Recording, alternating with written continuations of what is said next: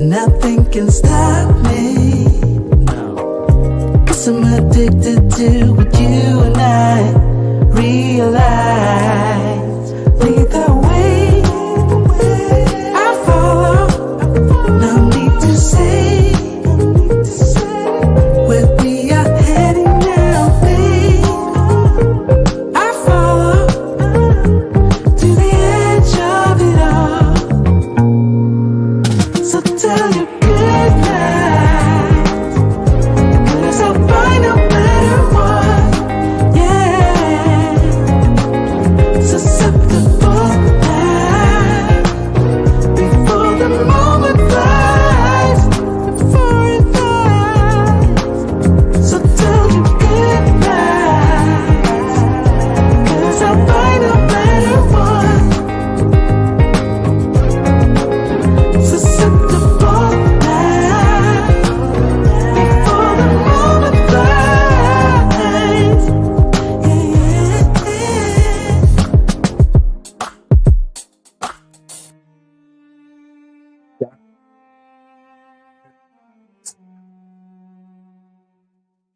For you men and ladies that dare to tread this channel, today may be an eye-opening episode for some, but for others, it may just be business as usual. You already know about this. You've heard about this for quite a while. You may have even experienced this.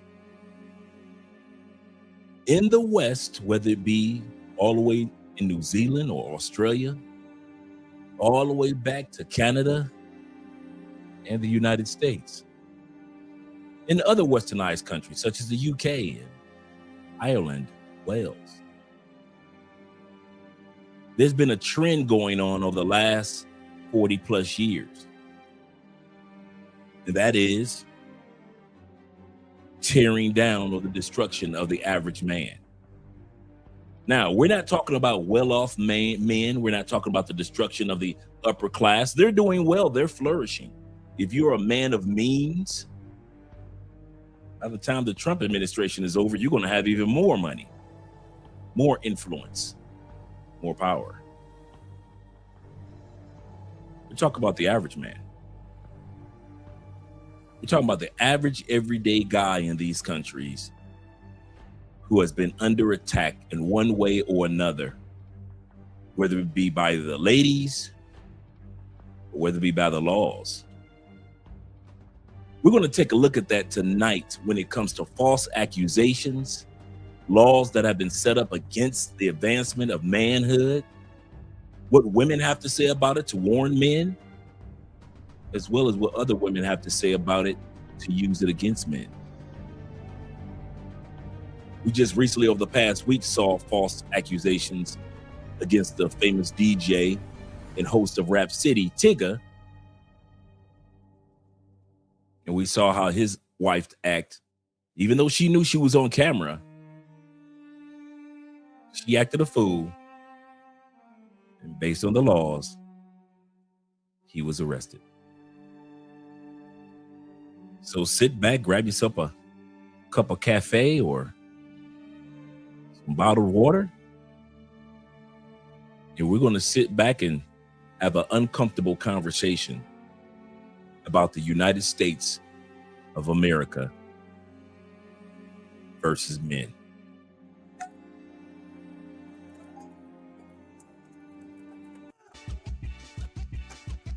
But before we do, shout out to all you guys that are here. Shout out to all you 22 gentlemen and ladies who dare to tread this channel. Shout out to you who are being here. This is a wonderful, wonderful Wednesday evening. Glad to see that you guys here. Yes, sir, Tim. This is going to be a great topic. This is going to be eye-opening for some, and it's going to be encouraging to others. Yes, it is. It's that type of topic. It's that type of topic that's needed. You guys have often heard me say that I left the United States not just because of ladies. That was not my thought pattern. Mine was A, better lifestyle, B, better laws. Love and the ladies came last on the totem pole for me. Now, I know on social media, they'll try to hype us up into saying the passport bros or black men who are expats You left because you couldn't find a woman in the United States. Au contraire, mon frere. Many of us left because of lifestyle, cost of living, healthcare, lack of peace and or happiness. But at the end of the day, a lot of us did not leave because of you late. On the contrary. Let's get started with the shout out. Shout out to Ronan here early. Or maybe I'm late. Shout out to Ronan being in the building. Ronan, I need to get with you. I'm going to send you a video clip of a woman in the Philippines, right? She does an excellent commentary and breakdown of dating in the Philippines, what it's like. And so I would love to do a reaction of that with you. So it's about a 20-minute clip, but you and I could do a whole show on it. So I'm going to send you that clip, and then you and I can get together next week in regards to what day works best with you. But it's a really, really good, and she's very nice. She's engaged to a guy from the States, very professional. She reminds me of Filipino P type of behavior, very ladylike. And so and I've watched her content before. I might even ask her to come on the show, come to think of it. But as for now, we're going to do the reaction to one of her videos. I've had it for a few weeks sitting on it. I just never reached out to you to really show you or send you that video. But yeah, definitely want to get together with you in regards to that sometimes next week. Salute to you, brother. Salute to you and all you ex and current military men and ladies out there. Love crossing borders, my brother Dre. Good morning from the Philippines. Drinking my cafe, so am I. Enjoying some late night coffee. He said, wow, in the lab. Yes, sir. Gotta have the lab like Dexter. Yes, sir. He said, the law has been weaponized against black men for a long time. And our black women use it too. And we're going to notice that in today's episode. The laws have been weaponized against the average man. A lot of times when women say, well, men have this right and men are in charge of the laws. No, well-off men are in charge of the laws.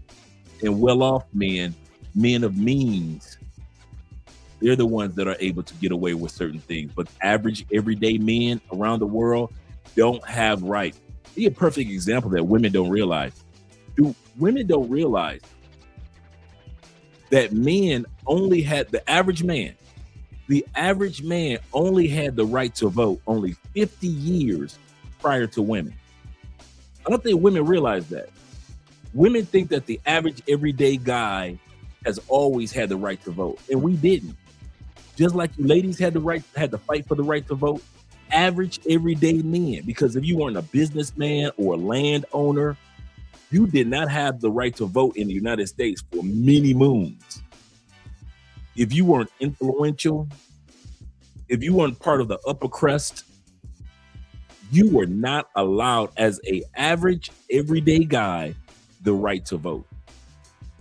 You had to prove yourself before they allowed you to vote in the United States. So a lot of people don't realize that was taking place and that the average guy has only been able to vote 50 years prior to women. But let the ladies tell it. We've always had certain rights, and that's not true. Yes, sir. Ronan says, hit that like button. Yes, sir. Thank you very much, guys, for sharing the live and hitting the like button. We appreciate that, guys. We got 31 in the building.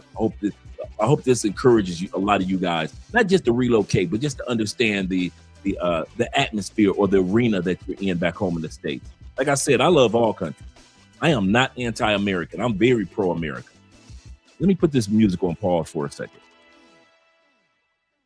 And I'm not going to go into a rant. I want you guys to know, a lot of times when you hear me say things about our country, 'tis of thee, sweet land of liberty, it may come across in the minds of many, Andre is anti-American. I am probably one of the most pro-Americans that you will ever meet because I don't lie about America. I don't have this fictitious pie in the sky idea about our country. I believe our country has amazing things to offer this planet. But I also believe that there's some areas of opportunity in our country that other countries have solved. America is a good country. Our infrastructure is trash. Let's be real. The only time we can brag about our infrastructure in America is when we compare it to third world countries. Like we compare America's infrastructure to Bolivia. But if you compare it to Medellin, Colombia, America cannot compete. Most American cities cannot compete to Medellin. Let's be real. It can't compete with parts of the Philippines. Parts of Thailand blows American infrastructures out. Let's not talk about China and talk about the advancement of the train rails in Europe and Japan. We don't have that in America. So other countries do have things that we can glean off of, just like there are many things about our country that people can glean off of us as well. That's why I love this planet, because I'm learning that there are bits and pieces to be learned from most, notice I didn't say all, but most of the countries around the world. There's some countries that are just so, they've got a long way to go. Let's put it like that. So when you hear me talk, I am very, very, very pro-America. But I'm not pro-America in everything, because we have not mastered everything. We've mastered a lot over a 400 plus year period. Shout out to the United States for celebrating its 250th birthday. But we've got a long, long way to go in many other areas as well. So shout out to the United States. I love our country. Let's get back to the music. All right, let's continue on with the shout outs and let Andre shut up. David Dice of the Dice family. Glad to see you here. David says this. He say, this just is the Devin Haney, the boxer, has to pay his child support $20,000 a month due to her false allegations of domestic violence. You're going to see that tonight. You're going to see how common this is tonight, which plays a role in the court proceedings. Absolutely correct. So sad, man. That is so sad. Dave says this. He said the U.S. is a horrible place for men. Respectfully. The average guy is going through the blues like the average woman. I'm going to say this again. Women, ladies, us average guys are going through the blues just like you ladies. I know historically you ladies have gone through the blues a lot worse, but I'm telling you now, the average guy is going through the average blues with politics, the whole atmosphere of relationships, just like you ladies are. The only difference is you ladies love to play the victim and men don't. Men don't. Down, aka D. Don JP. Shout out to Don JP in the building. He said, good evening, Andrea and chat family. Catch you on the replay. Shout out to the replay crew. Yes, sir. Shout out to you guys on the replay. And shout out to them Detroit boys. My brother Nate in the building. You better back the fuck up out my face, goddammit. I'm from Detroit, Michigan. Don't play with me. Don't play with me. You know where we from. He said, yes, big bro Dre. He said, yesterday's show was funny, but the truth. He said, I got the Detroit style. Oh, don't even do that to me. They got a Chicago style pizza spot down here. I'm going to have to make my own Detroit style pizza. I miss the D style pizza. I ain't gonna even lie. That thick crust with all that sauce on top. And even though I don't eat meat, I can put my veggie burger on top and with the cheese. Ooh wee. And don't let the corner. I like the corner part. I like that corner part with the thick crust. And don't let that. This is the cool part. We put butter on the pan, so that butter can melt off into the crust. Oh my goodness. Yes, brother. I ain't mad at you with the pineapple fago. You are doing it right, brother. You are doing it right. Yes, sir. Shout out to my brother Ahmad Milner in the building. Glad to see that you're here, sir. Glad to see that you're here. Appreciate you, brother. Appreciate you. And we got Bronx in the building. It's going to be a good show tonight. We got Bronx in the building. Yes, sir. He said, good night, brother. Good evening to you as well, brother. Yes, sir, Dave. Salute to you also, brother. Salute to you also. Glad to see you guys are here. Let me scroll down. Dave says this. He says the professional boxer Devin Haley just lost his. Yeah, you guys were just talking about that too. Goodness gracious. And shout out to my brother Keaton in the building, representing all the truck drivers out there, as well as all you guys that are out there that are working, blue collar guys, all you HVAC guys. Shout out to you guys who are electricians. Shout out to all you guys that work in the factories, the plants, and the warehouses across the United States and beyond. Shout out to all you guys that are real world workers. Shout out to all you construction guys that keep the infrastructure that we do have going. And shout out to all you dock workers that when a ship comes in, you make sure everything is loaded and unloaded, making sure we get all our Amazon packages. Shout out to all you guys. Shout out to Bobby in the building. Bobby said, I don't care. I'm still first. Shout out to Twan being here as well. Shout out to you, Twan, being in the building.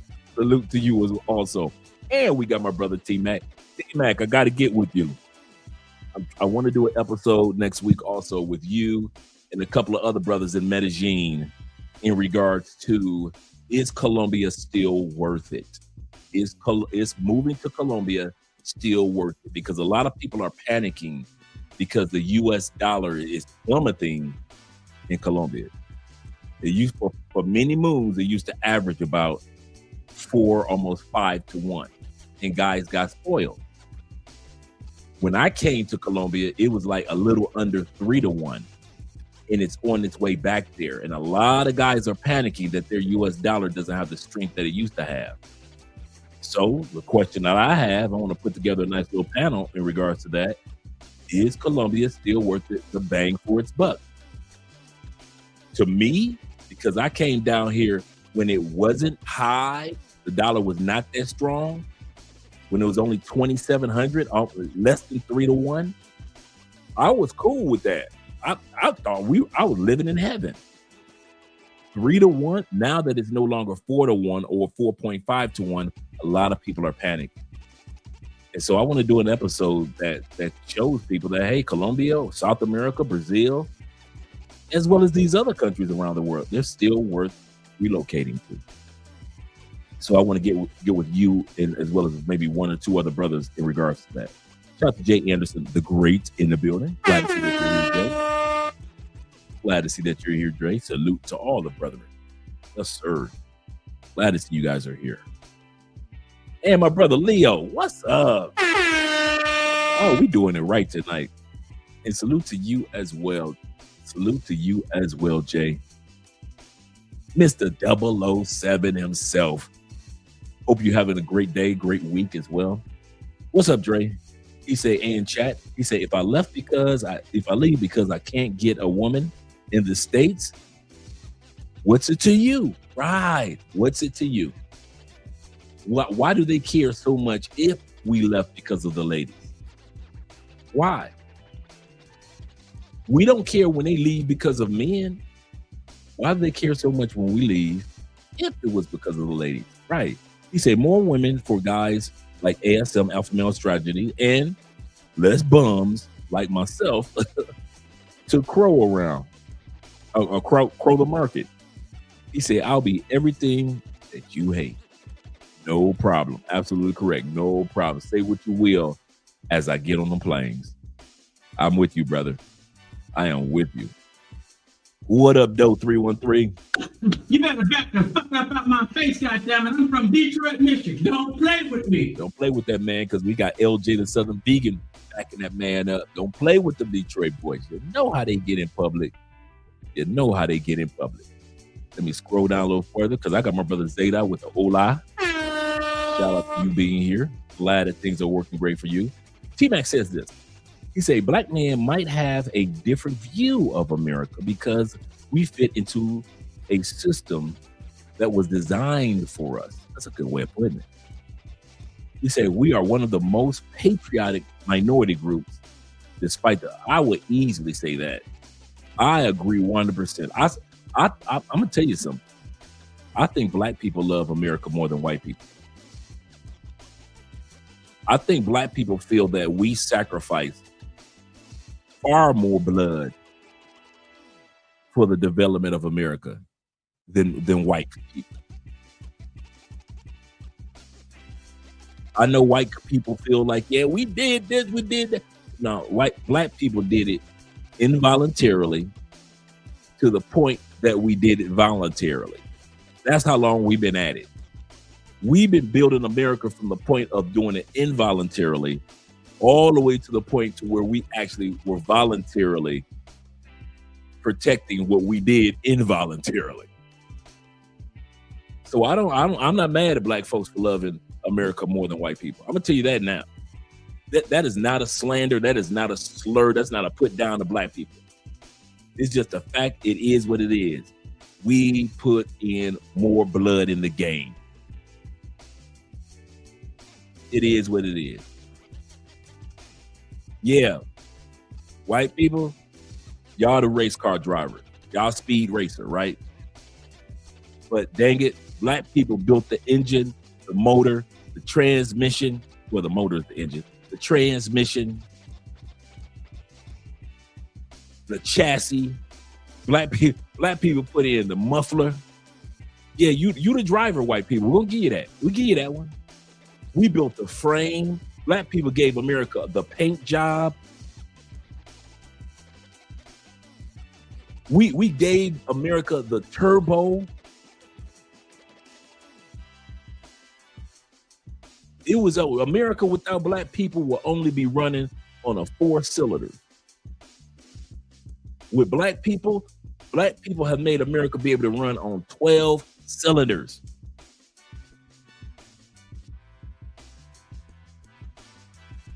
We've given you everything.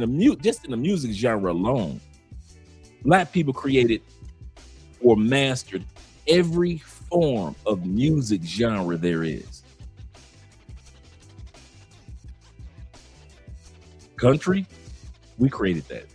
Blues, we created that. Jazz, we created. Rock and roll, we created that. Disco, we created that. Hip hop, we created that. R&B, we created that. Pop music, we created that. There's not a genre of music and or dance that we don't have our thumbprint on. So I understand why black people have a love for the United States far more than white people. White people think that they do because you put them on camera more. I'm here to tell you, you can put all the white people you want on camera. Off camera, black people love America.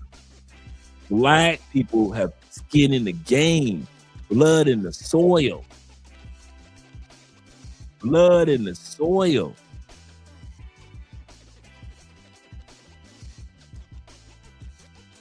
Shout out to black folks. My brother T-Mac says this. He say, not being conspiracy theorists, he said, but the peso is starting to get stronger against the dollar since Agent Zero moved to Cali. This is true. Hey, T-Mac. Hey, this is true. I never thought of, ever since 0 milligram. Hey, we're gonna have to hit him up, man. Ever since 0 milligram moved to Cali, Colombia, the Colombian dollar has gotten strong. The pesos has gotten stronger and stronger. Well, another reason why also, which is a good conspiracy, by the way, that you presented. He said, is it a coincidence? I say not, my friend. I say not. I have to concur with you. Ever since Zero moved here over the last 6 months, all of a sudden, the Colombian pesos get super strong. But what they're saying is this. The Colombian pesos is getting stronger. The American dollar is not necessarily getting weaker as much as the pesos is getting stronger because of so many foreign investors are investing around the world in Colombia now. There's a lot of money coming in around the world from foreign investors into this country. So this is a great time to be here, to see it go from one type of country to another type. Shout out to my brother Simple Logic. Shout out to Simple Logic being here. Can you scroll down a little further? Andrew Craig Jr. is in the building. He says this. He said, this topic is why I'm on monk mode. Looking for countries to relocate. That's exactly how you started. Looking for countries to relocate. Let me scroll down a little further because we got my brother Kofi in the building. And Kofi says this Detroit style pizza. Okay. Maybe some of y'all have never seen Detroit style pizza. Or maybe you didn't know it was Detroit style pizza. You've seen it, you've had it, you just didn't know it was Detroit style pizza. Let me show you Detroit style pizza, which is, of course, my favorite. Detroit style pizza. Yeah, image to look at. Yes, sir. Let's go here.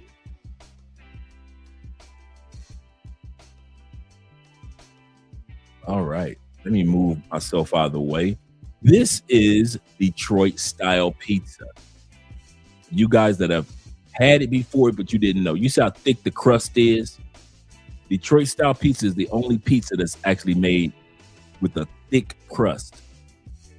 You see how they have it in a square pan or rectangular pan? That's Detroit style pizza. See how thick that is? Oh, with the crunchy crust. You put butter in the pan so the butter can melt off into the crust.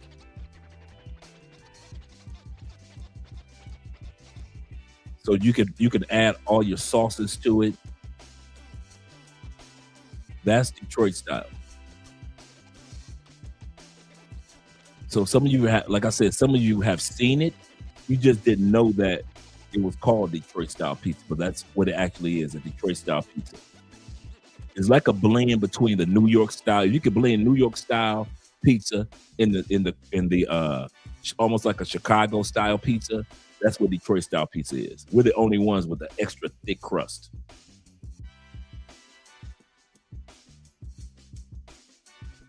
That's Detroit style. Yes, sir. Yes, sir.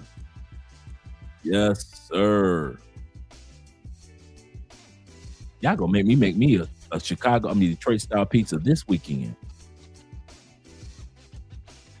So shout out to all the Detroit style pizza lovers out there. Shout out to you guys. Yeah. Yep, it's similar to the Chi. Like I said, it's like a blend of Chi-Town pizza and New York style pizza. New York style pizza is very simple to the point, but it's really good. Chicago style has a lot more seasons, a lot more seasoning, a lot more different flavors, a lot more vegetables. But it's kind of like Chicago style is like a pie, a thick pie. But what if you could have the New York style, simple to the point but delicious, but the thick crust of Chicago style and the seasonings of Chicago style without as many vegetables. That's what Detroit style is. That's what Detroit style is. Yes, sir. Yep. It's like a blend between the two. I love Detroit style pizza. Let me make sure I don't miss anybody. Looks like I've gotten everybody here. Shout out to all 43 in the building. Make sure you guys click the like button. Appreciate that, gentlemen. Shout out to Chill Howard. I'm being nosy. Gilbert Arenas. What happened to Gilbert? T-Mac says the U.S. would not have been great without the contributions of Black Americans. He said, if you look at the inventions alone, this is absolutely correct. The inventions alone, from medical to technological, dude, America we'd be living in the 16th century if it was not for the contributions of Black people. This is absolutely correct. He said, if you look at the inventions alone, Black people will be amazed. Yet people are fed propaganda that we need or we did nothing. That is so true. They never talk about our engineering, science, medical achievements. Absolutely correct. Let me scroll down a little further because we got Jay Anderson, the great Detroit style pizza is much thicker. Yes, sir. Yes, sir. Much thicker. He said, did you say Detroit style pizza had more simple or more simple? No, I did. No, I said it was the recipe is simple, like like New York style pizza. New York style pizza is just to the point and it's delicious. You make sure you got the right ingredients, the right sauce, bada bing, bada boom. That's how Detroit style pizza is. But we also take a lot of influences from Chicago style. He said, I love New York. He said, I rock with Detroit. Chicago ain't it. I like Chi-Town, man. I like it. I like Chi-Town pizza for every once in a while. Every once in a while, I like a Chi-Town pie pizza. It's got so many ingredients. You know, as a vegetarian, pescatarian, I like the vegetables in the middle. But that's not all the time. Because I don't like the fact with Chicago style pizza, you may eat 2 slices. You'll pay for a whole pizza pie, but it's so thick in Chicago with so many vegetables and everything in the middle of it, so much cheese, you might make it through 2 slices. So now you got 6 slices left that you're gonna take home or eat later. To whereas the Chicago style or Detroit style, you ain't gonna have no leftovers. Yes, sir. And Zeta says this. He said, it's bad. He said it's bad because many Black folks don't know about these Black inventors or what they look like. This is so true. And this is sad. He said, yep. He said the diarrhea with the Chicago style is for real. Shout out to Chi-Town. Let's change the music up. Like I said, guys, tonight's topic is very important. And it's about letting men know, hey, it's a whole new era. And you guys are going to have to be careful because a lot of these women are conniving now. A lot of these women are hurt because you left them. They're hurt because you didn't choose them. They're hurt because you overlooked them. They're hurt because their mama was hurt or their grandmother got hurt. And so they're carrying the pain of the other women. I'll say that again. A lot of women walk around hurt, not because of what they experienced, but because they grew up in a household with hurt women. And now as adults, they carry around pain that they never even experienced themselves. And so in many cases, guys, this is not the 90s. These are not 90s ladies. This is not the early 2000s. These are not the ladies from the 70s or 60s. This is a whole new breed of ladies. And I'm telling you guys got to be careful. This is not to brag on foreign women. This is nothing about how tonight's episode is not about the foreign ladies. It's about if you're going to stay. Most men are going to stay in the United States. So let's be real. So it's also my job to prepare you to love the United States, right? And one of the things you're going to have to become at peace with the era of yesteryear when it comes to marriages. It ain't like it used to be. Women know how to use and manipulate the laws. So it's our job to be prepared to stand against that. Shout out to my brother being in the building. He say ninjas be in Walmart with the baby mamas like, yep, putting themselves in situations that are uncalled for. Now, I have nothing against you guys that want to be with baby mamas. Don't get me wrong. I'm not against that at all. But when I did it, it didn't give me any peace. It didn't give me any benefits. There was no ROI, return on my investments for being the father or stepdad of another man's kids. He walks around and reap the benefits of all the hard work I put in to make sure those kids graduated college. So be it. Shout out to my brother Zay in the building. Salute to you as well, brother Zay. Hope everything is going great with you and your lady. Zay says this. He said, Brother Dre and the panel. He said, I was told the other day that the dollar is only dropping because the political climate in Colombia. There are several factors. And what I've read, the research that I've read over the past couple of weeks, is going to drop down under, they say by December, the dollar will go back to what it was, which was 2,800 to 1, 2,700 to 1. It's not done dropping. It's not done dropping. But just to encourage you guys, when I first moved to Colombia, it was getting a bang for my buck. It was only 2,700 to 1. I moved to Colombia when it was between 2,500 to 2,700 to 1. Pay for play? Well, pay for play was only $17 for a baddie. I'll say that again. Only $17. 60,000 pesos. Now you guys are paying $100 USD, 400,000 pesos. So this shift is going to impact everybody, but it doesn't move me because I knew I was around for those early numbers. And I still think it's worth his bang for his buck. He said, after the new president takes office, the dollar should stabilize and increase. We shall see, my friend. I'm thinking the same thing, but I'm hope. But all the forecasts I'm coming across is saying it's still going to dive down, and it's going to stabilize right around 2,800, almost 3 to 1. Yeah, and when you're paying local prices, you good. You good. Zeta says this. He said, if you ninjas want to be with baby mamas, don't call me to be your therapist when ish goes wrong. This is true. Tori in the building. Tori said, evening, Dre. Thank you for sporting the braces. Thank you for sporting the braces. Never out. Never out of sight. Thank you very much, my brother. I appreciate you, Tori, for acknowledging I am wearing braces and not suspenders.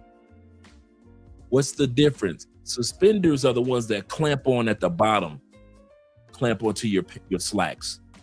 Suspenders go one side to the back. Braces are like that Y shape behind you, and they connect to the button inside of your slacks. Absolutely correct. Shout out to the fashion insightful. Yes, most guys have not. I'll usually get compliments like, man, those are nice suspenders you got on. And I always have to correct people. I don't wear suspenders. I wear braces. I let old dudes wear braces. Like I said, braces have those metal clamps at the bottom. I mean, suspenders have those metal clamps at the bottom. That's how you know somebody's wearing suspenders. When you see those metal clamps, those are suspenders. Braces connect to buttons that are inside your pants. And they have that Y shape in the back. Shout out to you, brother. And shout out to Tim Howard being in the building. He says simps help increase women's demands. This is true. Let's continue on. Let's get started with the video, gentlemen. Let's get started with the video. Let me turn the music down just a little bit. And shout out to you guys supporting the channel by way of PayPal, Cash App, Super Chats. I know things have been a little slow lately when it comes to donating to the channel. Hope you guys increase a little bit more tonight. We appreciate that. We appreciate that because you know me, I will show you that American woman. So show your boy some love. Let's get started. Whether they know it or not, has created a lever that they've handed to women in a relationship. It allows them to use that lever on men through the threat of divorce. Because most men have heard the nightmares that other men have gone through when they've had to go through divorce.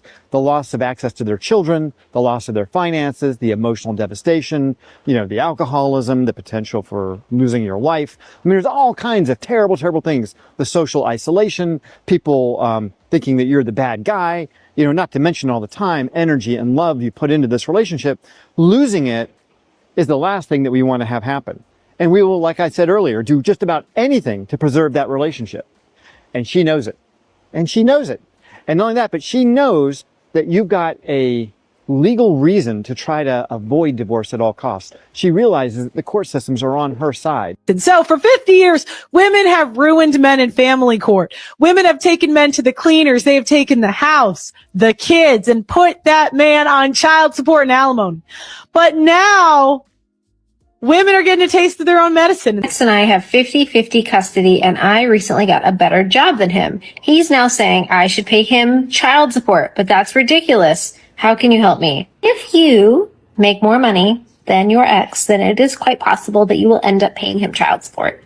I know that some people feel like that's outrageous. Only men should pay child support. Only going to see a rollback and more fair laws when women start getting treated like men do. So I say, put your ex-wife on alimony, especially if she was a bitch. Put her on alimony. Like I said, you can find a good lady in the United States. Yes, you can. You can't find good laws in the United States. That's why you'll hear me talk about the ladies, but I'm going to tell y'all something. That's not where my gripe is. My gripe has never been with black women, white women, Latin women, Asian women, because they only do what the law allows. The law allows them to talk crazy to you. The law allows them to put out false statements about you, like Tigger, who got arrested, and we saw the video. He was not attacking his wife, and by law, they still put him in jail, didn't they? We all saw on the video, this man was not attacking his wife. He does not have a track record for attacking a wife. He has no arrest that we know of, right? And Tigger still went to jail. Those are the laws. When women talk crazy to y'all in the United States, that's legal. I'm sorry. I'm going to talk directly to my brothers. It's legal for women to talk crazy to you. It's legal for women to put false statements on you, whether it be saying that you're the father when you are not, or saying that you hit them when you didn't, or putting a restrainer on you, order on you, changing the locks on the house that you've been paying for the last 15 years. It's legal. It's not the ladies. The ladies aren't breaking the laws.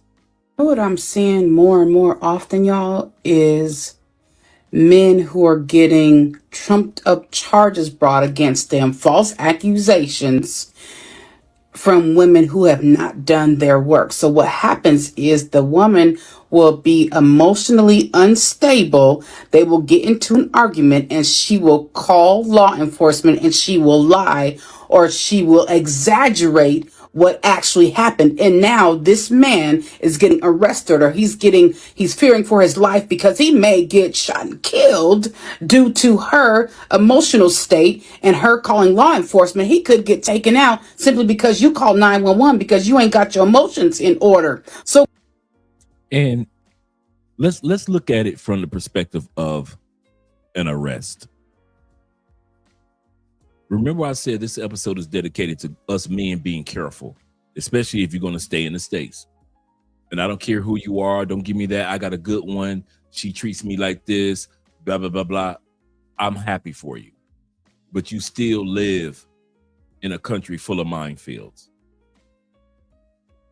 I'll say this again. You may have a great woman, and I'm happy for you, and I mean that.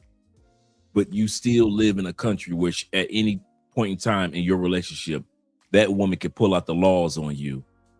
And don't ever think what a woman won't do today, she won't do tomorrow. I'll say this again. Don't ever be fooled. And I mean from your mama to my mama, to your aunties to my aunties, to your wife to your girlfriend. Whatever laws that are available for them to use, it's legal for her to use those laws anytime she wants. So let's talk about arrests. The arrests is not just you. The arrest is also, you're not only losing your freedom. You were supposed to be at work on Monday. Well, you don't see the judge until Monday afternoon. You were supposed to be at work Monday morning. You could lose your job. Losing your job means losing your income.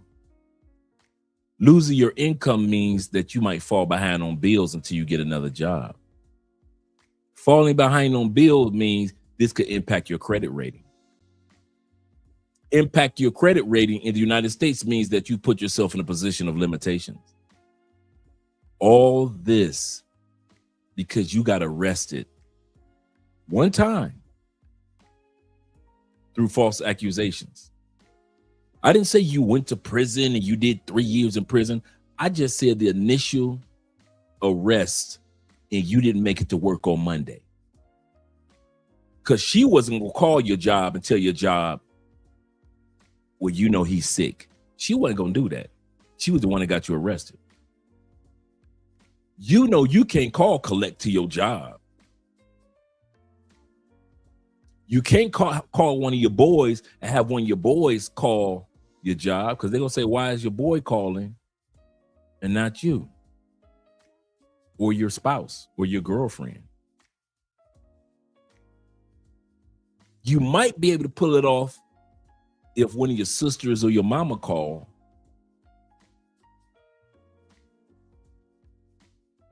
But if you're in jail, let's say a week, there are very few jobs that's going to allow you to stay off a week unless you're applying for FMLA, medical leave. When I say be careful, guys, I'm not just saying this just to say it. I'm saying that now this is the norm. Women using the law against you is the norm. Yes, most women aren't doing this. I'll say this. Most women are not doing this. But just like Muhammad Ali said, if I see 1,000 snakes coming my way, and I'm paraphrasing, I'm not going to wait around to see which one is venomous and which ones aren't. I'm going to get it out of the way. So for all you dudes that think that your girl is non-venomous, cool. But that for all the other guys that are out there, we don't know who's venomous and who isn't. That's how dangerous the atmosphere is for men in the United States now. That's how dangerous it is. So let's continue on, gentlemen. And even when you got women now warning us, you got women warning men about the behavior of some women when it comes to false accusations. Let's bring that back. Laws. What I'm seeing more and more often, y'all, is men who are getting trumped up charges brought against them, false accusations from women who have not done their work. So what happens is the woman will be emotionally unstable. They will get into an argument and she will call law enforcement and she will lie or she will exaggerate what actually happened. And now this man is getting arrested, or he's fearing for his life because he may get shot and killed due to her emotional state and her calling law enforcement. He could get taken out simply because you call 911 because you ain't got your emotions in order. So girl, learn how to check your emotions, learn how to get the help and the therapy that you need, and dig that out, because God forbid that something happened to a man out there simply based on the fact that you chose not to dig out your shit because you're emotionally unstable. Go get the fuck out of here. I'm going to tell you something. She is not lying. She's not lying. Some of you guys are going to go to jail or get into an argument or get into a scuffle or get into a major disagreement for the ex.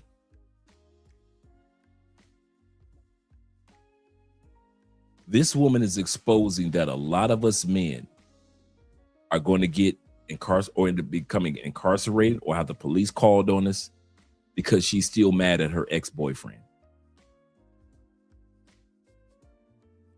You were the second choice, bruh, if not the fifth choice. And because she still has emotional damage from her ex-boyfriend, all that is being spewed on you. A, because the ex-boyfriend is not around. B, because she still loves and wishes she had the ex-boyfriend. And C, lastly, the ex-boyfriend has moved on. So he's not around. She still wants him, but he's moved on. And the person who she's going to use as her emotional punching bag, and you just think she crazy because the sex is good, is you. She can't put the ex-boyfriend in jail and put him through hell. So she's not going to do it to his kids. So she's going to do it to you. This is the atmosphere in which many of you live in the States. Once again, this is not all women. This is not most women, but it's too many women for you to be able to know who is who now. It's such a norm. You don't know if this good, soft-spoken woman who has a great job is on your side, or is it Aisha and LaQuisha from the hood that's on your side? You don't know who is who anymore.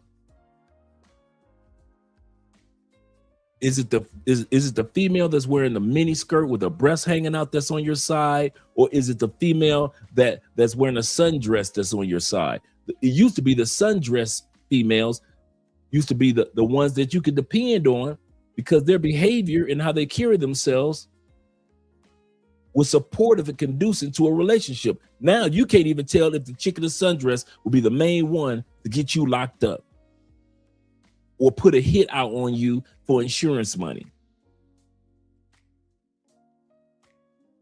You don't know who to trust now.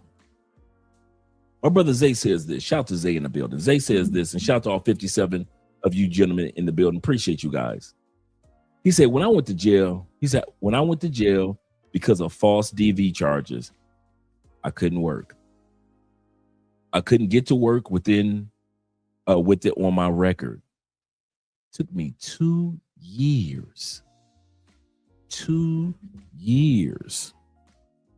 2 years. 2 years. 2 years to clear off my record, and thousands of dollars. He had to pay to get back in position that he was initially in, and lost it all because of a hurt or scorned woman.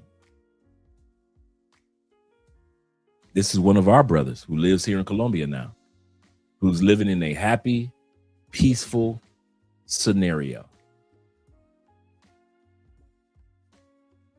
But back then, wasn't so happy, and it wasn't so peaceful. Zay gives us a part 2, and he says this. He said, my homie went to jail last year because his own daughter lied on him. He had a weed pen in the car. He's struck in the States. He's stuck in the States now and lost over $20,000 fighting the case for 2 years. We've all have, not say we all, but so many of us, if I sat back and I just said, guys, share your story, there are so many of us that have stories just like Zay and his homeboy. And the atmosphere is even worse than ever. Some of you guys, my white brothers, I know you want to be with your white queens. Our brothers, I know you want to be with your black queens. Asian brothers and Latin brothers, I know y'all want to be with y'all queens too. But I'm telling you, the atmosphere is so conducive to for the destruction of the average man. Why do I say the average man? Because if you're a man of means or finances, this is not a part of your norm. Or is it?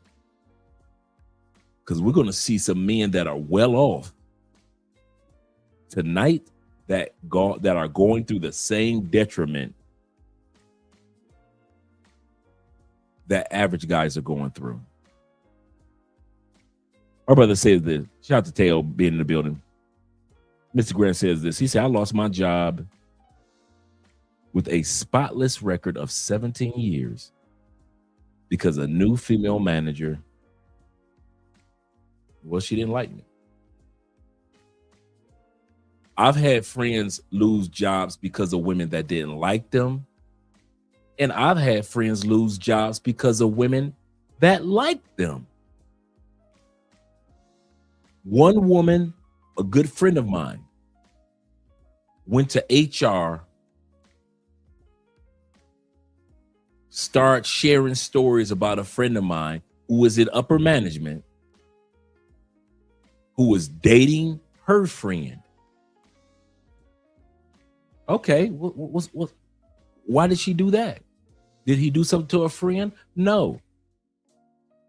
The one that went to HR was pissed and jealous because she liked my boy before the other chick who he was dating, which was her friend.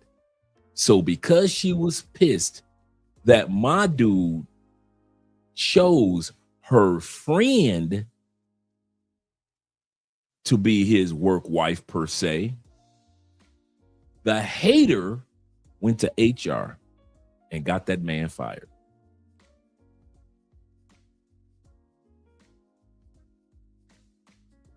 And if you think it can't happen to you at work, it can happen to you at work as well.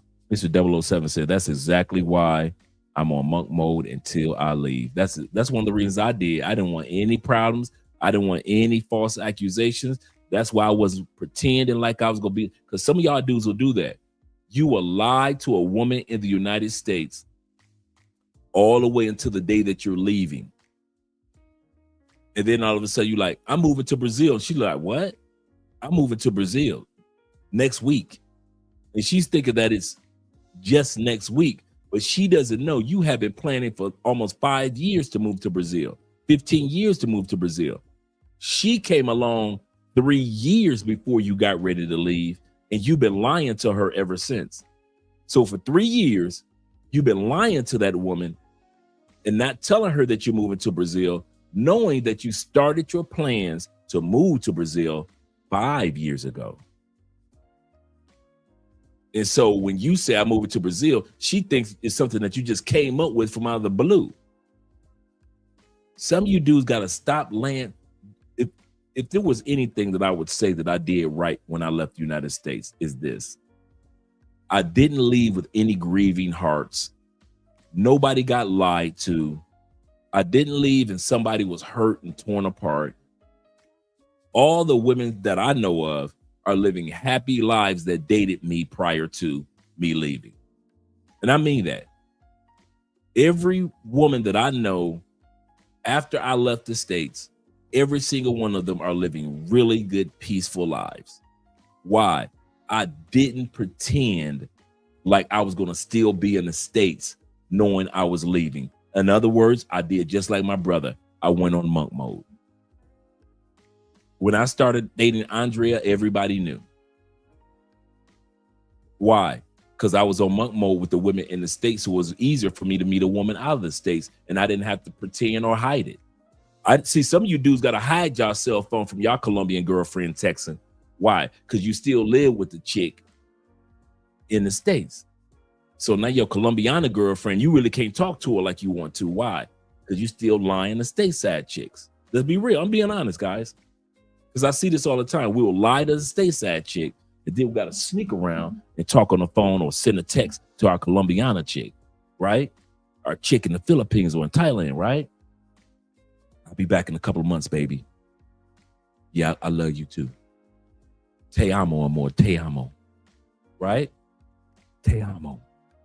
I love you too. Amor mio, mio, mio, amor, amor mio. But us dudes that go on monk mode in the States, we ain't got to have our phone from nobody. You know why? We could text women from around the world. You know why? Because when we're in the States, we ain't got nobody that we are serious with. If we're dating somebody in the States, or if we're not dating somebody in the States, there is nothing serious going on, because I'm leaving the United States in 5 years. So I'm not going to start something serious, or I'm not going to start anything at all. So shout out to all those brothers that took advantage of monk mode. Andrew says this. He said, somewhat on topic, saw a woman lose her job because the other women didn't like her. I tried to help her, but she left while I was on vacation. They, meaning women against women, are vicious. I can only imagine if it was a guy. And that's another factor. If we know that women will do this to themselves, to each other, crabs in a bucket against each other, can you imagine how they feel against the average guy? Yes, sir. SYSBM, save yourself, black man. If you're going to stay there in the States, put yourself in a position to save yourself. Get a trust, get a living trust. If it were me and I'm staying in the States, this is an era of setting. I didn't say just get a prenup. I said get a trust. Put everything in the trust. You've got the power of attorney over the trust. Any female want to come after money for you, you ain't got nothing. What did the Rockefellers say? Was it the Rockefellers, I believe? Own nothing, control everything. Own nothing, control everything.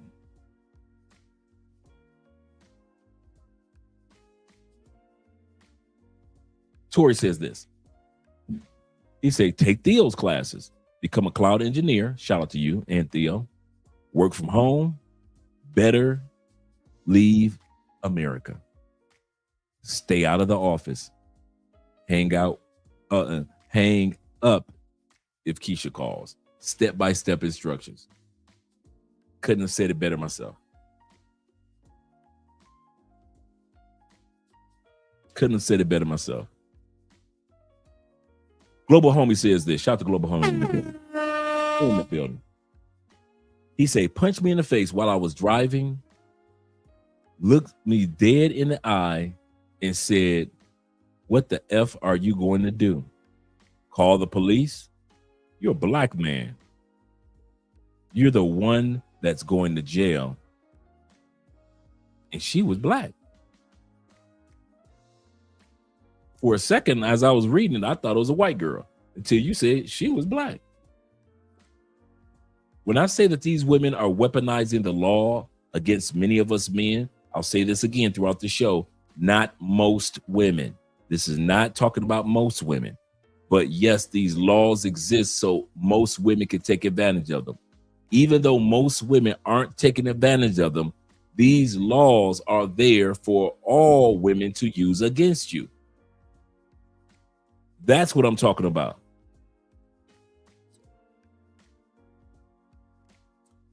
He says this. Ronan says this. He said Howard Hughes on paper looked broke, but owned everything through holding. Yes, sir. Yes, sir. Yes, sir. That's my goal.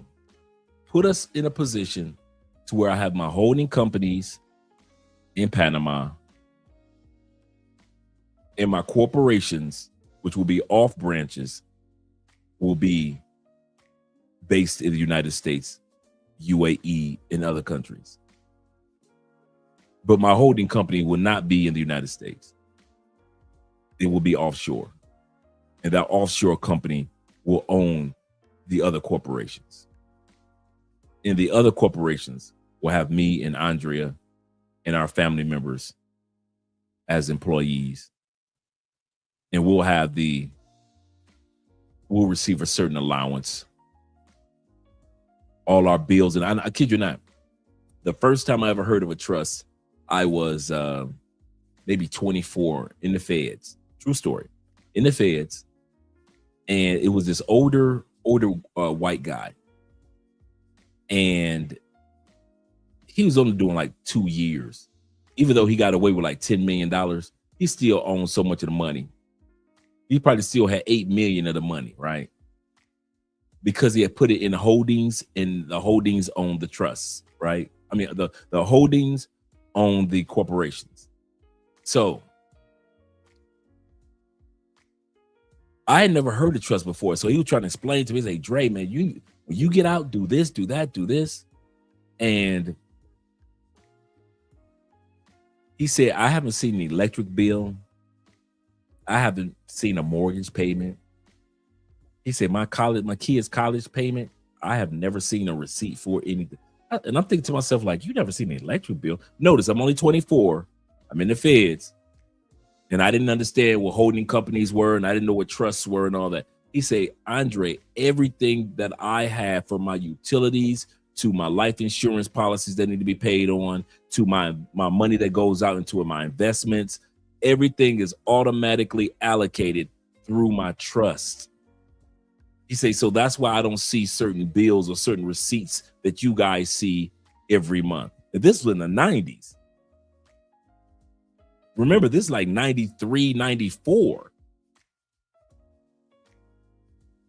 And then other guys introduced me to a book called Banking in Silence: How to Bank on a Global Basis. And so, like I said, while everybody else is in the feds at the basketball court, man, I'm gleaming from people around the world that were far more intellectual than me.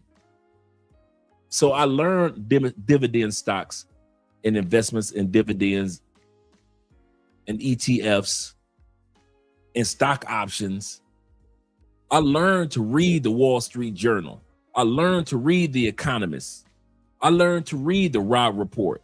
All this, these rich white dudes that got caught up on white collar crimes where they got away with $20 million,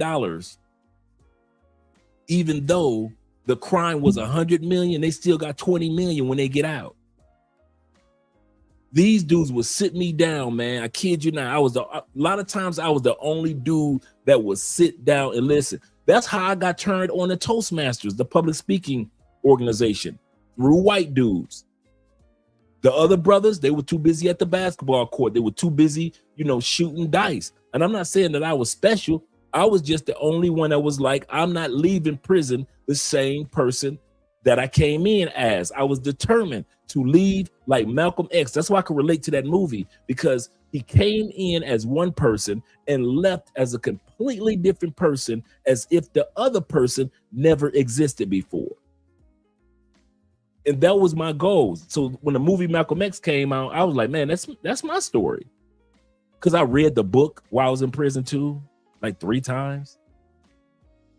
But these older, rich white dudes sat me down and taught me about banking on a global basis, taught me about trust, taught me about holding companies. So now when you guys talk about holding companies, I can understand it. I know exactly what you're talking about.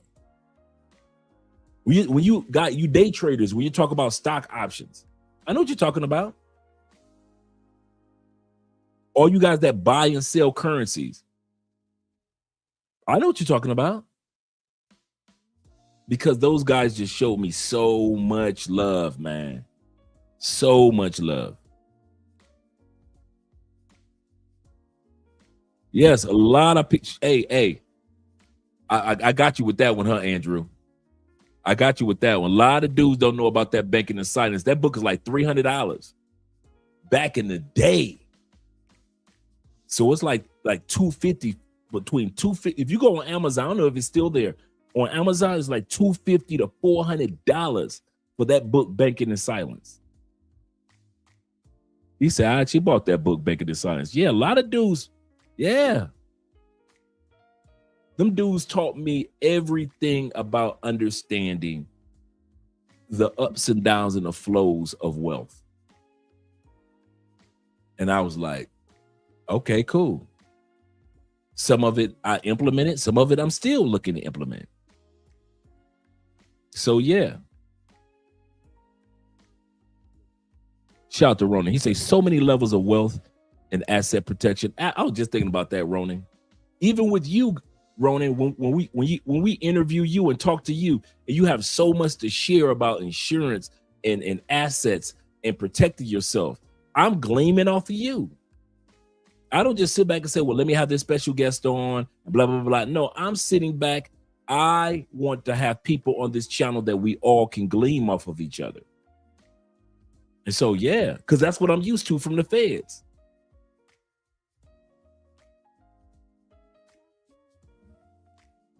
Yeah, he said my uncle was a dope. He said my uncle was a dope and exposed to several levels of development books. The Napoleon Hills, yes, sir. Real estate, stock books. My Og Mandingo's books, yes, sir. The World's Greatest Salesman. He say mutual funds and construction. Absolutely correct. I found out about mutual funds when I was in the feds. It would amaze you how many rich people, how many famous and or rich people are locked up in the feds for being greedy. But that doesn't mean they don't still have their knowledge. And they're so used to daily, on a day-to-day basis, using their knowledge about business. When they got locked up in the feds, they had no outlets because they're not getting up in the morning, going to work and making more money. So they would use dudes like me to just, Dre, let me show you how to do this. Let me introduce you to this book, Rich Dad, Poor Dad. Read that, then I'm going to tell you about how real estate really works. And sometimes, man, they would have me in a classroom and it just be me, my note, true story, notepad and pen. And I got 2 or 3 older white dudes, man. Like, listen, I'm only 24, 25. I've got 50, 60, 70-year-old white dudes. And I'm telling you, dude, I'm in a room with dudes that's been doing these type of business deals for 20 years. These dudes know this stuff like reflex. And I would be sitting in the feds, kid you not, man. I'd be the only one in the classroom. And then every once in a while, I would convince some other brothers to come. So it'd be like 3 or 4 of us.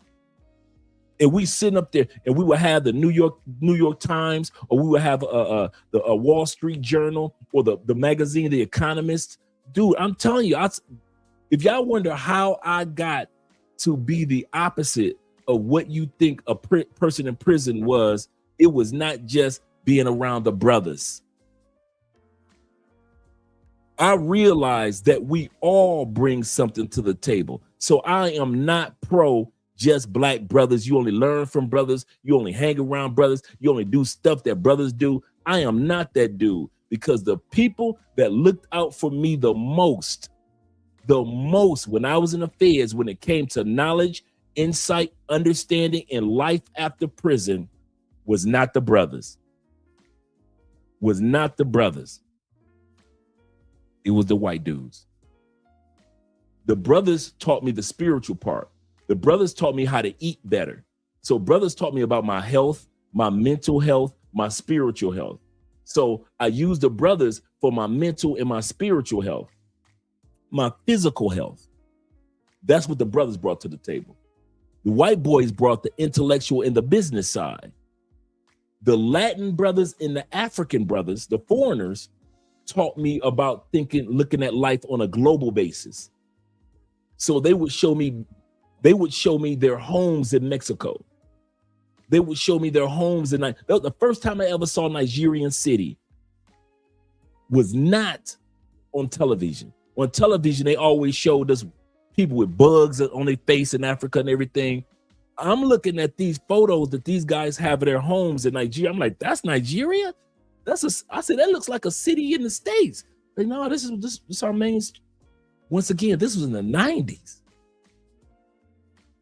So the first people that taught me how to think globally were guys that were from other countries locked up in the feds. So once again, if y'all ever wonder why I ain't got no fight stories or being in a riot type stories or no LGBTQ type stories, bruh, I wasn't around those dudes. All these other dudes got tough guy stories. Yeah, when I was in the Fed, then 5 dudes shanked another dude. I was not around when dudes was getting shanked. I was nowhere near that stuff, bruh. But I kid you not, the white brothers were the first one to tell me, hey, come to our Toastmaster meeting. I'm like, Toastmaster? What's that? It'll help improve your public speaking skills. I'll never speak publicly. What do I need public speaking skills for? But hey, I'm not doing anything. Maybe it will help me. And like I mentioned to you guys before, when we did the icebreakers, I was so naive. I didn't know what an icebreaker was. So when they said, give your icebreaker speech, your first speech, let's see how you speak. I thought icebreakers, you talked about ice. And I gave a speech on the difference between ice cubes, icicle, and icebergs. And I said it in a motivational speech way. Like in one way of life, sometimes in life you're dealing with this ice cubes. And then sometimes you're dealing with large icicles. And if you think the icicles were large, just imagine icebergs, but you only see it apart. And they said, great speech, Dre. Afterwards, the guys, it was a room full of white dudes, one other brother, and then it was me in front of the podium. And they said, good speech, Dre. That's not an icebreaker. And I'm like, what? It said, Dre. Oh, it's only 89 now? Oh, I might have to get a copy of that now. Hey, Dave, do me a favor. Could you send that to me? Let me know if it allows you to drop the link. If it allows you to drop the link to that Amazon. If it doesn't, just send it to me on my WhatsApp, and I'll drop the link into the comments. And that goes for any of you guys. If you have that Bacon in Silence, you could drop the link for us, guys. You know how sometimes YouTube allows certain people to drop the link. Right. I thought it was talking about ice. And they were like, yeah, you come back next week and we want to hear about you. That's an icebreaker. And I was, oh, okay. I thought it was icicles. Shout out to Black Lex in the building. Right. Brother, I have mastered the elevator. I know I'm long-winded on the show, but I have mastered the elevator pitch. I tell guys that with YouTube. I tell guys this. I said, if I were in an elevator and you wanted me to subscribe to your YouTube channel, when it comes to your title, when it comes to, we're in an elevator, lunch break. I left my cell phone in my desk. I'm coming up from the break room. When you and I are talking, you tell me you got a YouTube channel. I says, great, I'll support you. But I left my cell phone at my desk. What's the name of your YouTube channel? If you got something so complex that by the time I get off that elevator and walk to my desk, grab my cell phone to subscribe to your channel, and I can't spell your YouTube channel name, I forgot what your YouTube channel name because you try to be fancy smancy with it. You've got too many words in your YouTube name. I'm not going to subscribe to your channel.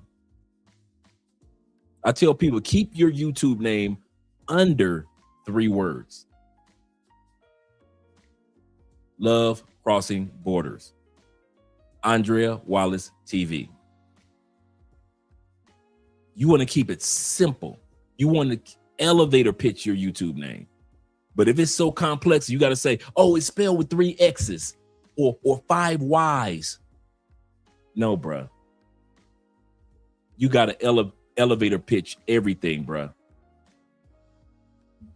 Absolutely correct. That's why you guys hear me. Somebody say, what's Love Crossing Borders? Well, with our channel, we help people find love. I'll give you a perfect example.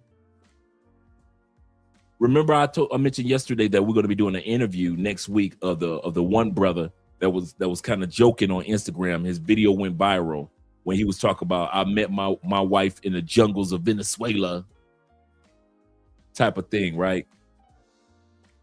And it was so funny. I just reached out to him. We talked on the phone yesterday, and I told him about the channel.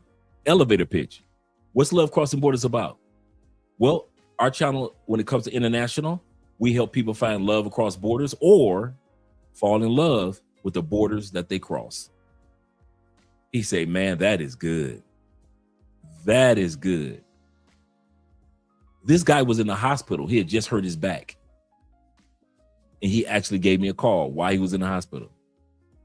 He's in pain. He does not have time for me to sit back and say, oh, it's spelled with three Q's. Love Crossing Borders got 4 B's. People don't have time for that. Toastmasters taught me the elevator pitch. Love Crossing Borders help you find love across borders or fall in love with the borders that you cross. Bada bing, bada boom.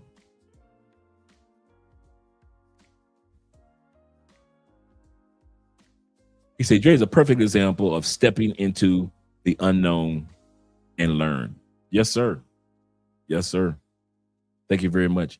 Big brother in life is in the building. He said, so I completely understand your point of view. Most mentors have been people from other cultures and backgrounds. And it opened my mind to the world. Absolutely correct. You'll never see me sit back and just say, I became, if it wasn't for Black people. No, if it wasn't for all people, for me.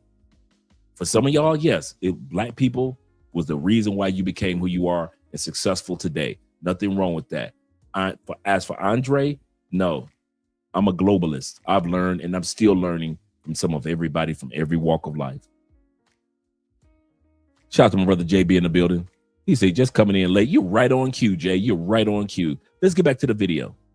Let's hear what this gentleman has to say about being set up by the system and the ladies. How fucking twisted is this, right?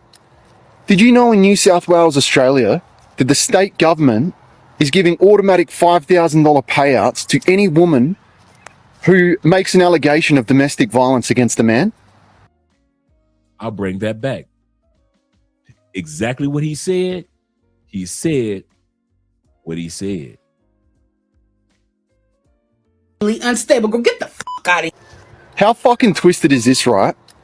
Did you know in New South Wales, Australia, that the state government is giving automatic $5,000 payouts to any woman who makes an allegation of domestic violence against a man? No evidence is required. The man doesn't have to be found guilty in the court of law.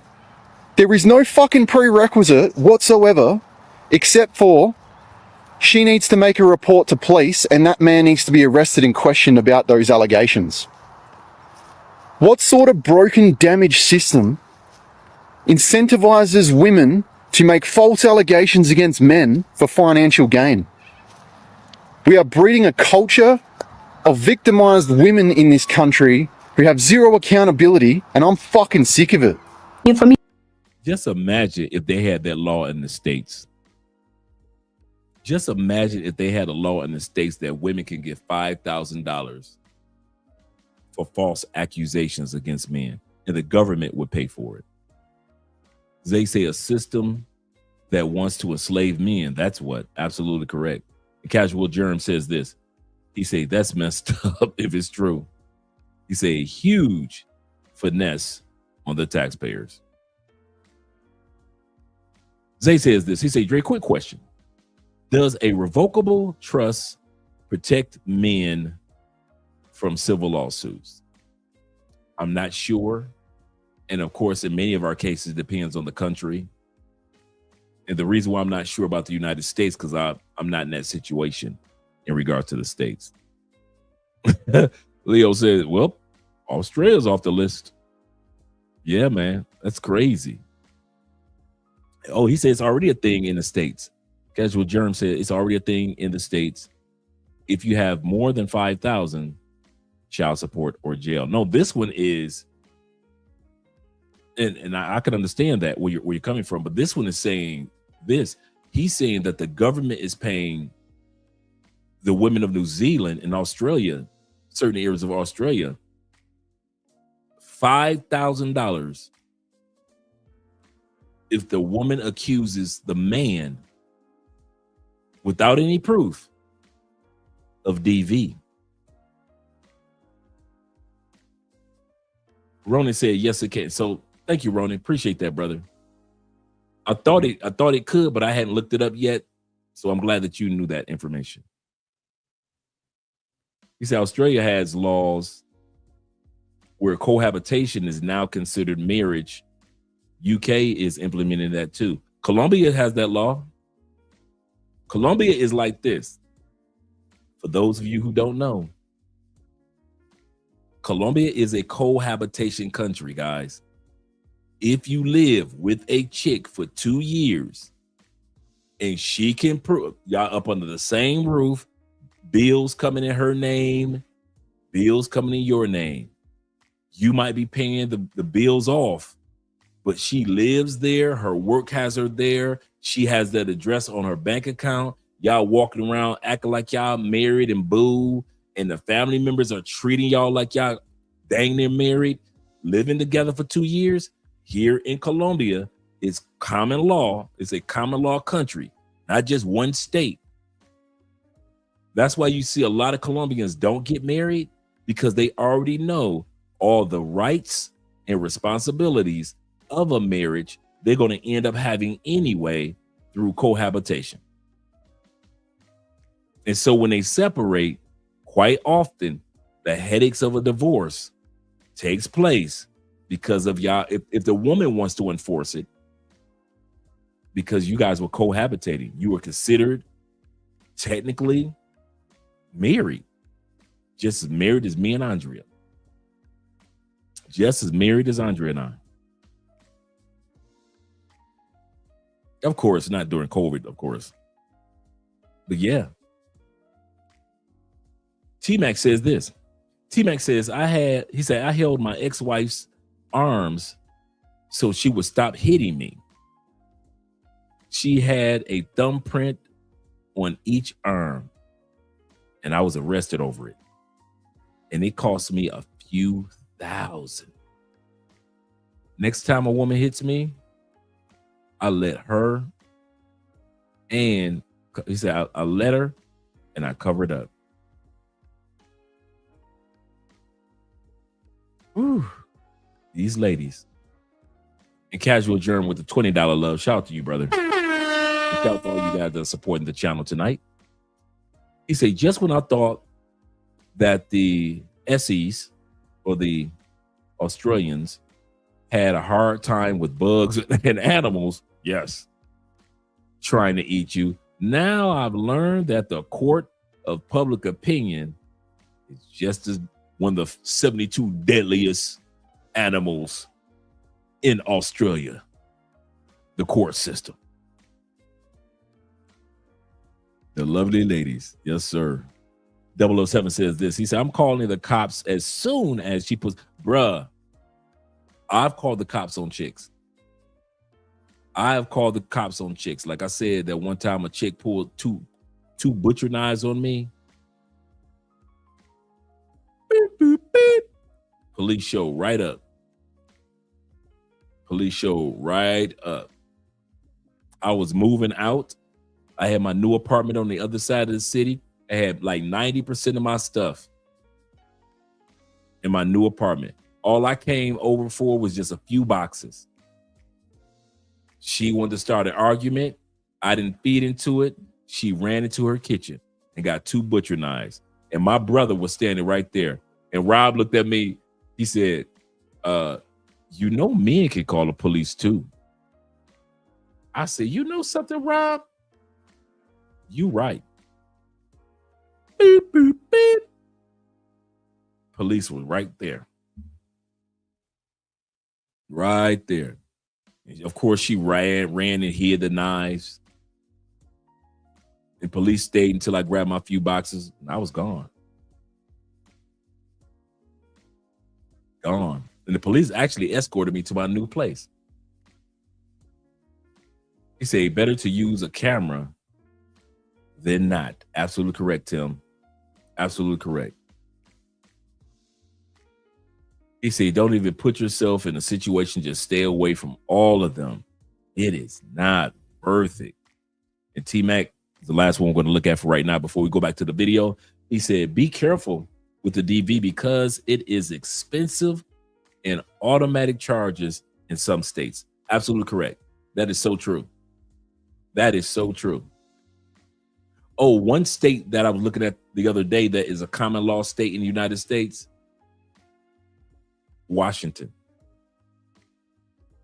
Washington is a state is you might as well be married.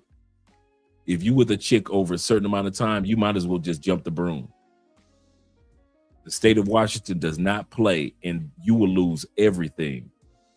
And you think that you're not married to her? Go ahead, stay in Washington if you want to. Yep, the state of Washington. He says this. He said, it is an automatic felony charge. It stays on your record. And I had to explain it for security clearance. Wow, T-Mac. He said, you better than me. I would have pressed charges, attempted murder. Murdered who? Yes, sir. He said, I like Washington because of the mutual combat. Shout out to you. Yes, sir. Let's get back to the video, gentlemen. This is a woman that's in court, video style, virtual, in other words. And she's telling the judge, Your Honor, I lied. But look at the brother's already in the orange. He's already been arrested.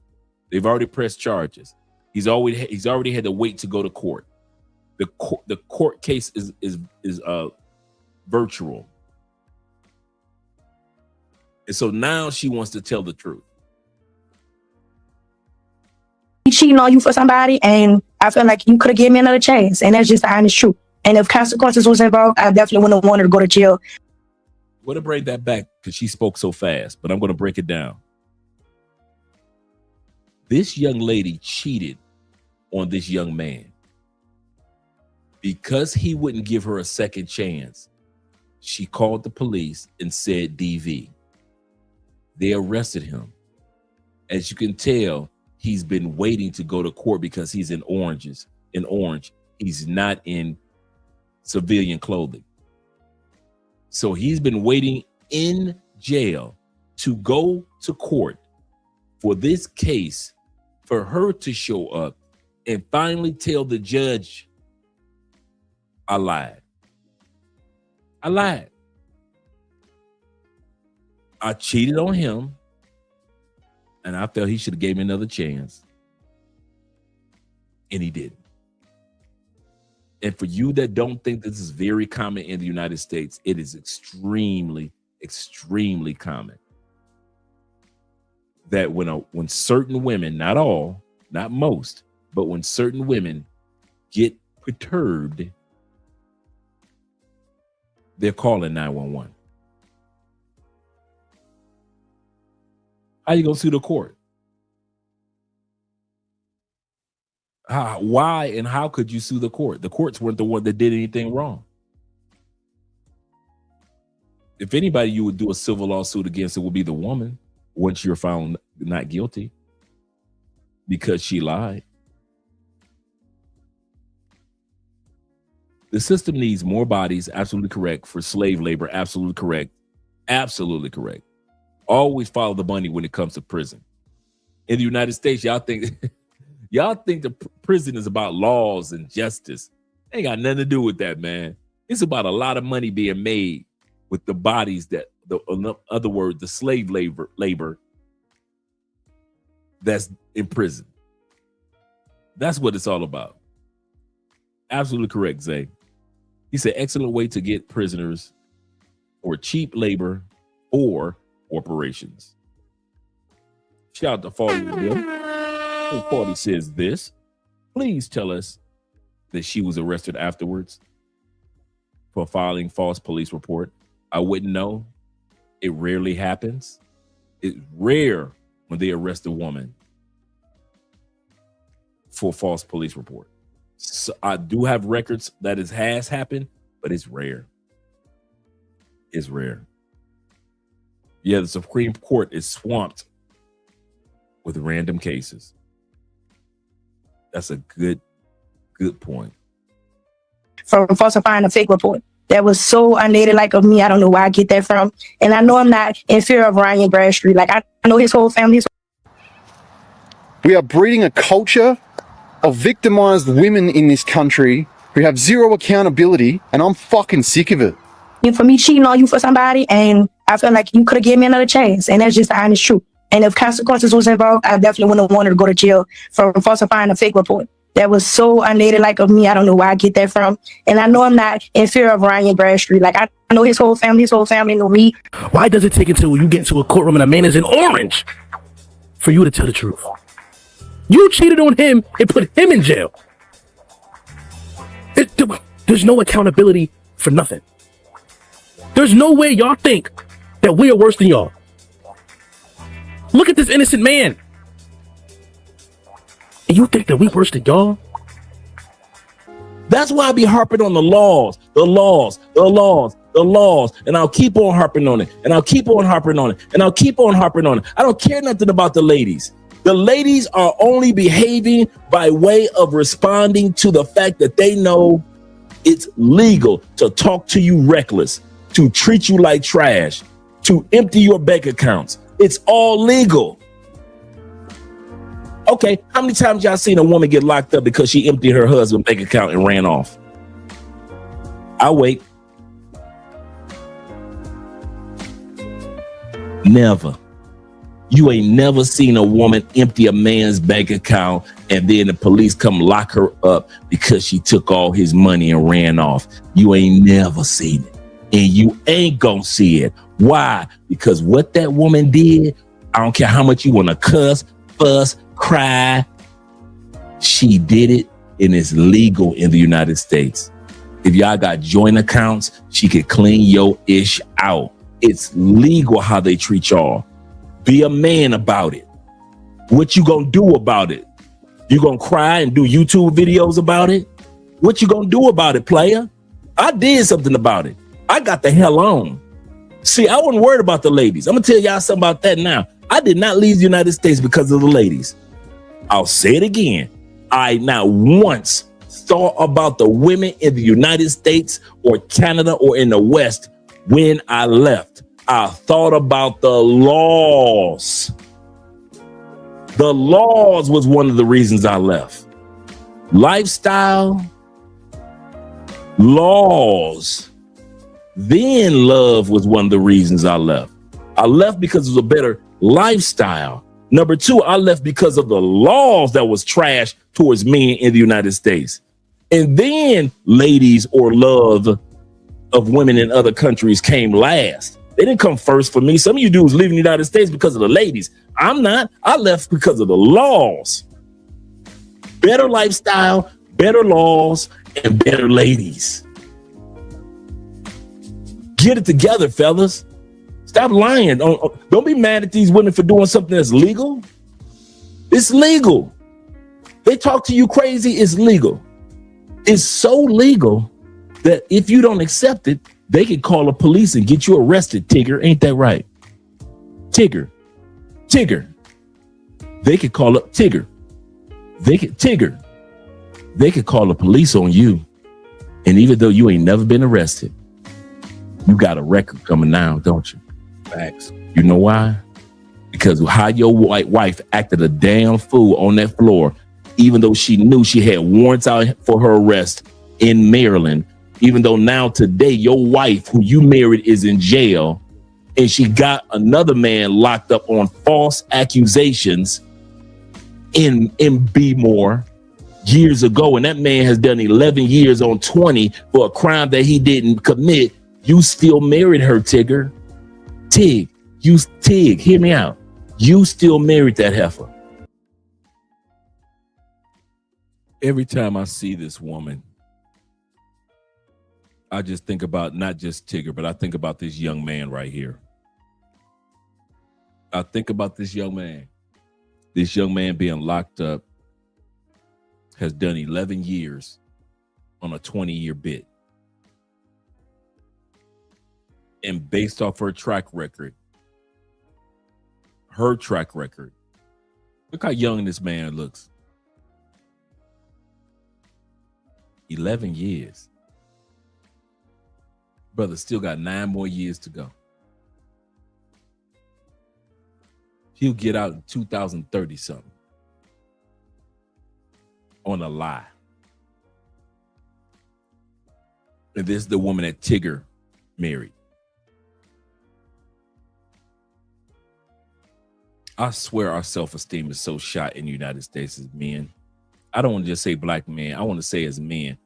Our self-esteem is so shot to where if we got money in our pocket, we still got low self-esteem. How low can your self-esteem be? You are famous around the world. Everybody watched Rap City back in the day. You are a DJ and a television host of the most popular hip hop show other than MTV Raps. You are not only popular because of the show, your show came along during the golden era of hip hop.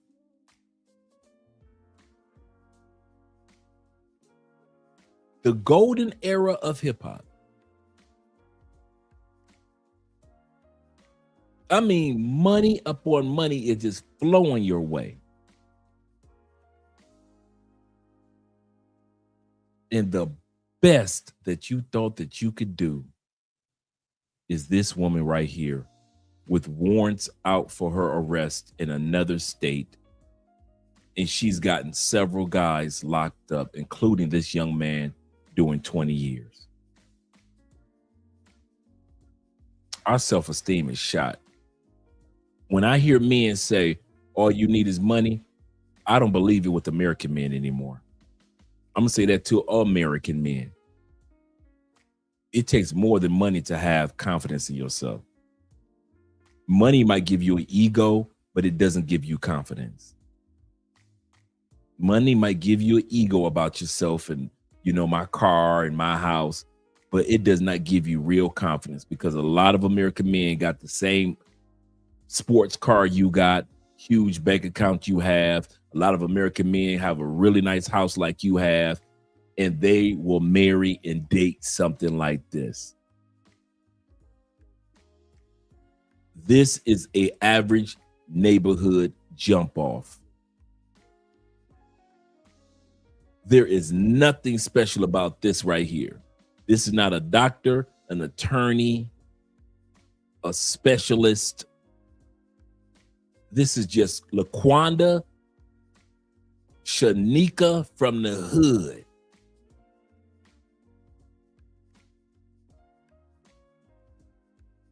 And here's the crazy part. Tigger, when we did the breakdown the other day, Tigger was just the latest dude in line. I'll say this again. Tigger would just so happen to be the latest guy in line. What do you mean, Dre? The sad part about this, when we did our homework, remember the other day, there were several men that had come across this chick and she was crazy. And somehow, some way, maybe the sex was good, because every one of these dudes had went to jail or went through hell with this woman over and over. So when it happened to Tigger, I'm not surprised. Maybe she got that good coochie. Maybe she got that good, right? That good 3000. But is it worth it? Let's go back up for a second. KP in the building, he says this. He said, I'm a retired officer. And I had to call, he said, I had a call. Woman said that her husband hit her. And we locked him up. In DV courts, she said she lied because she wanted him out to have over another man. Because she wanted him out to have over another man. All this over what she wanted. T-Mac says this.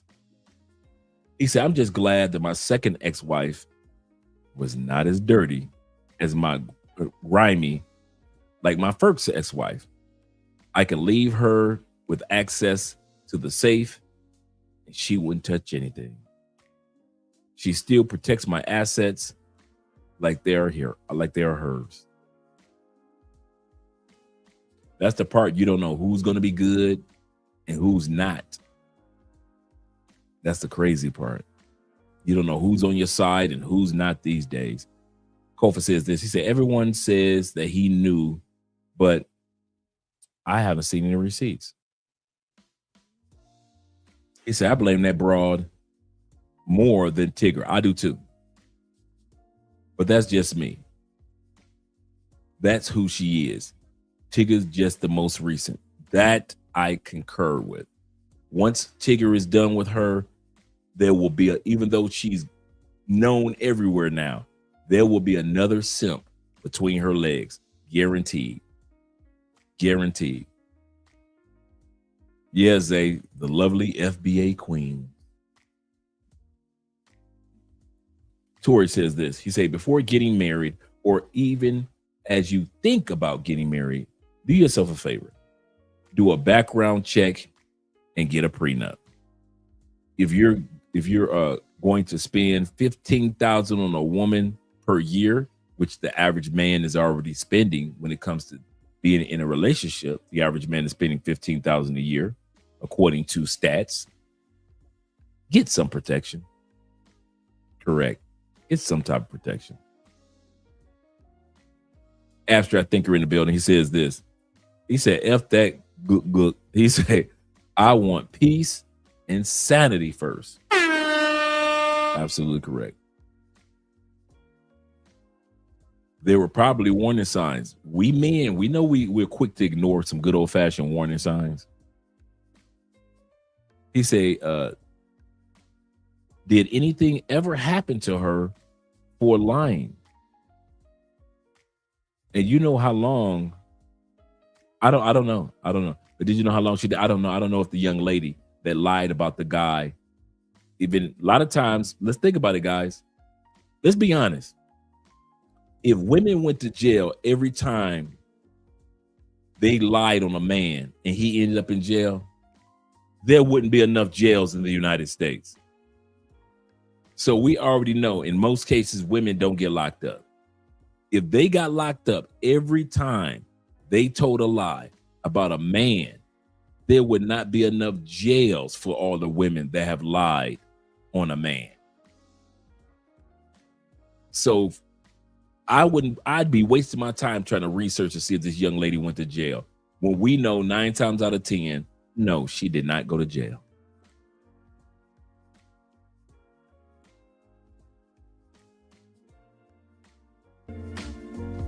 And you know what dudes like me are? I don't feel sorry for you anymore, because you live in a country where women are doing one thing and one thing only. They're looking at the laws. They're finding out what they can do, how they can talk to you, how they can put their hands on you, but you can't put your hands on them, how they can pretend like you gave them a black eye when you had nothing to do with it. You was out of town, and they will still arrest you when you get back in town. It's legal. It's legal for a woman to give herself a black eye and they come arrest you. It's legal. 62% of women are false accusers. And most of these cases come from custody disputes, where they falsely accuse men of abuse. This information comes from a YouGov survey, where 2,407 Americans were studied, and 8% of people altogether are falsely accused. So this is representative of the study, and what this is giving us is a picture of what's really happening. There's a silent crisis happening to men right now in mental health and in family court because of things like this. False accusations. It ruins their lives and the lives of their children. And they're stripped away from their fathers. Children really need their fathers. And this is extremely wrong and abusive to do to men. So that's why we can't say that most men are abusive or violent, because we're finding out that's not the truth. Most men are good people, and the abuse that happens to them is silenced and hidden. So let's talk about the men who are falsely accused by toxic women of DV, rape, all sorts of horrific things that unfortunately the system is designed to automatically believe the female and, you know, not believe the male. Now, this is just happening so often. I've had so many men reach out to me and tell me their stories. I was talking to a man the other day. He's had to spend over $200,000 to clear his name of false accusations of DV. Another guy has spent over $100,000. In fact, there's just so many, and they've all had to spend a minimum $100K to clear their name of these false accusations. 200,000. 100,000. And some of you guys have already mentioned all the thousands that you've spent. All that just to date in the United States. All that just to get some coochie in the United States.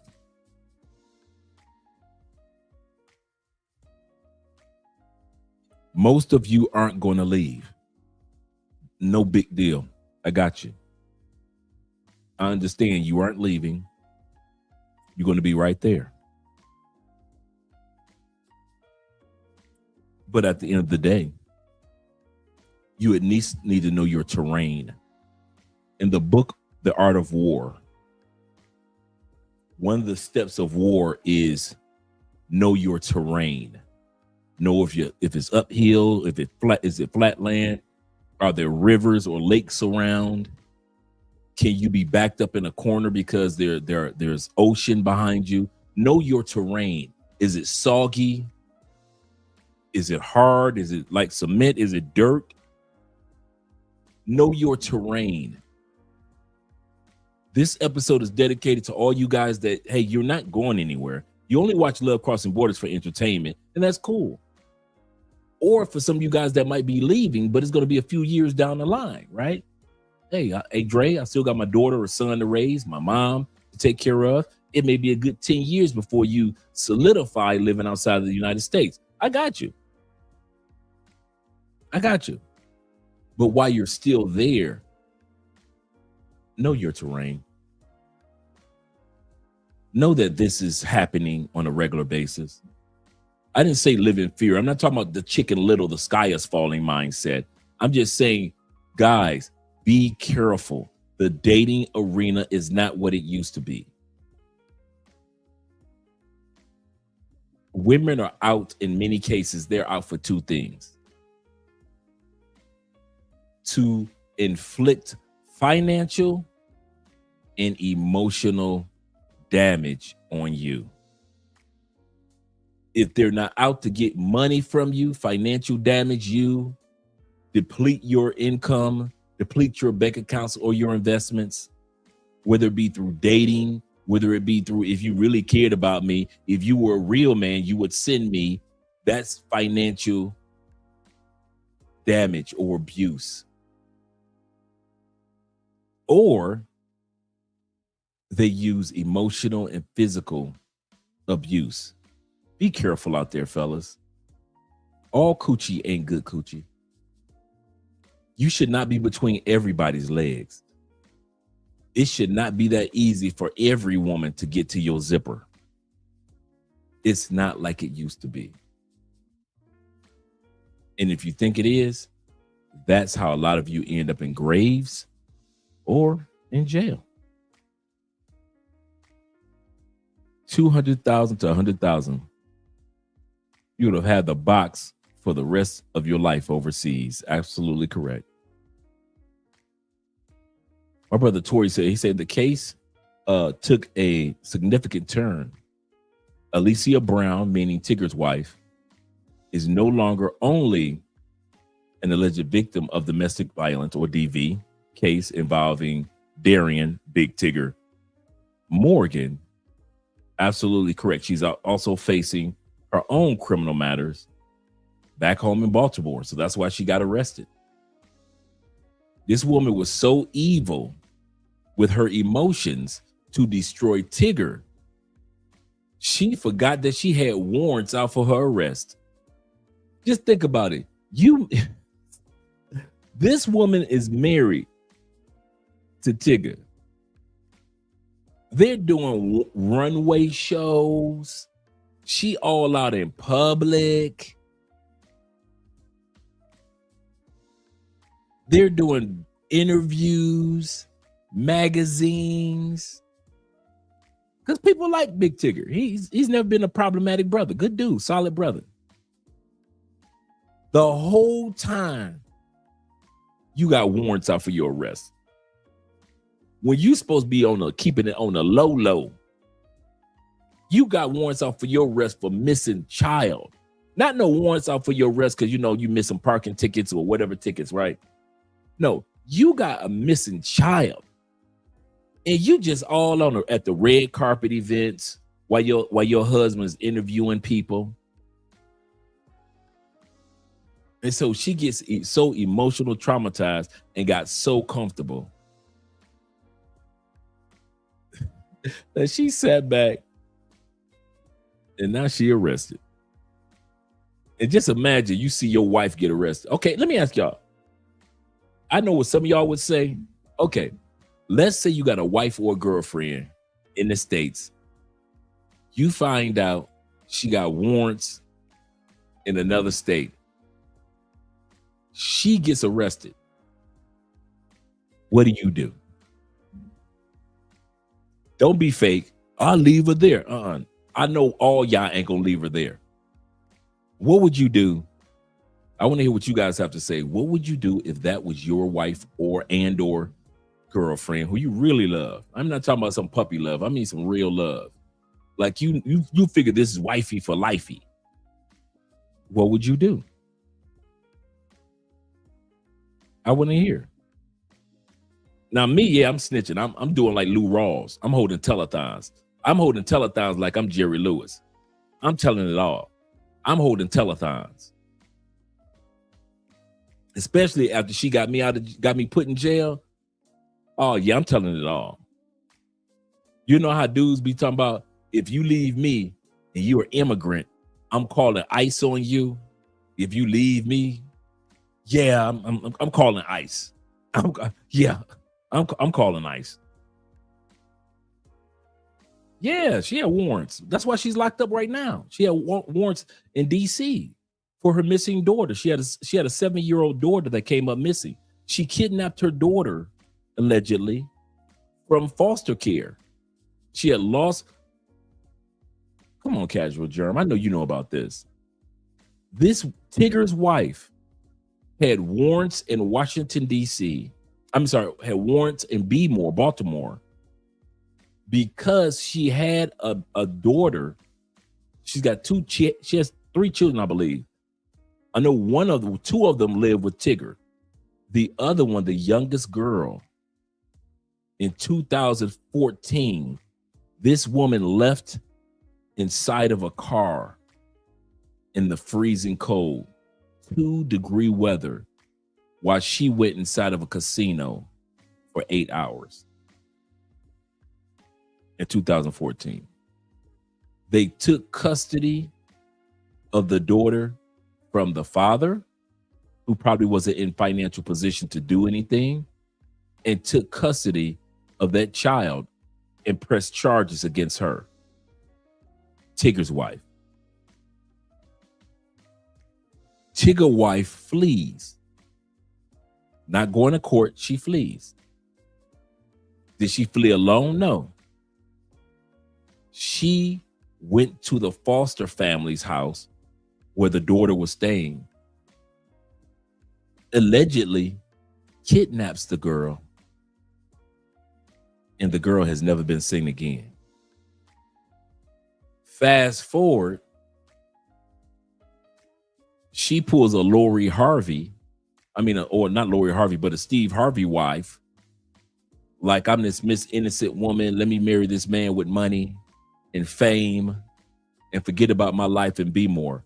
The whole time she's had warrants and police looking for her for years in Baltimore, until they recently saw the videos of her on TikTok going against Tigger. And they like, wait a minute, ain't that the woman that got, because she was already famous in Be More as the woman that left her child in a car in 2-degree weather. So she was already famous for that. So everybody in the Be More area already knew to put 2 and 2 together. Now, back in Atlanta, where Tigger is working, nobody knew about this until she got arrested and it all came out. And this is your wife, Tigger? AMSM says this. He said, no, Dre. The dad was granted custody, and then the child was missing. Okay, so the dad was granted custody, and I thought she took the child from the foster care. Okay, so the dad was, thank you very much, AMSM. The dad was granted custody. Okay. Thank you for the clarity. But I know she ended up with the child, and the child came up missing. So that's where we agree, where we stand. But thank you for the correction, brother. Yeah, this is a crazy scenario, sad. And they said that the girl would have been 17 years old this year. Yeah, you don't even know your woman. Yeah, I'm definitely calling the police on that one. But once she's arrested, I'm not coming to get you out of jail in Baltimore. I'm not going to be in court. Now you arrested. Look at the scenario that Tigger put himself in. Tigger had just got out of jail a few days prior to for false DV allegations. Remember, she had went on TikTok, had a busted face, and said, ask my husband what happened to me. Remember, she come to find out she did all that herself, allegedly. But by the time they found out Tigger had went to jail and he got out, almost lost his job on the radio in Atlanta. And then all of a sudden, the next thing you realize, his wife gets arrested. Hey, sexy book with the beautiful hair. I appreciate that. Andrea wants me to share with the fact that she changed the batteries in all my watches today. And I really appreciate that. And I thought about the fact that you ain't gonna find too many women in the States that will sit down in the afternoon and take all of their husband's watches and put new batteries in all of them. Shout out to Mrs. Spence for being a wonderful wife.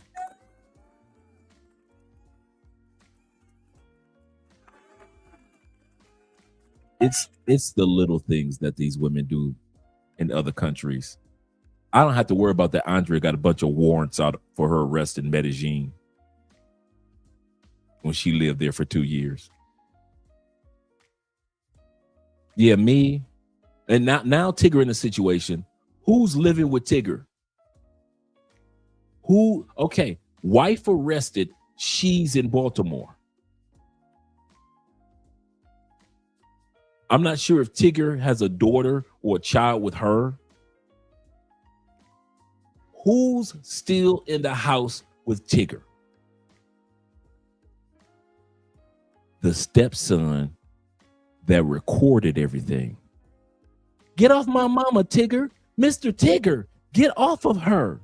That one. Every time Tigger walks in the door of his own house, his stepson, who recorded him and tried to get him arrested again. Mr. Tigger, that child is still in your house. Why his mama is looking at umpteen years. You see how all this unfolds? You see how careful you gotta be? You see how all good sex ain't good sex? All pretty women ain't pretty women? All fine women doesn't mean things gonna turn out fine? Sometimes you gotta take your time. The Bible says be anxious for nothing. Be antsy or thirsty. Let's put it in street terms what the Bible would say. If you translate it, be anxious for nothing, in modern day vernacular, God is saying to us men, stop being thirsty. Stop being so thirsty for stuff. Don't be thirsty for nothing. Antsy for nothing. Anxious for nothing. Ain't none of these coochies on this planet worth you being thirsty over. If the Bible tells you don't be thirsty, the Quran and all the other holy books tell you don't be anxious, don't worry, don't be overly concerned about, don't be distracted by. Why don't we do it? So now he's got the kid that's not his, but was recording him still living in his house.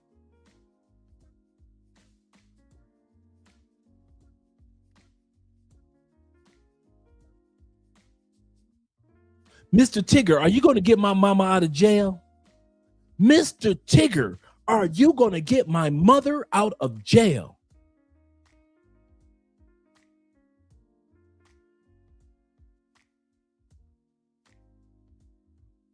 You got to clothe that child.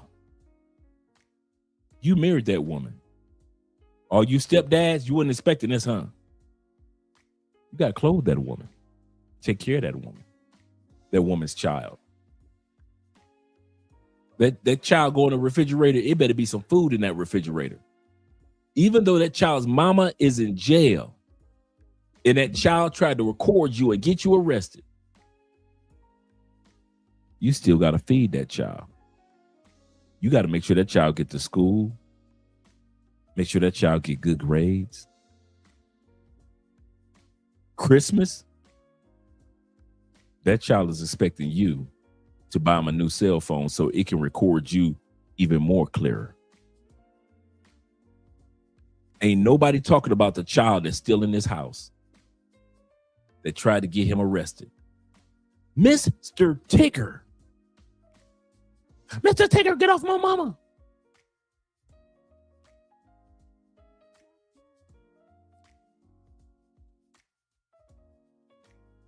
Yeah. Crazy. Now, of course, like, it's huge financial stress, but let's have a look at the mental and emotional distress as well. Often these women are also using the children as pawns, and that's why they falsely accuse the men. It's to help them in a custody battle. And it's not because, you know, the men are terrible fathers, although there are some terrible fathers out there. It's because, you know, they are spiteful, they are scorned women, and they are using the children, they are using these false accusations to hurt the man for leaving them. Her argument will be like, oopsie, I screwed up.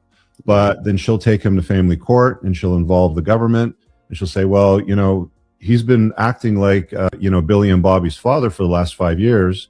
And then he did a DNA test because he was suspicious on me because I was cheating on him. But the kids aren't his, but he's still been paying for everything. So these children need to be looked after. And the courts will say, well, sorry, you're still going to have to pay all these bills. Even in the cases where you get to stop the child support, there's law that will prevent refunds. It's like you don't get your money back. Yeah, there's been case law established, and even for the guys that volunteer it, like this is the stupidity of the whole thing. There's even guys that again, they volunteer to become a step parent to children that aren't theirs have family obligations, like the father's obligations enforced on them, even when they walk into the whole thing not being the biological father. But the paternity fraud is like one of the worst things out there. For like, these women should be put in jail.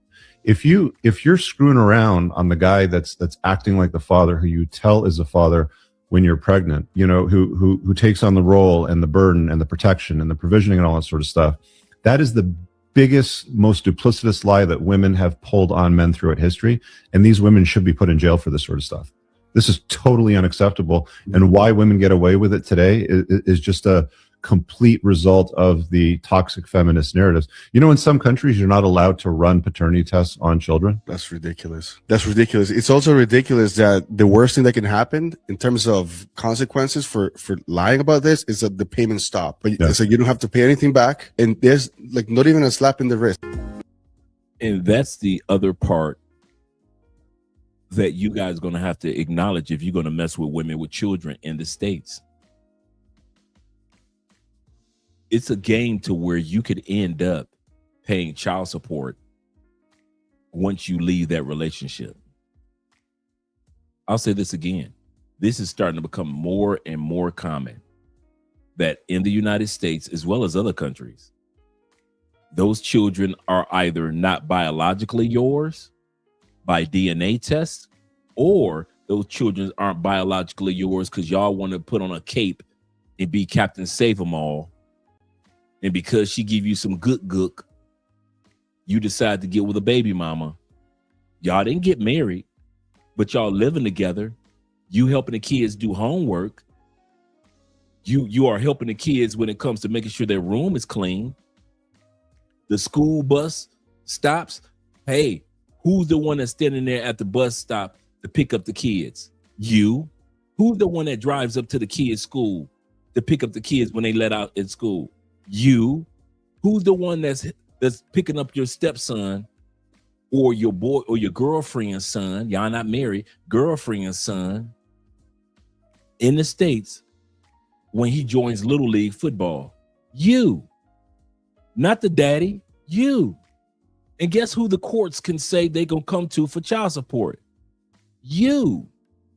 The era of playing and having just casual sex with mothers, it's starting to slowly come to an end, because a lot of you guys who mess with baby mamas in the States don't realize when time goes by, these women are catching on to the laws.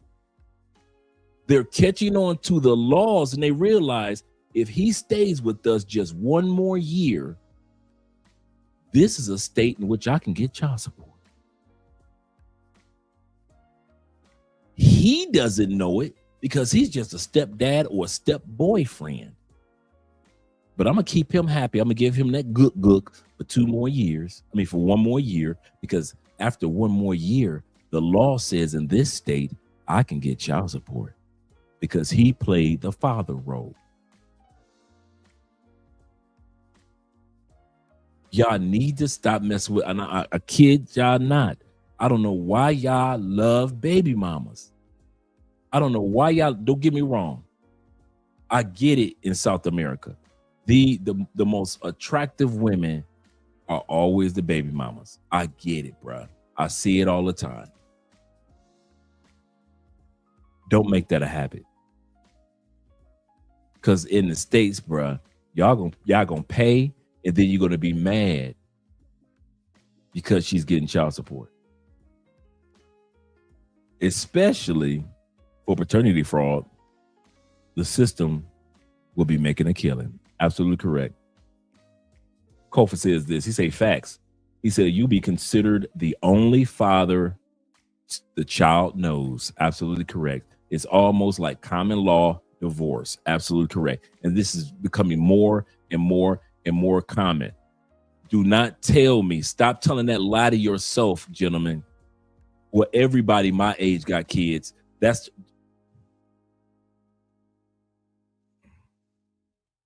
I would believe it if I hadn't been experiencing it myself.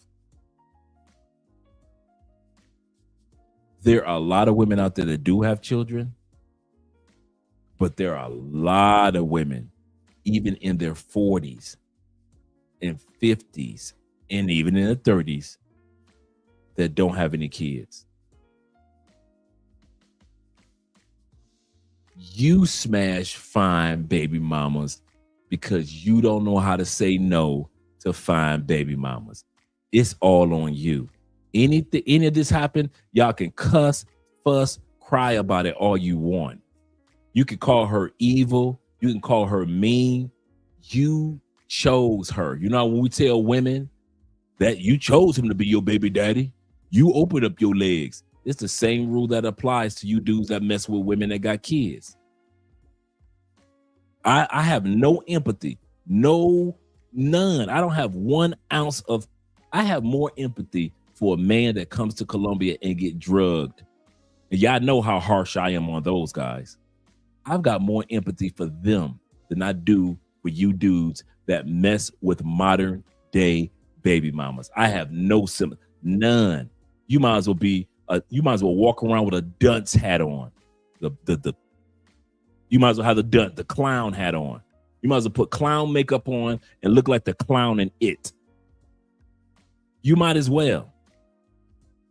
Because the laws have shown you, social media has told you and warned you, and you will still get up tomorrow morning, see a fine chick, meet and get to know her. She tells you she has kids, and here you go in order to get the coochie because you paid for 3 dinners, and those dinners were $200 a piece, and you want a return on your investment. So you're going to smash her, and not just smash her, you're going to fall in love with her because she good people. She might be good people, but that does not mean that there are good laws. And then 2-3 years later, after you spoiled her kids, you get child support court papers in the mail, and you want to cry foul play when we have been warning you for the last 10-15 years. Men, stop messing with these baby mamas. I don't know why we got to keep telling you dudes that. Every man think that the woman that he dealing with is a special case. All of us think that. We always think like, you're right, Dre, leave them baby mamas alone. But mine, she's different. Bruh, the laws aren't different. The woman might be different, but the laws aren't. I'm not talking about your woman. I don't care about if she treats you good or if she treats you average. I'm saying that whenever she wants to use the laws against you, the laws are right there waiting for her to use against you. But those of us that don't mess with women that got kids, we don't have to worry about what y'all worry about. But hey, Andre just another dude on YouTube who's talking stats. Who is he? He's nobody. Anything that you need to tell yourself to feel good about messing with baby mamas in the United States or in UK or in Canada, go ahead, tell yourself that. Tell yourself Andre doesn't know what he's talking about. Those statistics through the IRS, the Pew Research Center, the Census Bureau, all the universities that have done surveys, man, that means nothing. My baby mama would never. All of us said that. The woman that I'm dating, man, she's such a good catch, man. I get the big piece of chicken every night. I got you. I am not about to shout a man down who's in love. The Bible says this in the book of Proverbs, chapter 6. What gift can you offer a man concerning his woman? What gift? What can you tell a man? In other words, let's paraphrase. What can you tell a man about his woman that will keep him from turning on you? That's what Proverbs chapter 6 is talking about. The Bible says there is nothing that you can offer a man to keep a man from turning on you, even if you're telling the truth about his woman. We see that all the time. You can't talk to your partners about their woman because you already know you will lose a friend, a good friend, over his woman. Even if he knows it's true, he don't want to hear it from you.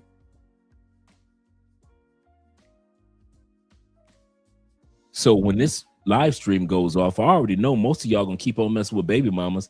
I just put the information out there. I don't try to force it on my brothers, but I just try to let you know, hey, just be careful out there. That's all. He said all these methods of protection will also be transferred overseas for me as well. Will not repeat the uprising of this foolishness overseas, or this foolishness overseas. Montreal says this. He said, keep it in your pants and have some discipline, please. Seriously. That is so serious, man. Let's continue on, gentlemen.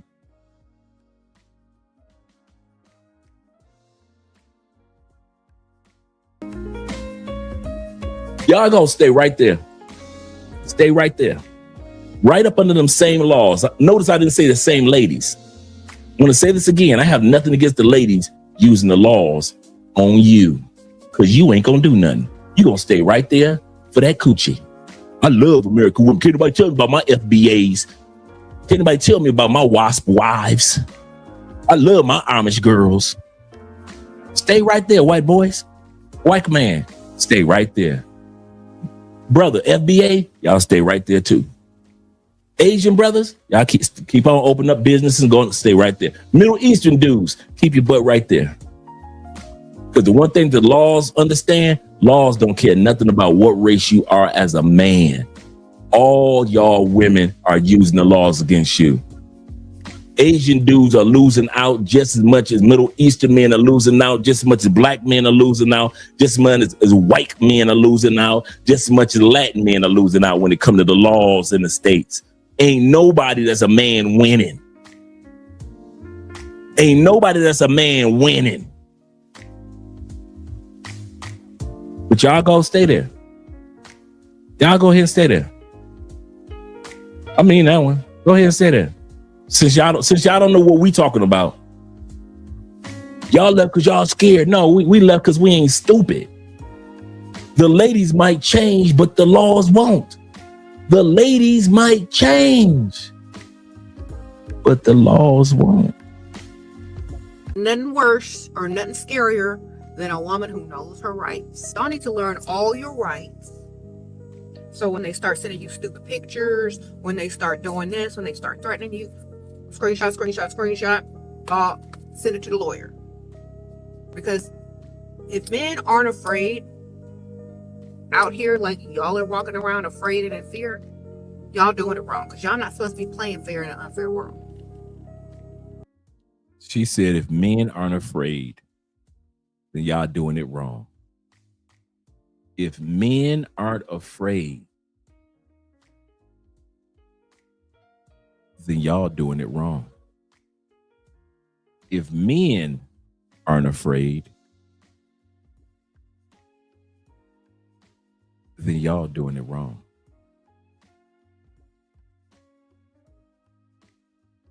Remember how fat and out of shape she used to be? When she first started talking about sprinkle with the full face.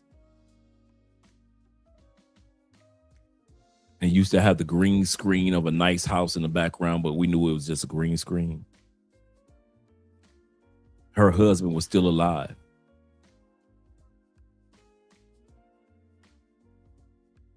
Notice how that her husband has passed on. She wanted to take care of her health, lose weight, get herself back on track. so she can find another victim. But when her husband was alive, she didn't look nothing like this. When her husband was alive, she didn't look nothing like this. He didn't reap the benefit of none of this. Yep.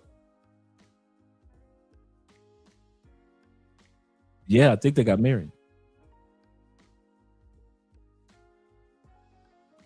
Yep. And she's still out here talking. Crazy.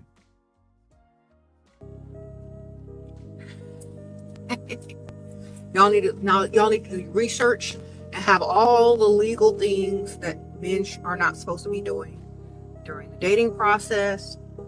Y'all need to research and know what men are not supposed to be doing. I'm not mad at her. I'm mad at us.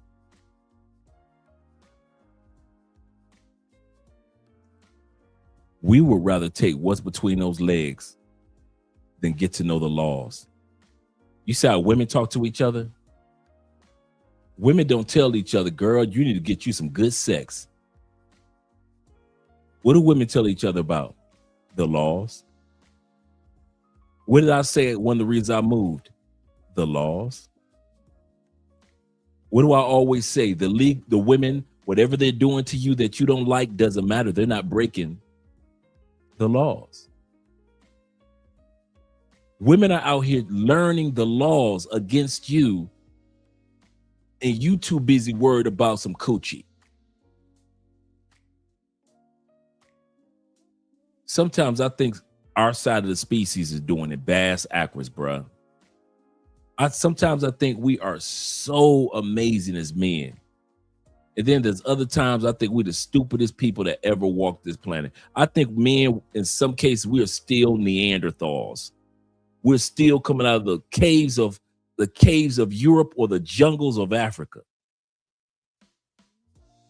I think we're still walking around with spears in hand and rocks in hand. I think we're still walking around like we're about to go hunt after dinosaurs. That's how primitive us men act sometimes. We act like coochie rules the world. And I'm talking about rich men to poor, impoverished men. Coochie just rules our world.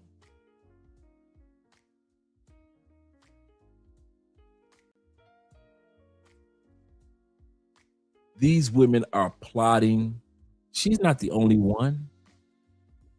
She's got a following of over 300,000 people, women that follow her. And if she says 300,000 women who you guys date, and other women tell another 300,000, another women tell another 300,000 that y'all date, and y'all are so busy focusing on the coochie that these women are focusing on every single law that they can use against you. And you are oblivious to it until it's time to go to court for child support. And you like, I don't even have any kids. No, you was messing with a woman with kids for 2 or 3 years. Now she's taking you to court for child support. You know why? Because she knew that in the state, if you mess with a baby mama, you gonna pay child support. She knew the laws. You was too busy chasing coochie. It ain't that serious, Dre. And that's why these women get over. Number one reason why women get over on men. There is no reason greater than this one. Men don't take themselves serious. Women do. You take coochie and money serious.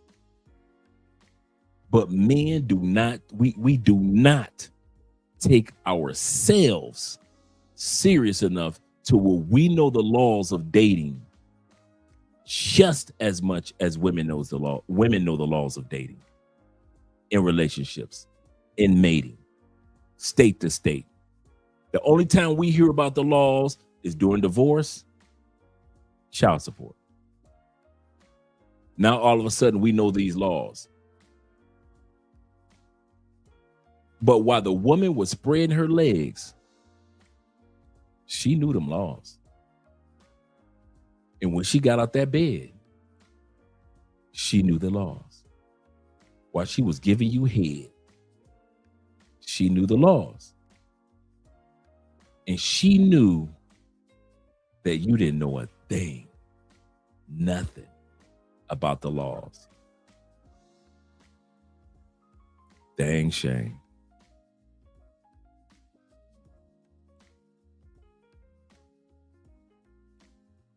She would get a lot of women. No, she won't. No, she won't. Because it's not just her. Women have thought like this for 40 years. No, she won't. Y'all ain't gonna do nothing. Oh, a couple dudes will snap and delete a woman. A couple dudes. Right? Most of y'all ain't gonna do ish. Let's be real. Y'all ain't gonna do nothing. You ain't did nothing in 40 years. 40 years they talked about you in the movies, mainstream media. 40 years they've used laws against you. 40 years men have lost their children because of false allegations. 40 years women have filed false and fake DV charges against you to keep you from being able to come into the house in which you've been paying for. 40 years that they've been taking your pension money. 40 years they've been able to take half of the money that you've earned. 40 years. Y'all ain't done nothing. Men just started putting together men organizations over the last 5-10 years. 40 years. You ain't gonna do nothing. Once this live stream go, let's be real. Okay, we can be real, we're gonna be fake. Once this live stream is over, y'all gonna keep effing them baby mamas. Let's be real. Y'all ain't gonna do nothing. American men are punks when it comes to women. When it comes to going to war, we tough. When it comes to making money, we're the best. When it comes to buying land and property and building businesses, nobody can do it like us. When it comes to women, every other country of men stand on business. American men are the biggest punks when it comes to women, and we know it. We ain't gonna do nothing. We gonna come on these live streams, we gonna talk, but in real life, you ain't gonna do nothing. 40 years proves that you ain't gonna do nothing. You gonna come on live streams, we gonna fuss, we gonna have these live streams together, we gonna talk about Kevin Samuels, the camera's gonna go off, you're gonna go to another live stream, Richie Mack or whoever live stream, Coach Greg Adams, whoever show y'all go to, watch the MTR, O'Shea Do Jacksons, you're gonna watch that, and when the cameras go off, you ain't gonna do ish. You ain't never done ish. You had 40 years, almost 50 years to learn the laws that are coming against y'all. 50 years to come together as groups and fight against some of these congressional laws that are being passed against men. You could have been fought against child support. You could have been putting on condoms. You could have been leaving baby mamas alone. All this stuff you could have been doing, and it was free. It don't cost you nothing to leave baby mamas alone. It don't cost you nothing to come together and create organizations and groups so we can start learning the knowledge of the laws in each one of these states. It costs us nothing. And for almost 50 years, we ain't done ish, but have more babies, more divorces, and paying more child support than any other time in American history. And now they got you paying child support that kids you ain't even have. So now you paying child support on step kids. You ain't gonna do ish, but tomorrow morning, roll your tail over and have sex with that baby mama. That's what you gonna do as an American man, because we ain't got no balls. So let's keep it real. These live streams that I'm doing about this topic is for entertainment, because when these lights go off, I know y'all Negroes ain't gonna do nothing. I know you white boys ain't gonna do nothing. I know you Latin dudes, Asian dudes, y'all gonna do nothing but cuss and fuss, but you ain't gonna do nothing. You know it and I know it. Next fine baby mama with a big butt that walks down the street tomorrow, you gonna stop her to get her phone number. So stop lying. So I can sit up here and we can do the videos and have fun, do entertainment, But don't sit up here and act like if in real life y'all gonna do something, because you ain't did ish in 40 years. The one area that people can say about American men that we don't stand on business is when it comes to women. We ain't never been known for standing on business when it comes to women. Don't know what you ever notice how we talk about? Don't know men come to America to date American women? Don't know women around the world come to America to F with American men like that either. You ever notice that we got to go to their country, get them, and bring them back to America? Ain't nobody flying, ain't no immigrant saying, oh, I'm an American, I can get me an American man. Ain't no female saying that. These women in other countries are used to stern, strong, traditional, whether they agree with the men or not. They know that's a man right there. They might not like him. I didn't like my daddy. I didn't like my granddaddy. He was mean. But they expect their husbands and their boyfriends to be just as stern and to the point, even if he ain't got no money. Colombian men, I'm watching Colombian men that make $500 a month, and he can look at his gorgeous, sexy, supermodel Colombian wife, and she know better. I'm looking at these African brothers with their big booty wives, and she know better. I'm looking at these Asian dudes and these European dudes up in Russia and Poland, Ukraine. She know better. And then you take an American woman with a big butt and 3 kids. She talk to y'all reckless because she know the laws. She know better. So let's be real. American men, we soft when it come to compared to other men. When it come to making money, we the best. When it come to military, we the best. When it comes to opportunity, ingenuity, inventions, creations, we the best of the best of the best. When it comes to women, we rank in some of the softest men that ever, and I can say that ever walked this planet, that ever walked this planet. We so soft in America, we will delete ourselves over a woman. That's how soft we are. That's how soft we are.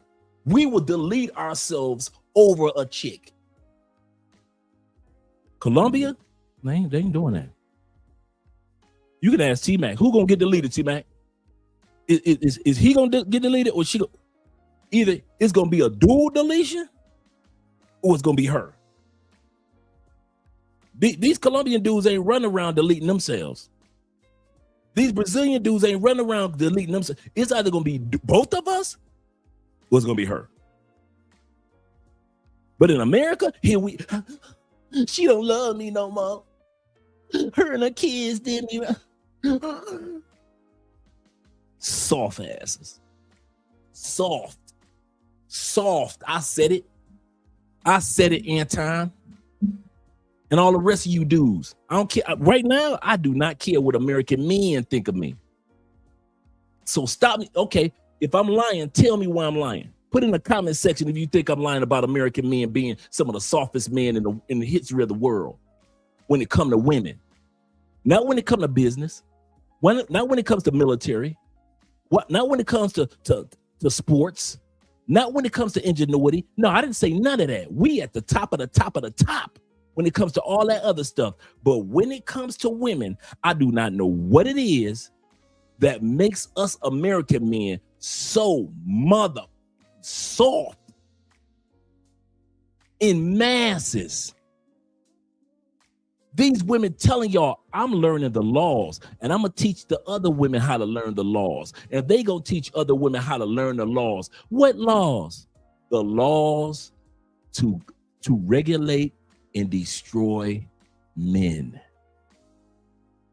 And instead of us coming together to learn laws to keep from being destroyed, y'all would rather go into the barbershop and argue over Kobe, Jordan, and LeBron, while women are in the beauty salons talking about the laws.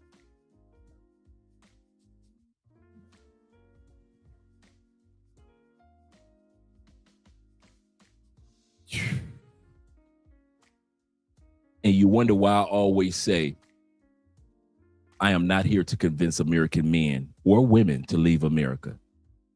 Because most of y'all, I don't even want y'all out here with me. I don't want y'all out here with me and T-Mac. I don't want you out here with me and Ronan. I don't. Most American men, I do not want you. I know most American men and most American women, why you think I always say stay in the States? Because that's where you're going to flourish. I say this to American women, and I say this all the time to American men. Most of y'all will not make it out here.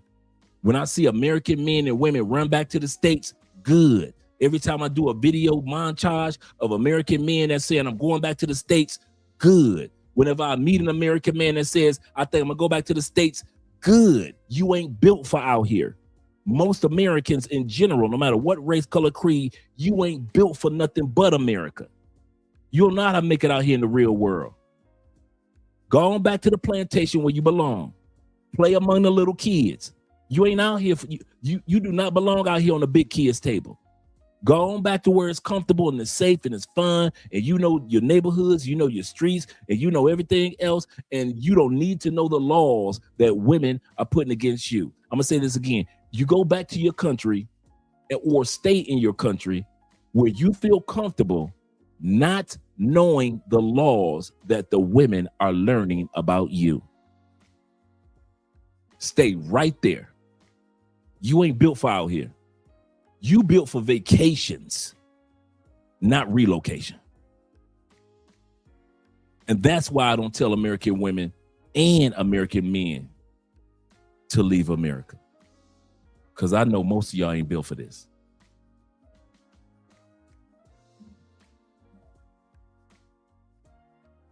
Let's go back to the video.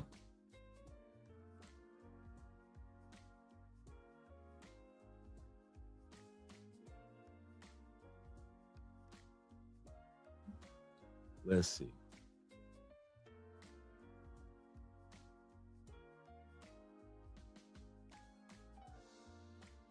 Okay, the video is frozen on us. Let me pull it down and bring it back up.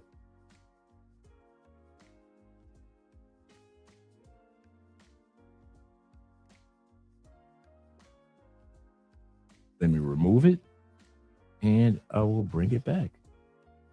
Let's see. Ladies might change, but the laws won't. Nothing worse or nothing scarier than a woman who knows her rights. Y'all need to learn all your rights.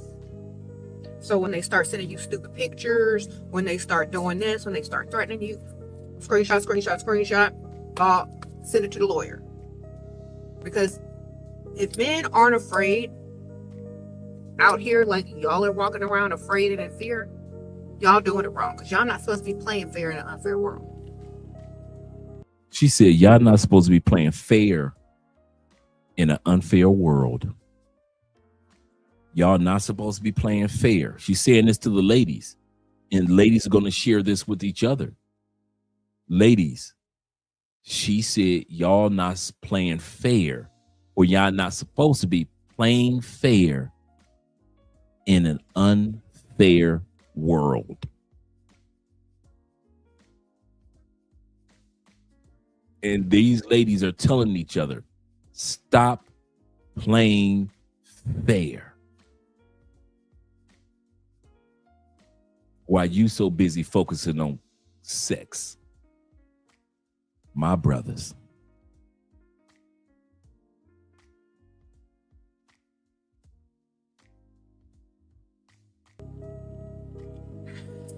Let's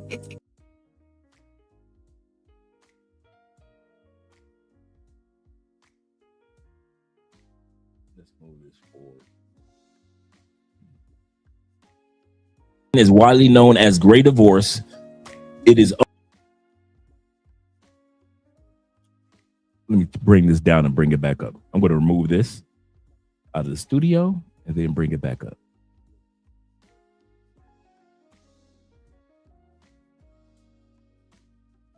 It's just so crazy, man. The world that we live in.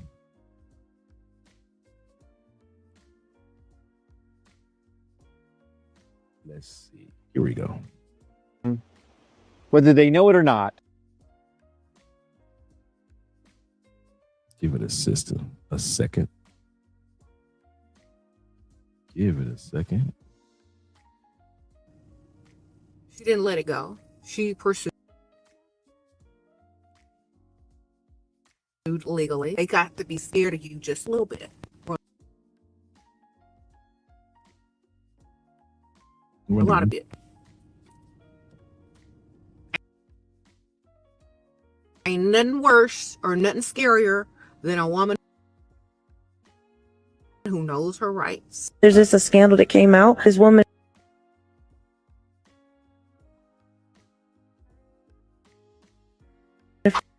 Give me a second. falsely accused several young men of doing something to her. These young men tried to delete themselves because it was absolutely lied. Now, evidence came out recently where she went to the store, bought a hammer, beat herself. Oh my goodness. Oh. She went to the store, got a hammer, destruction on herself. Destruction of herself. Yeah. She has over 863,000. This woman is making at least just on YouTube money. She's over 6 figures, way over 6 figures. She's way over 6 figures per year. I would say that she's bringing in just on YouTube money,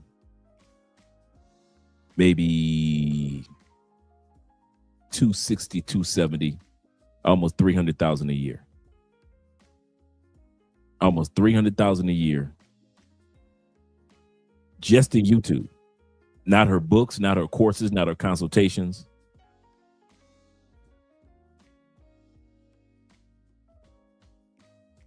And these women are banding together against you dudes. See, I don't worry about Shira because I don't live in the States. Anything that she says has nothing to do with Andre. Nothing. And I mean nothing. I just use her for content. But if you plan on living in the States, don't think she's the only one. She's one of one. There's a reason why this woman will have over 1 million subscribers by the end of the year. There's a reason for that.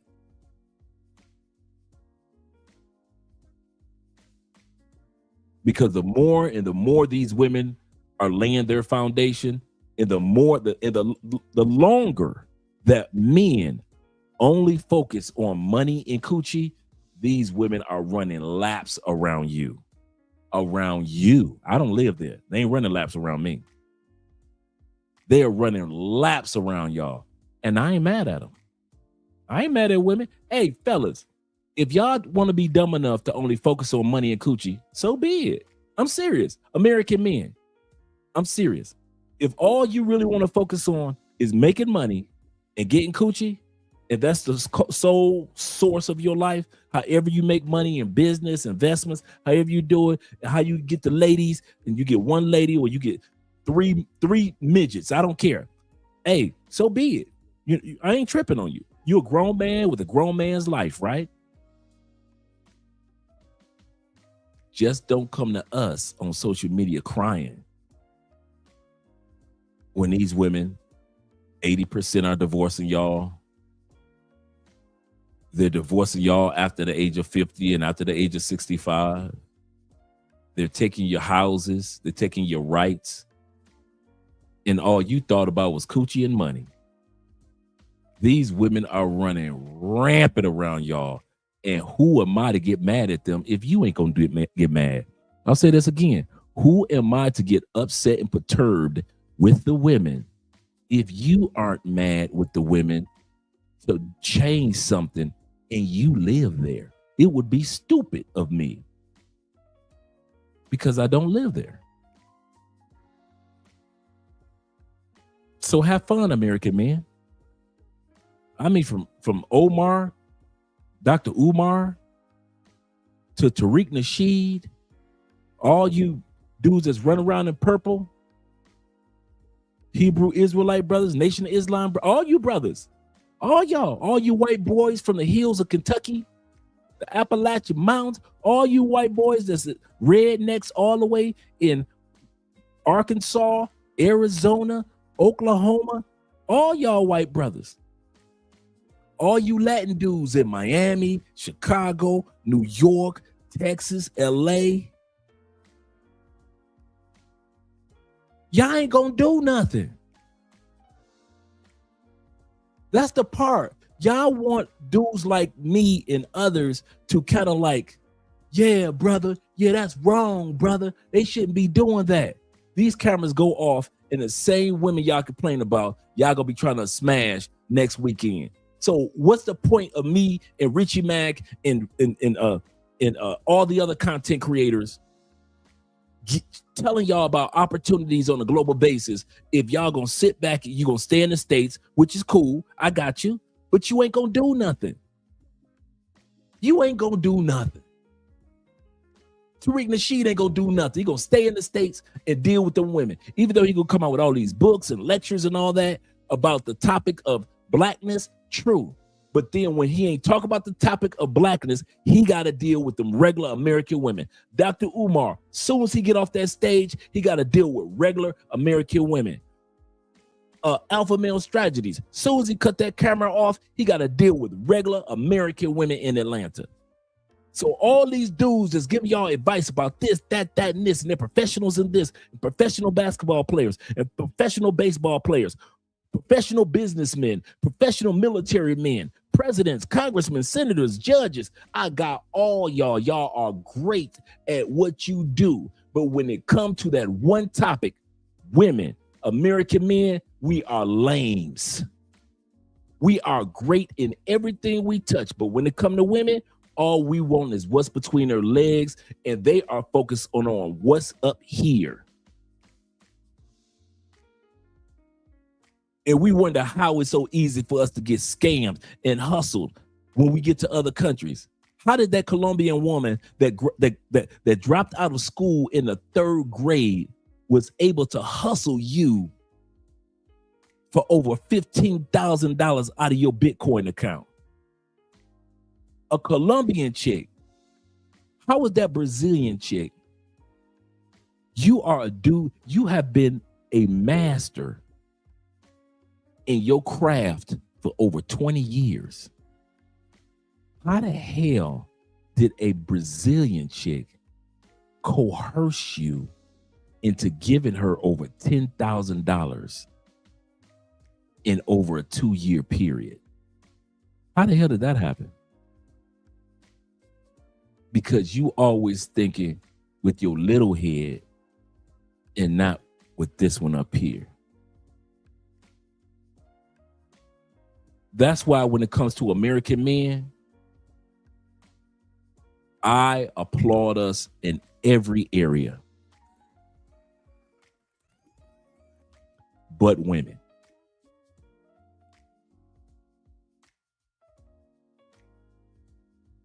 But women.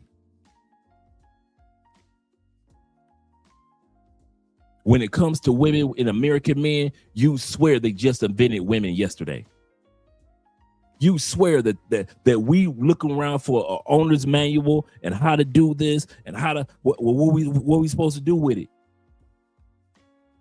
How we supposed? Well, wait a minute now. The instructions say, okay, page 1, okay.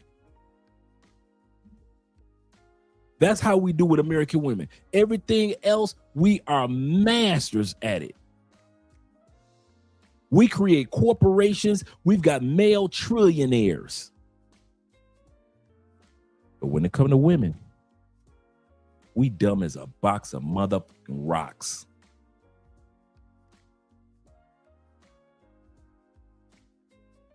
Dumb as a box of rocks. I've seen canisters of tennis balls that got more sense around women than the average American man. And here's the kicker. This how lame we are when it comes to women. If I was to say this on stage, American men would fight me instead of acknowledging the truth. Y'all would rather fisticuffs instead of telling me where I lied. Y'all would say, F that Dre. He don't know what we going over to Richie Max, man. We need somebody that's going to make us feel good and be happy and make us dance in the streets. We zoom in the top. Forget what Andre talking about. He telling too much truth. We ain't come over here for no dang truth. You gotta hear all that truth. Especially when it comes to the ladies. We don't want to hear no truth about the ladies. I'm not watching this channel to hear the truth. I'm watching this channel so I want to hear some dude hating on women and then telling me how to travel. That's what I come for. I come for the hatred and I come for the travel tips, Dre. I did not come for here to hear you tell us the truth about us, preparing us so when we live in other countries, we don't want to be prepared. We want to be stupid. So I let you be stupid. I'll let you be stupid. I'm gone. These cameras go off. I ain't got to deal with none of that mess y'all deal with. Y'all know it. I ain't got to deal with none of that, bruh. None of that. Even when I was single, I wasn't moving like y'all move. Even when I was single, first got to Colombia, I did not move with thirst. I am not a thirsty dude. I ain't never been on that. If I get it, I get it. If I don't get the coochie, I don't. I ain't never been thirsty like that, bruh.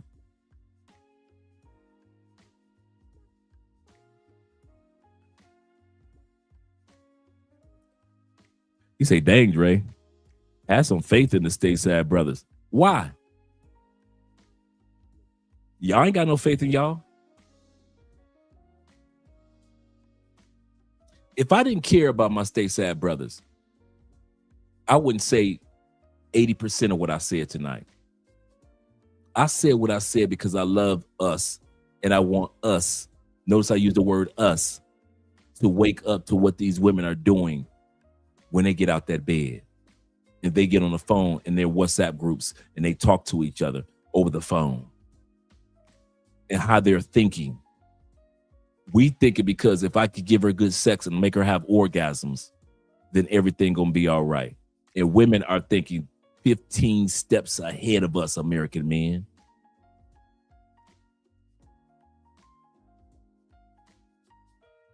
They are thinking 15 steps ahead of us. Do you know one of the reasons why we're going to be watching? Shout out to T-Mac. T-Mac sent me a video of a sister that passport sis that had gone to Ghana to meet her Guyanese man. It backfired and she went back to the States. And everybody was telling her, including Media Man, the only men that will be dumb enough, and I'm paraphrasing. This is not what he said, but I'm paraphrasing because I've heard this commentary. I've said it and other men have said it on social media. Ladies, go back to the States because the only men that are stupid enough to treat you like you want to be treated are American men.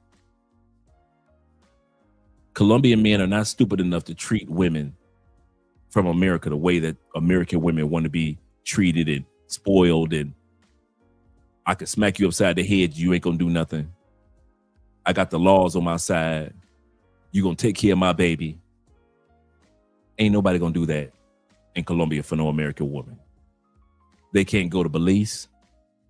They can't go to parts of Africa, think that that African brothers are going to just sit up and deal with the mess and that mouth and that attitude.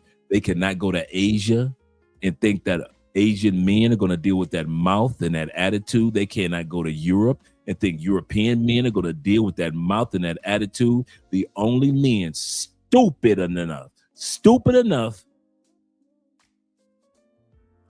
to let women mentally, financially, spiritually, and in many cases physically run rampant over him are American men. So we tell American women, if you want somebody that's stupid, you need to go back to America, because American men are famous for a lot of great things. But when it come to women, ain't nobody as stupid as we are. It ain't too many countries out there as dumb as American men. Ain't too many countries out there that move like American men do. American men ain't got no problem with dropping from $80 to $300 on a meal on a first time I ever met somebody. American men ain't got no problem with cash apping a chick. America, I know some of y'all gonna say, not me, I don't do that. You probably don't, but enough of us do. Enough of us pay these bills. Enough of us will sit up here and come out our pockets. Enough of us will let a woman put their hands on us and say, no, I'm going to just leave. I don't want to call the police because I don't want her kids to be taken away from her. Enough of us will pay child support for kids that aren't ours. Enough of us will sit up here and get a DNA test and find out she cheated on us and will still stay with that woman. So even if you don't do it, there's enough of us that American women will say, I don't mean, it may not be you that I'll get, but it's enough stupid American men around that I can get a simp that'll do it for me anyway. So yes, American women, listen, ladies, don't leave America, because ain't nobody as dumb as American men. Nobody, nowhere. You ain't gonna find nobody. You can go from sea to shining sea, ladies. You can go from the Arctic to Antarctica, and I promise you, you will not find another man in the world that's gonna spend money on you like American men. Not know the laws that can protect himself like American men. Not being stuck with baby mamas like American men. Sitting up there and will let women do DV on him and not call the police like American men. Get hustled in courts after courts after courts like American men. You ain't gonna find no other country, ladies. I suggest you stay or go back to America, because ain't no other man on this planet has ever walked this planet who is as stupid as American men. I'm one of them. I can tell you, ladies, ain't nobody as dumb as us. Ain't nobody as dumb as us. You can't name the country where men are as stupid as we are. Name them. Put it in the comment section, man. If you think it's a country that's dumber and treat their women the way we treat our women and let our women get away with stuff, put it in the comment section. If you think it's a country that's dumber than American men, put it in the comment section. I dare you. Right now. Go ahead. I ain't got nothing against you. I ain't gonna argue down. I ain't gonna argue you down. I ain't gonna say, no, that's stupid. No, put it, I'm serious. Put it in the comment section. All you military dudes that's been to a bunch of countries, go and put in the comment section. Put in the comment section a country that's dumber than American men. All right, sexy boo. Go ahead. I'll wait. I wish I had some commercial music or something. Go and put it in the comment section. We gotta stop playing dumb. It's time for us to start learning the laws. We are too smart. First of all, we look too good. American men, we are too handsome. Secondly, when it comes to money, can't none of these other countries beat us out when it comes to making money. When it comes to military, really? Ain't nobody got no military like us. Entertainment, notoriety, a brand. Don't nobody got a better brand than American men. Can't nobody beat us. The only person that's beating American men on this planet is American men. Let's be real. Any country we go to, we ain't got no competition. You ever notice that? Every country we land in, the local men can't compete with us. And I'm not just talking about economically. I'm talking about that American man swag, that American man confidence, that American man mindset. Can't nobody compete with us. Let's be real. The only person that's putting a foot to tail on American men is us. It's time for us to stop kicking our own butt and only chasing coochie. Once we get past to the fact that we are the prize, the coochie ain't the prize, we're the prize. It's less of us good men available than there are even the millions of good women out there. Once we realize that it ain't that many of us good dudes out there, you'll realize, like, you know what? I am the prize. You can find 5,000 good women to every maybe one or two good men. They got to vie for you. The Bible says in Isaiah chapter 4, verse 1, 7 women will come to you with their money and say, we will pay for our food. We will pay for our own shelter. We will pay for our own clothing. If you take away our shame and give us your last name, 7 women are going to come to you. That's God's prophecy.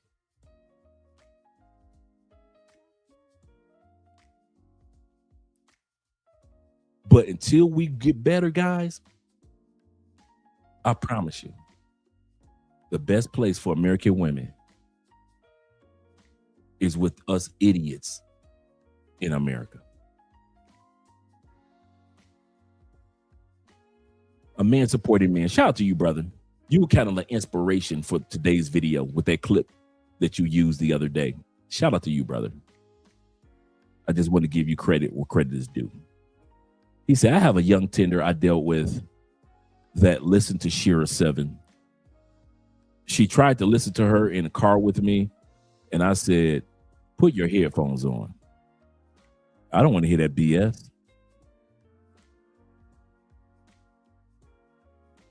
My point is, these women are listening to her. See, with Kevin, what's the deal with Kevin Samuels? Kevin Samuels, everybody, men and women of different races and cultures, we all listen to Kevin Samuels. All of us. Shira, Miss Sprinkle Sprinkle, she's like 98, 99.9% women. Just imagine she has almost 1 million women. That's just on YouTube. We're not talking about Instagram and TikTok yet. This woman is making money on top of money on top of money. Telling women, learn men. She's telling women how to hustle men, how to scam men legally. You catch that? How to hustle men, how to scam men. But ladies, know the laws so you can do this legally. Men, we just want to know how to make some money and get some coochie. That's it. That's it. Absolutely correct. We're top tier globally, but we don't treat ourselves like that. That's the sad part. Let's go back to the video, gentlemen. Let's go back to the video.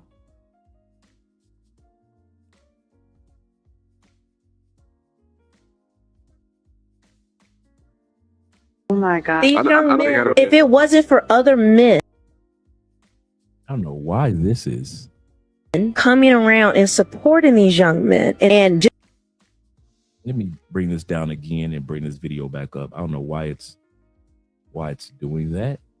And if we keep having problems, there's another way I'll go about it.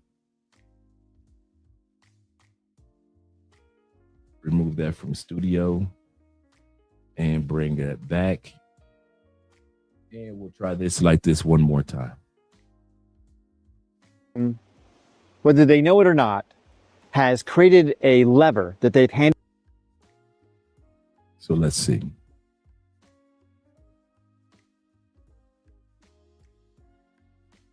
men. And just because she was a woman, she was believed. Okay, we'll go about it another way.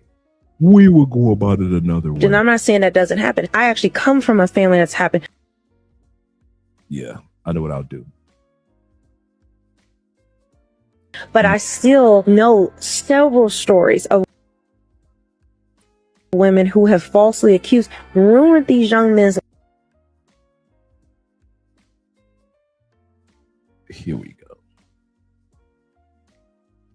lives. And guess what? You know what society says after that? That young woman, this is one woman who was finally held accountable because of her lies and destroying their life. But do you know what happened? Those young men, most of them who have been falsely accused, they lose their scholarship, lose their jobs, they lose everything. And then there's nothing that's said. If it goes away and it wasn't true, you never hear accountability. You never hear any woman go to jail for falsely accusing those men. There needs to be a law for it. Move me out of the way. And I'm going to drop the link to this because you often hear me use these stats, but you haven't seen me show them. Yes, your statistics are spot on. In the United States, 36% of all divorces now involve adults over the age of 50 or older. This trend is, I see an AMSM. I'm gonna come back to it in a second. Widely known as Gray Divorce. It is the only demographic in which divorce rates are consistently increasing over time. Absolutely correct. My brother AMSM says this about the young lady that was in his car. And she said, then she tried to compare my page to Shearer 7, which is far from the truth because your page has males and female commentary. It has nothing to do with how to scam or hustle somebody. I don't know how the young lady got that in her mind. Hopefully you got rid of her. Hopefully you're not dealing with her anymore. My brother says, Zeta says, a lot of American men softer than cotton the slaves used to pick. He said, I don't, YLE says this. He said, I don't talk none of these women. However, I don't talk to none of these women. However, I was talking to a woman who listened to her. He said, I'm gonna cut her off instantly. Yeah. So my point is that she is having a huge impact on women in the community. We got to admit it, whether we like it or not.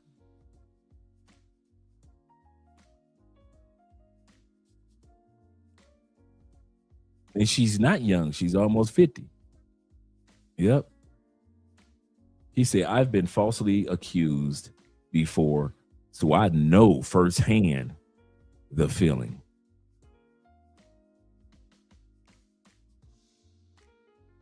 Yep, absolutely. Let's go back to the video.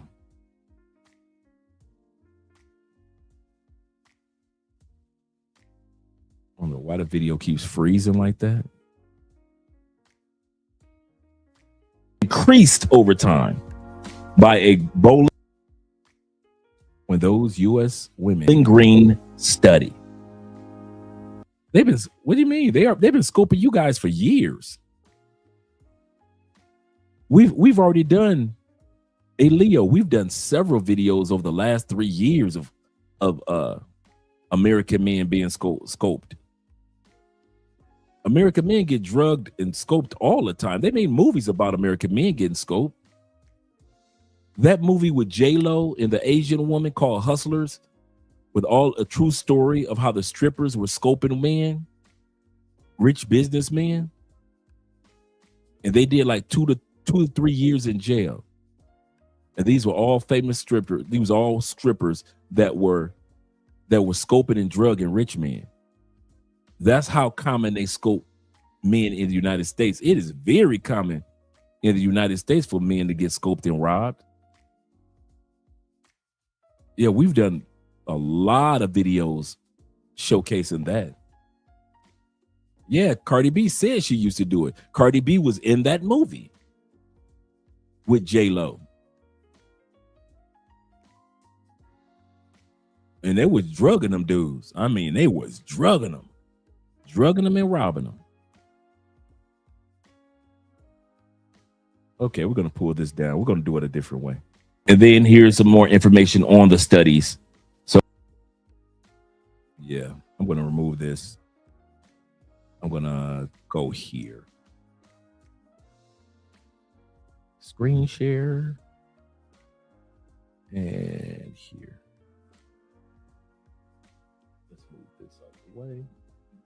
Let's bring this one up.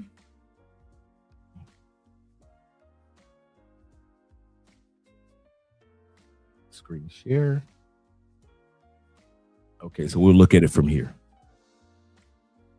Ain't nothing worse or nothing scarier than a woman who knows her rights. There's just a scandal that came out. This woman falsely accused several young men of doing something to her. These young men tried to delete themselves because it was absolutely lied. Now, evidence came out recently where she went to the store, bought a hammer, beat herself. Oh my goodness. Oh my God. These young men, if it wasn't for other men coming around and supporting these young men, and just because she was a woman, she was believed. And I'm not saying that doesn't happen. I actually come from a family that's happened, but I still know several stories of women who have falsely accused, ruined these young men's lives. And guess what? You know what society says after that? That young woman, this is one woman who was finally held accountable because of her lies and destroying their life. But do you know what happened? Those young men, most of them who have been falsely accused, they lose their scholarship, lose their jobs, they lose everything. And then there's nothing that's said. If it goes away and it wasn't true, you never hear accountability. You never hear any woman go to jail for falsely accusing those men. There needs to be a law for it. Move me out of the way. And I'm going to drop the link to this because you often hear me use these stats, but you haven't seen me show them. Yes, your statistics are spot on. In the United States, 36% of all divorces now involve adults over the age of 50 or older. This trend is widely known as gray divorce. It is the only demographic in which divorce rates are consistently increased over time by a Bowling Green study. And then here's some more information on the studies. So I'm going to get that link over to you guys of why the divorces take place. Now, I don't want to burn a bunch of time doing that. Why did I show that? Why did I show you guys that 36% of divorces take place after the age of 30? After the age of 50. And it's the only demographic of divorces that are increasing in the United States. The reason why I showed you guys that is because, like I keep telling y'all, I don't care if y'all got married at 25, 26, 33. A huge chunk, almost 40% of divorces take place in the United States after you done paid off the house, you've paid off the kids' college, you have saved up enough money in the investments accounts, you are almost on your way to retire, you have made sure that everybody got life insurance and everything's covered, you made sure all that is taken care of. Now she goes through menopause and she tells you, I want a divorce. Almost 40% of the time. So all you do that's ready to brag about, you need to get you a good woman of your standards, get her. Get her. You 37? Get her. You 27? Marry her. Marry her. But statistics are showing she gonna leave after 50. Almost every divorce is a nightmare story. Guys get financially eviscerated. Often the cases in family courts are based on false accusations. The first thing family law attorneys do, particularly with women, is say, I think he hit you, didn't he? And until they get that yes, and then once that goes out, police will investigate. Most of the time they find there hadn't been an assault here, there's no charges. But by that time, the court has the accusation and they issue ex parte restraining orders and everything else just based on the accusation. No proof whatsoever. It is amazing what they do. They pluck guys from their home, throw them in jail, treat them like garbage, tell them they can't come within 200 yards of their own children, and with nothing, no proof of anything. Is that the lawyers? That just made a lot of, because sometimes I'll talk to lawyers and I just feel like they're lying. And I don't know why, but I just like there's one. Okay, now that TMZ has released the video of the incident between Big Tigger and his wife Alicia Brown, I have one question. what the hell was on that damn phone? Okay, because when this story first broke, I felt bad for Alicia. She came online emotional, saying she discovered something she believed was inappropriate between her husband and his co-host. Now, let me be clear. We still haven't seen the actual messages, so we don't know if they crossed the line or if this ordeal was just taken the wrong way. None of us know that. But after watching this new video, my question isn't about the physical struggle anymore or the lack thereof. My question is, why was that phone so important? Because both of them were willing to physically tussle over it. Now, yes, I understand it's his phone. Everybody deserves privacy. I get that. But do you when you're married? Because I also understand being a wife who feels like something ain't adding up. And when trust is already broken, people start looking for answers in the first. She said, if your wife, is there privacy with the phone? It depends on the man. We're going to look at what the law says. But on a global basis, since it's the global channel, it depends on the man. I've learned that there are men such as myself. Me and Andrea laid a foundation early. We don't go through each other's phone. Andrea knows my password. I know her password. There's been plenty of times I said, Andrea needs to take care of business through my phone. I'll hand her my phone. I walk away. I'm gone somewhere. We don't go through each other's phone. Andrea will open up that whatever app she needs. She goes through that app, close the phone, and we'll leave it right there. She doesn't go through my phone. I've had Andrea's phone. I've never gone through Andrea's phone. We laid that foundation earlier of privacy. It depends on the individual. If I got to go through Andrea's phone, bruh, it's over. I'm that real about Andre. If I got to go through Andrea Wallace's phone, Mrs. Spence, bruh, it's over. What I'm going through her phone for? It's over. I'm not a dude of closure. I'm not y'all. I need to see for myself. No, I don't need all that. I need to start packing my stuff and getting a new apartment. If I at that point where I need the last of the last proof that Andrea is in them streets, and I got to go through my phone, got to go through her phone, bruh, it was over long. It was over long before I went through her phone, bruh. Some of y'all got to go through y'all woman phone because y'all, you got that insecurity about foreign women. I got you. Or your foreign woman is always grabbing your phone to go through your phone. I feel you. That's why I say it depends on the person. Me, if I'm dating a foreign woman, she imagines going through my phone. She ain't never got to worry about even seeing that phone again. But that's Andre. And that's why I say with the phone situation, it depends on the individual. Everybody's different. But the law, we're going to see what the law says. Because this channel is all about the law. I don't care nothing about men or women's feelings. Right. You snatch my phone. You take my phone. I got to wrestle over my phone. Yeah, this ain't going to work for me. If you have to vehemently ask to go through your girl's phone and she gets angry, and I mean make a bluff, this bluff to do it, this relationship is over. Yeah. Even if you're bluffing and she just acting a fool. Now, some women like, hey, that's my privacy. And I see that. And I kind of looked at that situation. You know what? I kid you not, this is what I thought with Big Tigger. Tigger was not, if you look at that video again, Tigger was not upset. He was very calm for a dude that was trying to hide something. I believe that he wanted to get his phone back before she threw it and smashed it.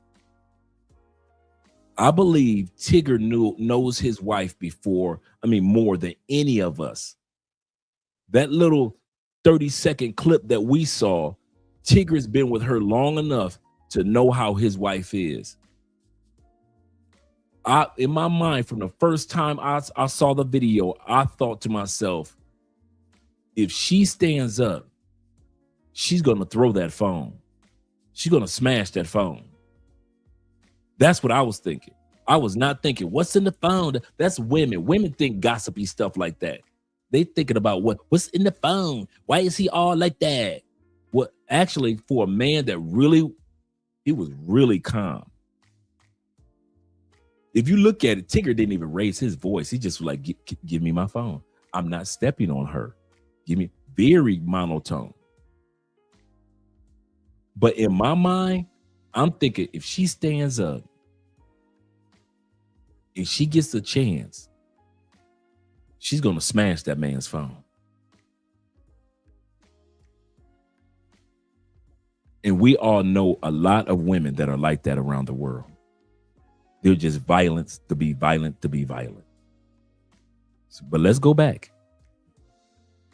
Place they gonna go is the phone. It is now illegal to go through your husband's phone.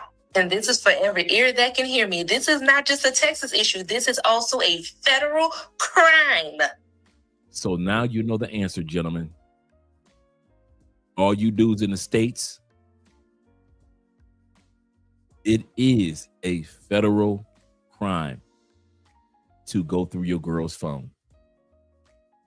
And for your girl to go through your phone. So all you dudes that think it's cute that your girlfriend or your wife goes through her phone, goes through your phone, or you think it's cool to ramble through your girl's phone, you do know she can call the feds on you. You do know that, right? I'm gonna say this again. Y'all do know your woman can call the feds, right? And have you locked up on a federal case, right? You know that, right? You do know going through your woman's phone is illegal eavesdropping and wiretapping, even if she gives you the password. You do know that, right? Okay. Quite obvious. A lot of y'all don't. Well, yes, it's a federal crime. It's under the same umbrella as wiretapping.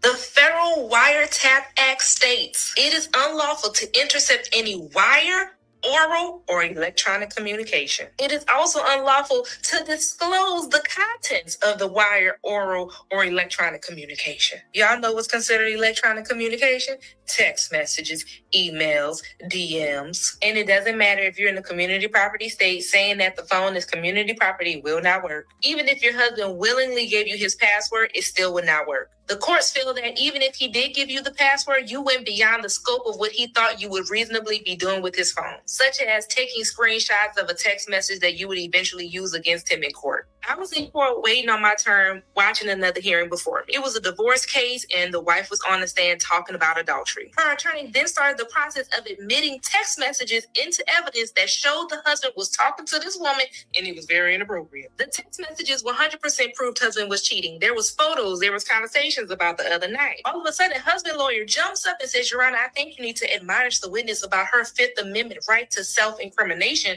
because she's about to tell on herself and admit to a crime.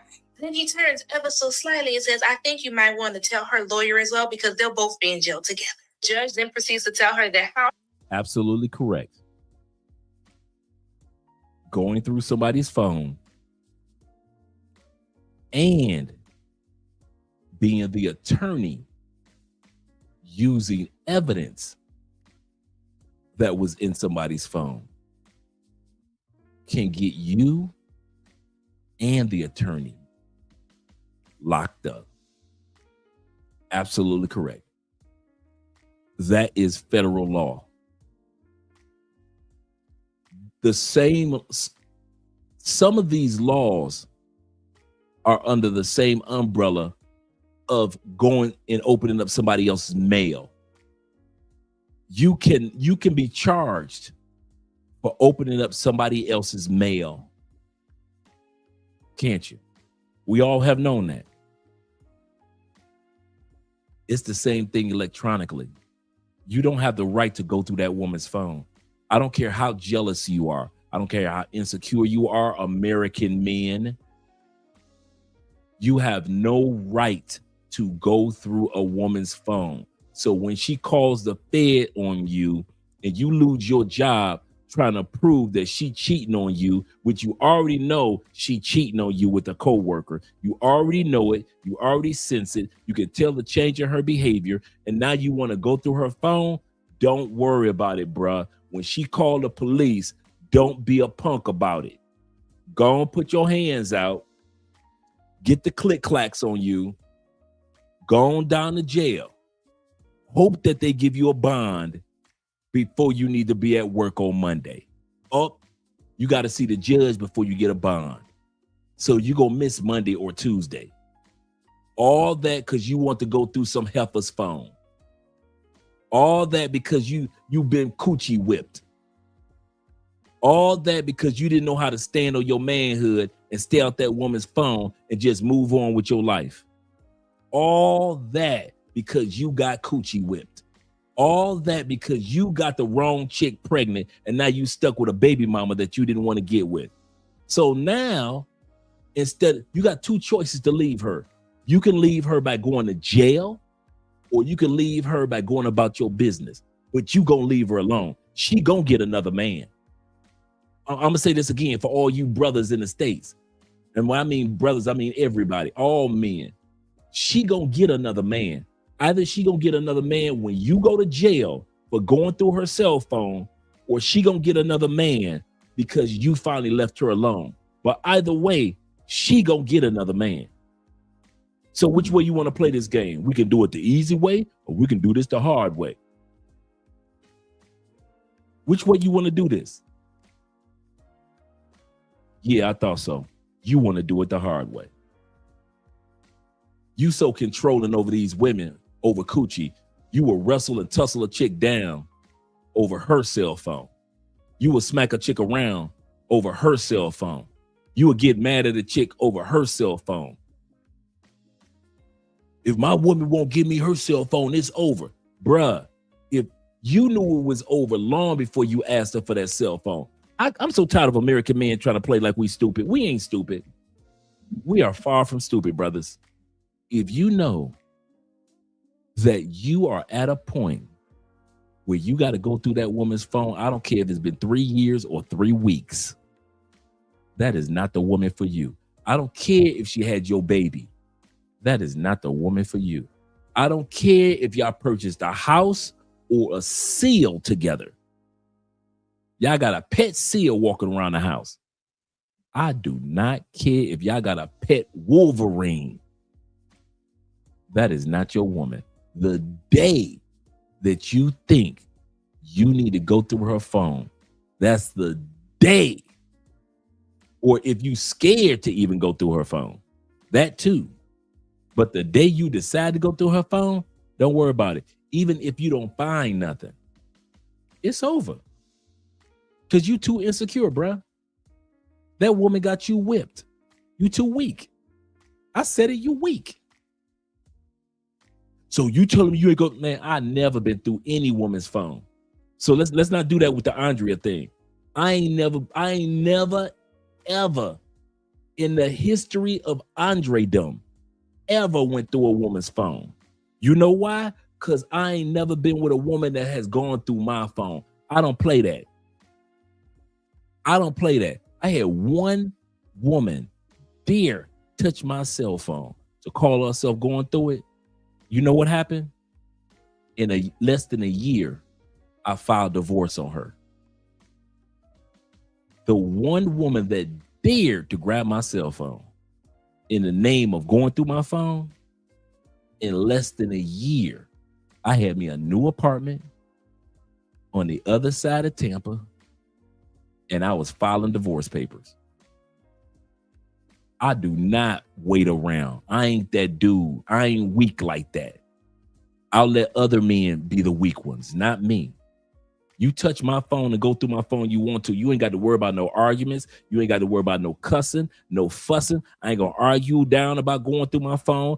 I ain't going to go through your phone. All you're going to do is come home one day and all my stuff is gone. I ain't wired like y'all. I ain't going to be sitting up here arguing back and forth with no woman about going through my phone. You ain't got to worry about going through my phone. Here you go. I'm going to hand it to you. Going through my phone. I'm gonna hand it to you. The whole time, I'm getting a whole new apartment on the other side of the city. That's Andre. I ain't like y'all. I ain't wired weak like that. I'm not wired weak like that. Begging and pleading. Who is this? And what's his name? What you mean, David? I ain't going through none of that, bro. You ain't never got to worry about me going through none of that. Soon as that chick picked up my phone, and I remember it was at night, and she was like, this chick right here, and she called the number. And come to find out, it was just one of my cool female friends. And she was like, Andre, why is your woman calling me? I said, I do not know. She said, you do know I ain't got nothing to do with y'all mess. I said, I understand that completely. Less than a year, we stand in the front of the judge, and she's giving me my last name back. True story. Less than a year, we're standing in front of a judge, and she's giving me my last name back. I don't play that. If I feel like I got to go through a woman's phone, it's over. If a woman feels like she's got to go through my phone, it's over. But hey, I realize everybody not Dre. Some dudes gonna hang around. Some dudes love a woman that cheats. So be it. He said, Dre, I'm speaking for myself. He said, but the lure of talking to the ladies in America and starting a family in the United States are unappealing. Living elsewhere is rejuvenating, honestly. It is, bro. I feel so much peace. I feel so much love.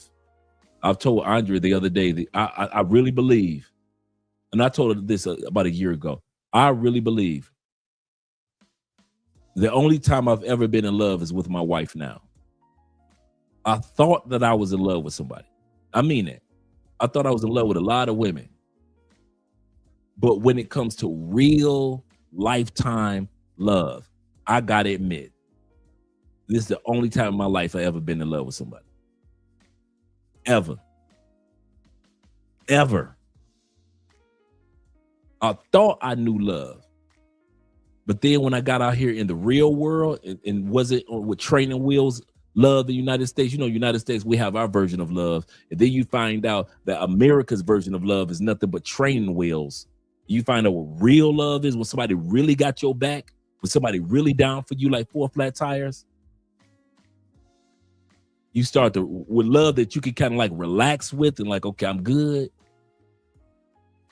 This is the only time, bro. I ain't gonna even lie to you. I wish I could lie to you, but no, I ain't about to sit up here and pretend, bro. And Andre is not standing right here and all that stuff. I'm not telling y'all nothing I ain't already told her. Hell no, I wasn't in love in the United States. I thought I was, but I wasn't. I thought I could, but I couldn't. I thought I was real, but I was pretending. It is what it is. I thought it was real, but it wasn't. It wasn't. I ain't gonna be funny style and pretend like, yes, it was. No, it wasn't. I wasn't in love with them chicks. I was not about to do or die for them chicks and with them chicks. I was not looking even at my own wife for 14 years as if I want to be with her for a lifetime. I didn't look at my wife like that. I was looking at the woman I was married to at that time period by the years. Okay, I'm married to you this year. And then when the next year come, I'm married to you this year. Then when the next year come, I'm married to you this year. I never looked at her like a lifetime woman. Not once. And this was a good person. Like I said, she was fit, feminine, friendly, supportive, all that stuff. America's version of all that. But I always looked at her per year. Like, you made it through this year. Now I'm married to you this year. But I never sat back and said, let me get insurance policies. I never had insurance policies with her as a dependent. Never thought about investments with her. Never thought about this with her. Never thought about travel with her. Never thought about kids with her. Never. This is supposed to be my wife at that time period. So why is it that I'm not seeking legacy, future, none of that? I just was thinking about that year. I looked at her like a really nice girlfriend and should have kept it like that. Andrea, I think about more of when I'm off this planet than when I'm on this planet. I think about when we had kids. I think about home ownership. I think about, okay, when I pass on, how she get the Social Security? Okay, when I pass on, how much insurance policy do I have for the kids? Okay, I need to set up a trust. I need to set this up. Okay, set up a holding company for this. I never thought like that for no woman. Not one. Not one. Not one. The chicks that you cry over, I love, not a one. And when you finally find real love in your life as a man, you gonna realize half of them chicks that you cried over and was sad about, you didn't even love them chicks. In other words, you weren't willing to go to the end of time with them chicks. You just was in love within that window of that time right then and there. But you ain't loved that chick for no lifetime. You didn't even see her for a lifetime. But when y'all broke up, it hurt like it was going to be for a lifetime. But it ain't. That's why some of y'all don't realize there's life after divorce.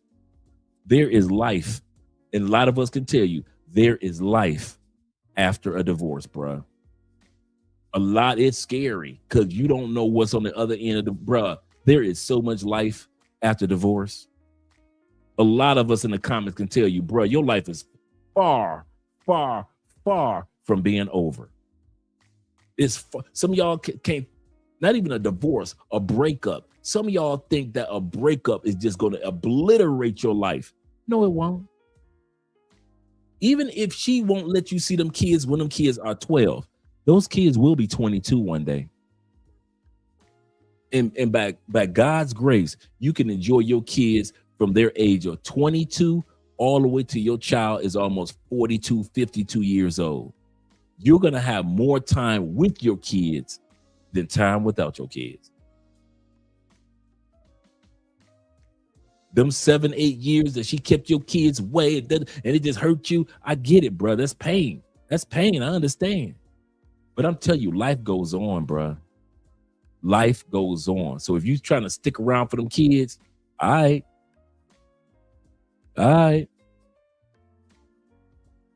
That's serious. He said, I don't want no problem with Dr. Umar. I feel you. He said, I'd rather kick rocks and pound sand than fighting with a woman over a phone. Absolutely correct. Absolutely correct. It's not worth it. Kofa says this, facts. That's not how healthy relationships should be. 100%. He said 100% going through phones. Bro, you know how many times I forgot my phone and flew back to the United States? And fortunately, I had my little extra spare phone. Andrea could have spent days just going through my phone if she wanted to. Days. She just put the phone on the charger and leave it there.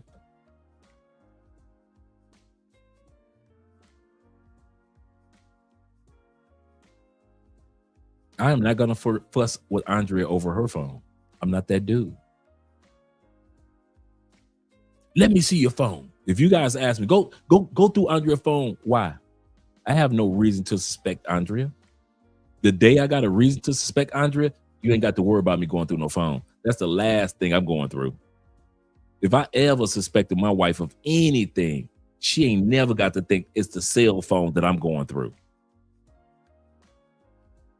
If I'm sitting up here suspecting, I'm packing bags. I'm going to the other side of the city. I ain't like y'all. If I know that I know something going on, something ain't right, bro, I ain't like y'all. I'm gone. Y'all sit around and cry and beg and plead. Why, baby? Why? Why would you do this to us? Why? Not me. I would rather shed my tears in my own new apartment with my own new furniture and my own everything than to shed my tears in front of a woman that already looks at me less than, and that's why she cheating. I ain't like y'all. Why? I don't even know why. This dude been smashing my woman, and I need to know why? Hell no, he already getting the coochie. He's already getting because why? Because y'all find out why. Is she gonna stop giving up that coochie? Oh, she ain't. Then you finding out why don't mean nothing, does it? She's still gonna be giving up that coochie. Y'all funny, man. I love y'all brothers, but y'all funny with it. That's serious. He say, Dre, when you signed that marriage license, when you first got married, did you thought marriage would be smooth sailing? No, there's no such thing. I knew marriage wouldn't be smooth. You'd be a fool to think that any marriage is smooth sailing. A fool of fools would think that. That's like being dumb enough to believe in 50-50. That's like being dumb enough to think that you're going to be 100-0. Marriage is one day it's 50-50. Next day it's 100-0. Next day is 70-30. Next day it could be 50-50. Next day it's 100-0. It changes every day. Marriage is accepting the fact that tomorrow is not going to be like today. That's what marriage is. Marriage is y'all in a great place, and then it could be 6 months later, y'all sit up there and y'all in a hellacious moment. And then all of a sudden, life grants you 5-10 years of greatness. Then all of a sudden, her parent pass on or your parent pass on, and you're going through the psychological issue of losing a parent, or that person is going through the psychological issues of losing a parent. You got to be able to ride that through with them, or they got to be able to ride it through with you. That's marriage. Marriage is two planets coming together, not colliding, not even becoming as one, but at least evolving around each other like we do the sun. That's what marriage is. All you dudes that think everything gonna be roses and great sex every day and walking across flowers and butterflies, y'all have never been married. Real marriage is always dealing with the tests that life brings. That's real marriage for both of you. Not saying that it's, oh my God, this marriage is so hard. It's so no. I'm just saying that whether you're single or whether you're married, life keeps lifing. Life keeps lifing. That's all. That's all. It's not about it's bad or rough or tough. It's life keeps lifing. He said, Andre, a real man seeks a real man. If you were a real man, you would be seeking closure. If you were a real man. I don't need closure. I've never been like that. I've never been like that. I think I got closure one time from a chick, and it was like, it had to be like a year and a half, and I just so happened to see her in a library getting books, and I was getting some books. I just so happened to be there, and I said, "What happened? What was going on with you?" I didn't say what was happening with us. What happened to our love? No, I was like, "What was going on with you in the relationship? What happened to you?" She said, Andre, she said, you know how women always ask for a good man? I said, yeah. She said, a lot of us don't want to admit we're not ready for a good man. She said, we don't want to admit that we put good men on pedestals like y'all put pretty women on pedestals. She said, I put you on a mental pedestal, and I was so scared of losing you that I was destroying the relationship and lost you.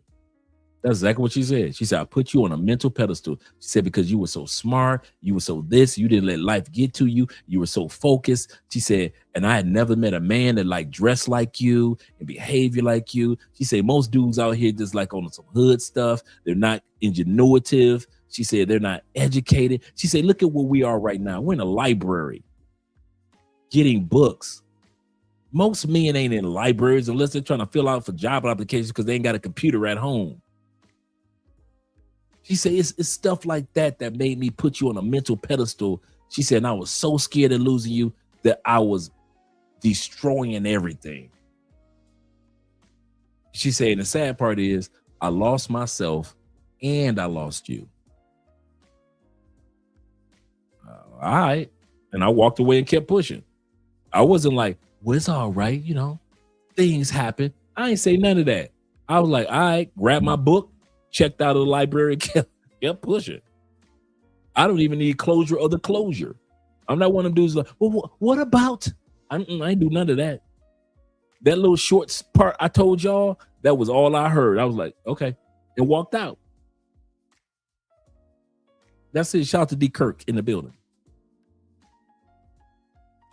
And walked out. Closure does not alleviate pain, fellas. I'm gonna say this again. Closure does not alleviate pain. So even if you find out why she did it, A, she's not gonna tell you the truth. B, it's still not gonna stop hurting. The ending of a relationship hurts. Whether you caused the ending or she caused it. Closure has never stopped the pain of a relationship. When it was over, it's still going to hurt. So why you guys sit around begging women for closure? Why, girl? Why? When it's not going to alleviate the pain of it being over anyway. I never understood that. It's going to hurt. I expect it to hurt. I'll ride through this pain. I will move on. I will be okay. But to sit back and think if you get closure, then all of a sudden the pain that you're going through is going to stop. It's not. And even if y'all got back together, the fact that you know that she cheated, that pain is not going anywhere either. So if you think it's that okay, well, I'm gonna give her a second chance, you are not going to keep feeling that pain over and over and over. Every time she's hanging out with her girlfriends, a few extra hours, you not losing your mind. Where you at? Where you going? Where you been? Why can't you tell me where you at? I'm on my way. All that stuff that interrupts your life, man, please. He said, which Dr. Umar book are you buying, Drake? None of them. Not one Umar book. He said, women put good men on pedestals the way good men put beautiful women on pedestals. Yeah, that's what she said. That's exactly what she said to me. I you would think the way she behaved, I was not on a pedestal. But then when she said it, I was like, okay. That's how I was. I was like, okay. And kept it pushing. I wasn't like, but you didn't need to, but our love, I didn't do none of that. I didn't do none of that. I literally said, okay, and walked out. Checked out my book and was gone, bro. Seriously. Dave says this. He said, whenever a situation gets tough, I always use the movie Heat for reference. We need to watch that movie, come to think of it. Let me write that down. The movie Heat for reference. Don't allow yourself to get attached to anything that you're not willing to walk out on in 50 seconds or less. Correct. I don't expect my wife to be worshiping me and bowing the knee to me. My wife is a human being just like the rest. I think that's one of the biggest things that me and Andrea have. We try our best to treat each other like we're human beings and not these false images of what a husband or a wife is supposed to be. So if we make mistakes, it happens. If we don't, it's okay.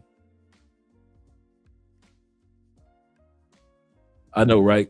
You say Black Queens Forever, Department of Affairs. That's that Umar. So yes, no, you cannot go through your woman's phone. It's illegal, guys. She came about getting those text messages out of her husband's phone is potentially a violation of the Texas Wiretap Act and the Federal Wiretap Act. He looks up at her lawyer and says, counsel, the fact that you're in possession of a lawful potential wiretap material incriminates you as well. And the judge did a quick recess so everyone could go consult with criminal law attorneys.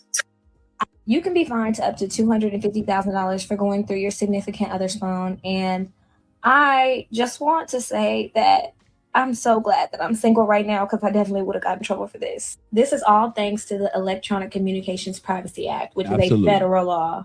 This basically means that it is illegal to go through someone's personal electronic communications, which is phones, emails, things of that nature. And yes, you can no longer go through their social media accounts. I'm so sorry. However, it is a little bit of wiggle room if you share the same device or if you share the same account. So do what you will with that. Is it illegal to go through your partner or spouse's phone? Funny enough, 40% of women think that this is normal behavior, while it's only 30% for men. But the short answer is, unless you pay for it or you have permission, you can't just knowingly go through someone else's phone. And in many civil disputes, including divorce, it often is thrown out as evidence that's not admissible. Many spouses try to find evidence of cheating on their spouse's phone, thinking it's going to help them in a divorce proceeding. But much of the time, it ends up backfiring or hurting them, and it's illegal. Don't do it. Bring it in, ladies. It's game time. All right. They now have created a law where if you go through a person's phone, people are on TikTok saying if you go through their phone, it's illegal. That's not. Now, this young lady is going to try to justify it. Not true, ladies. It's not true. It states that you cannot use what you find in said phone if obtained through not getting permission to go through the phone. You cannot use that information in court. It's not admissible. Okay, I've read through it. I guess I do have a legal studies degree with it. But I wanted to know what the fuck was going on. So basically, in some states, if you find your spouse is being unfaithful, you can get, some money for that. Now, I figured we just have to be more creative. We have to be more creative. That's all it is. I'll give an example. If it was me, I found out my husband's cheating. Out through the phone, actually. Take that back. I found out through the fucking phone. Cool. I know I can't use that shit in court to get my bread. So what I'm going to do is, all you got to do is set him up. Set him up. Get your friend, somebody, anybody where you can use their stuff on their phone to get them caught up. There's always a way, because where there's a will, there's a motherfucking way. And we're gonna push through. We're gonna push through, ladies. We're gonna push through. But also, it's not illegal for you to go through your man's phone. Just so you know. That's not the case. You just can't use it in court, in a court proceeding. So that would be that. But we're still pretty good. We're still good. We're gonna push through. We're gonna get creative, ladies. Bring it in. One band, one motherfucking sound, okay? I had a client who was accused of a crime that never actually occurred. He was in a bitter fight with his wife about other issues in the house, money, child rearing, responsibility, issues involving self-esteem, and things like that. And during a fight, she decided she was going to call 911. She called 911, and to the police on 911, she said that her husband had attacked her, had beat her viciously, had locked her in her room, had dragged her around the house, and had beaten her all day. We didn't believe that was true. My client said it's absolutely not true. The prosecutor in that case, even though my client had a master's degree and no criminal history and was a father who supported his family, the offer in that case was to go to prison and be convicted of a felony forever. We said that's not appropriate. In fact, we weren't even going to take a misdemeanor because our client was innocent. But the only choice in that case was to go to trial. That is an incredibly risky thing to do because you don't know what a jury's going to do. You don't know if a jury might just not like you, might not like your lawyer, might prejudge the facts, might prejudge the case. We went to trial in that case, and it took about 3 weeks of jury selection, opening statements, direct examination, cross-examination. And in the end, the judge said those magic words, "The defendant shall rise." My client had to stand up during the reading of the verdict. not guilty. Domestic violence, not guilty. Kidnapping, not guilty. Assault with a deadly weapon. Now, that client was completely exonerated in court, but that didn't take away the fact that he went to jail, the fact that he was charged with a felony, the fact that he had to pay for a lawyer and pay for a trial, and that he had to withstand and suffer through the indignity of those public allegations. There is nothing like being accused of a crime in open court. Nothing like it. This is one of the reasons why I say all coochie ain't good coochie. And I'll say this about this man here that he's talking about, that the attorney is talking about. And I'll say this about many of us men. I do not think men are as naive as we play when it comes to who's a good woman and who's a trash. I do not, from the bottom of my heart, I do not think men are as stupid as we try to play to be. We know within a few days, if not a few hours, a few conversations, who's stable, who's unstable. We know within the first month of dating somebody, is this person going to work my nerves or this person not? Women do not change that much to where we don't notice, at least within the first year. Come on, fellas.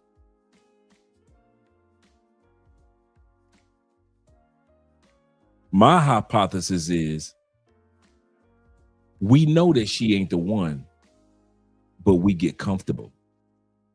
And now that we're comfortable, hey, maybe I'm just seeing things. She still gives me the big piece of chicken. Hey, her kids aren't as bad as I thought they would be. All 7 of them. I thought just because she got 7 kids that something would be wrong, but it ain't that bad. We've had a couple arguments, a couple fights, but you know, it could be worse. I know other people with worse situations. I know some partners that's been to jail over some. My woman ain't never called the police on me, so it ain't that bad. We excuse ours. That first year, we are full of red flag excuses. So I get it, but I'm gonna tell you this: you will never convince me that we men are as stupid as we claim to be or pretend to be. As naive, I didn't know, she changed. I don't buy that. I don't buy that at all. I really believe that most of us men know when a woman is a good woman and we know when a woman ain't, and we decide to get the woman that ain't because she get firehead. Because she get firehead and she let me get the big piece of chicken. I'm willing to take her kids over the good women that doesn't have kids, but she give her head game as fire. But this will give me the big piece of chicken and she get firehead. So forget the good woman. I will take a trashy woman because she get firehead. And we men fall for it, hook, line, and sinker. Very often. DJ says this because they're only going through Pookie's phone because they don't want us. Good point, brother. We're almost done, gentlemen. And unless you fight back, you're not going to be treated fairly by the system. I know that from my experience defending clients for the last 20 years. So you didn't do anything wrong here? I don't feel like I did. No. I mean, he took, my love and the vows that I made to him when we got married and totally tromped all over that for the first year of our marriage. Disrespected me, disrespected my home, disrespected our marriage. I understand why you feel justified for putting him in jail. I'm just asking if you ran a red light in putting him in jail. Did you make statements that weren't true?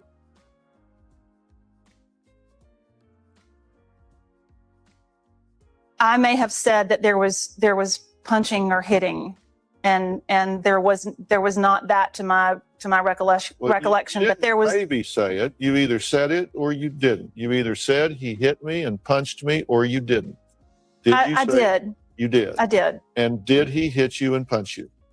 No, Okay. not to my recollection. You knew it wasn't true when you said it, though. I mean, let's be honest. Yes. You knew it wasn't true when you said it, right? Yes. Like clients do this one to me all the time. Like they'll like my client will come in and say, usually a woman will come in and be like, yeah, so like I just, he was doing this and then like so I grabbed it and I was like, I'm sorry, wait, you put your hands on it? Well, you're like, yeah, like on his hand and on his arm and like maybe the phone. I'm like, okay, so like you put your hands on his body and forcibly pulled away well, I wouldn't say it was forcibly. Well, did you use force to do it or did you use telepathy? And she's like, well, I guess I took it. I'm like, okay, so you grabbed him, restrained him, and then you pulled him. And they sort of are like, well, no, but it's not like that. Like suddenly there is suddenly a gender binary. Right. Like, it's like, well, I'm like, he's like so much bigger than me. And I'm like, okay, well, that doesn't really mean that you couldn't assault him or physically intimidate him or, anything along those lines. Like Bruce Lee was smaller than me. I'm 6'2". He wasn't. Like, I think he probably could have kicked my ass. So I think this is unfortunately typical. What I think is even more humorous, though, is the way that this narrative gets framed. It just keeps getting put back up there as like, yeah, so then I was forced to do this thing. And I just don't know. The emotional affair thing is also always very shocking to me. What she's essentially suggesting is that if she was worried that something would impact her career, that's an appropriate basis for her to attempt to use physical force to stop a person from disseminating that information. I'm being evicted from my house now. Immediately. If a woman makes a false allegation of physical abuse against a man, and a judge determines that those are false allegations, that woman should have to spend time in jail. All right, so here's the deal. She's serving a PFA against you. What is that? Protection from abuse. If we find out that the attorney is connected to the false allegation, that person should never be able to practice law again. Notice everything that he's saying is should. Here's the scenario. This incident happened a couple years ago with this gentleman. This brother right here was coming home from work. Coming home from work. You're going to see the video. Coming home from work. Locks changed. Front door, back door. Restraining order presented. Police, that's what you're seeing. That's an actual real incident. Police are telling him you have a DV abuse restraining order on you. Because a lot of women, before they file for divorce to get the house and get everything else that you're paying on, where your kids are in that house, you come home. And this is common in the States. This is not a one-off. Messing with American women. You come home. Locks change. Police are waiting for you. The judge has already signed a restraining order. So everything he's saying is she should get locked up, but it's not against the law. She ain't getting locked up. Any judge that does this, any attorney, they should, but they ain't, because the United States is legal for a woman to do false accusations against you in order to get everything in a divorce. It's legal. So y'all can say it should all y'all want about the legal system, the ladies and the laws. You should have enough sense to not deal with these women, but you don't. How about that one?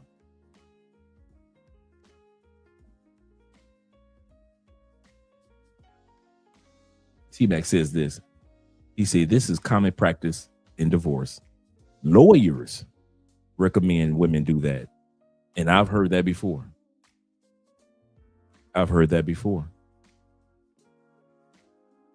Just can't believe that my wife is serving me with a protection for what? Protection from abuse. This is for you. This is your copy. Yep. What does that mean? was a protection from abuse. There was something going on between you two that she didn't like, all right? So she filed a protection from abuse order against you. There is a technique called the silver bullet or the magic bullet. And many attorneys use this. And many attorneys know that attorneys use this. Many judges know that attorneys use this technique. I am being put out of my house. I am being accused of abusing my wife.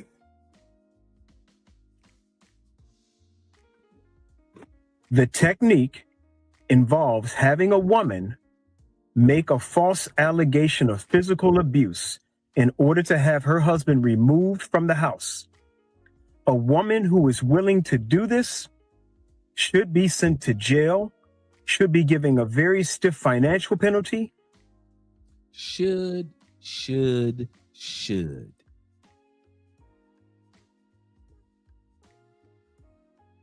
But she ain't. Because everything she's doing to you is legal. And everything all these other women do, like T-Mac said, it's legal. It's legal for a woman to go downtown, file a false restraining order on you. It's legal. Now what y'all gonna do? Y'all still gonna keep simping for these women in the States. That's what you're gonna do. Y'all ain't gonna do nothing.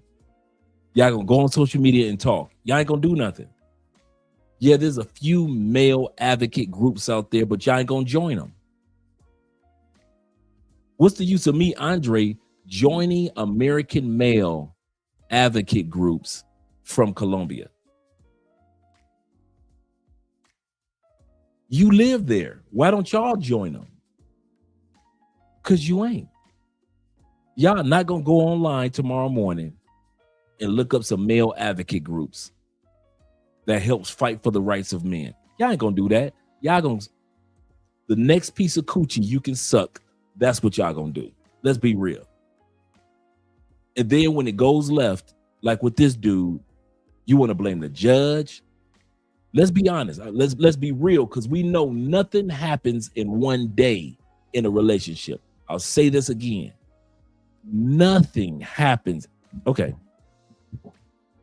You don't fall in love with a woman and build a solidified relationship in one day, do you?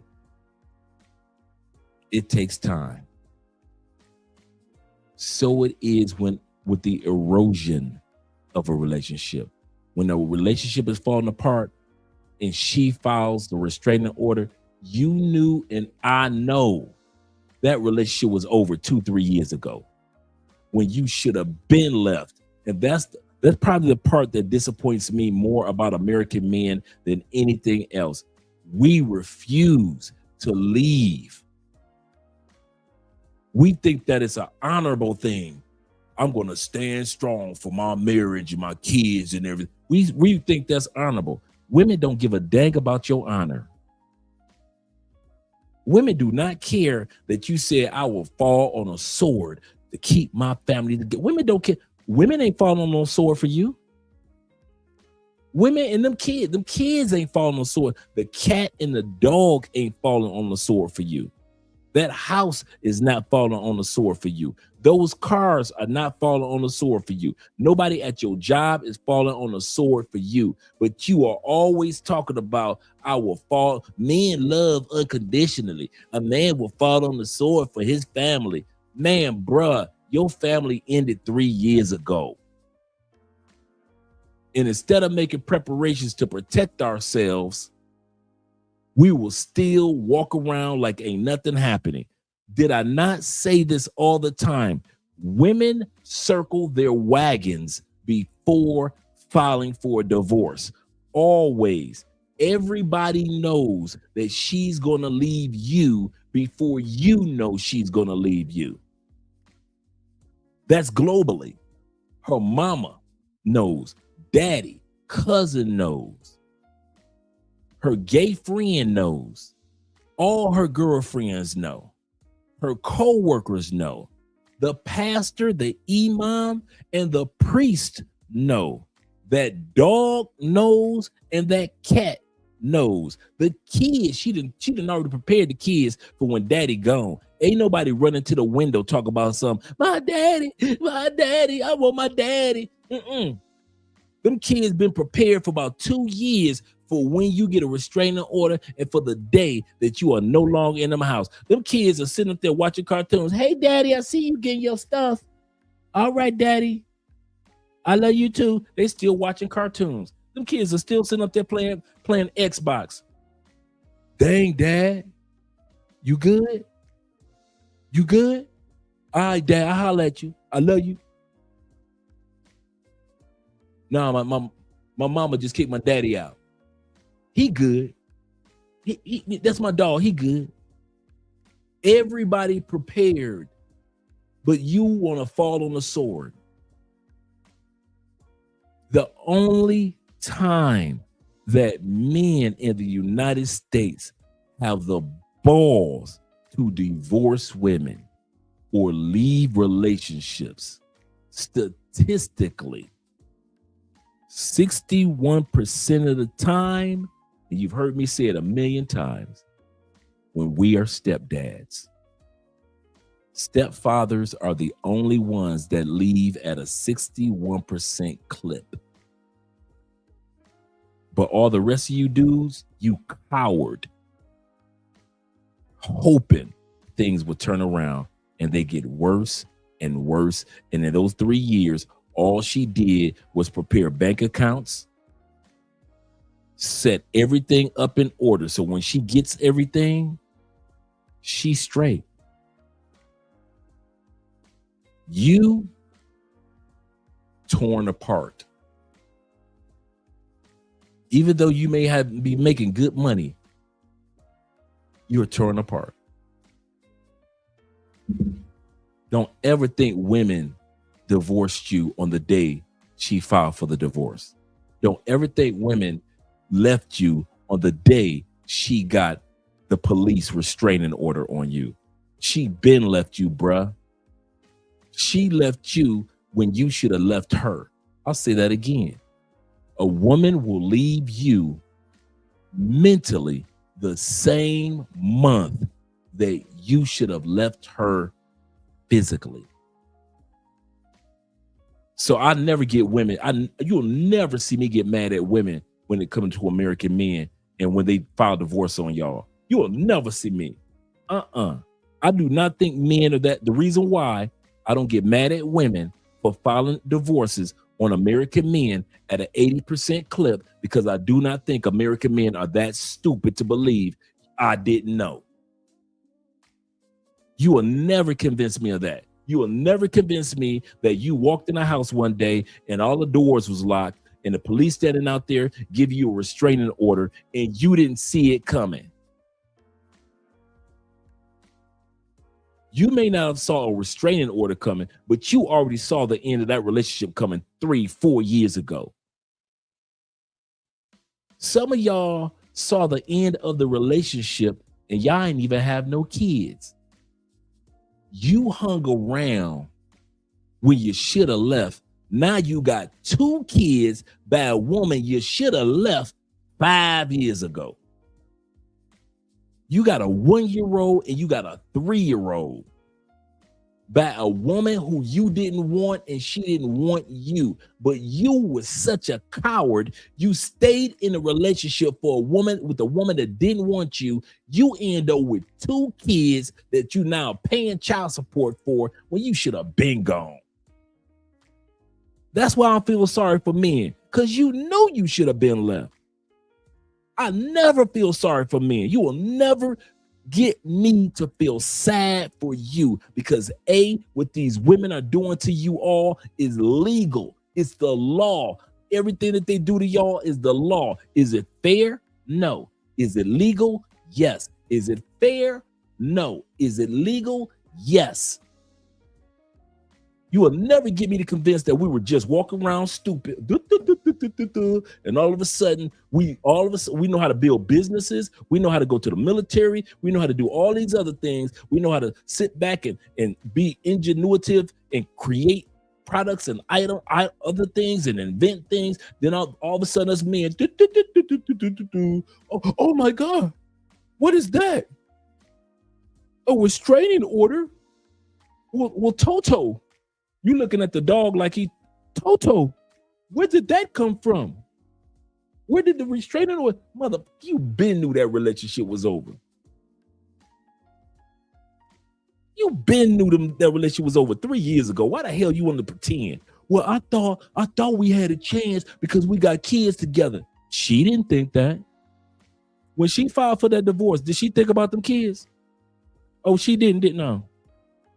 When she filed for that divorce, did she think about that dog? No. When she filed for the divorce, did she think about your mama and her mama and what they thought?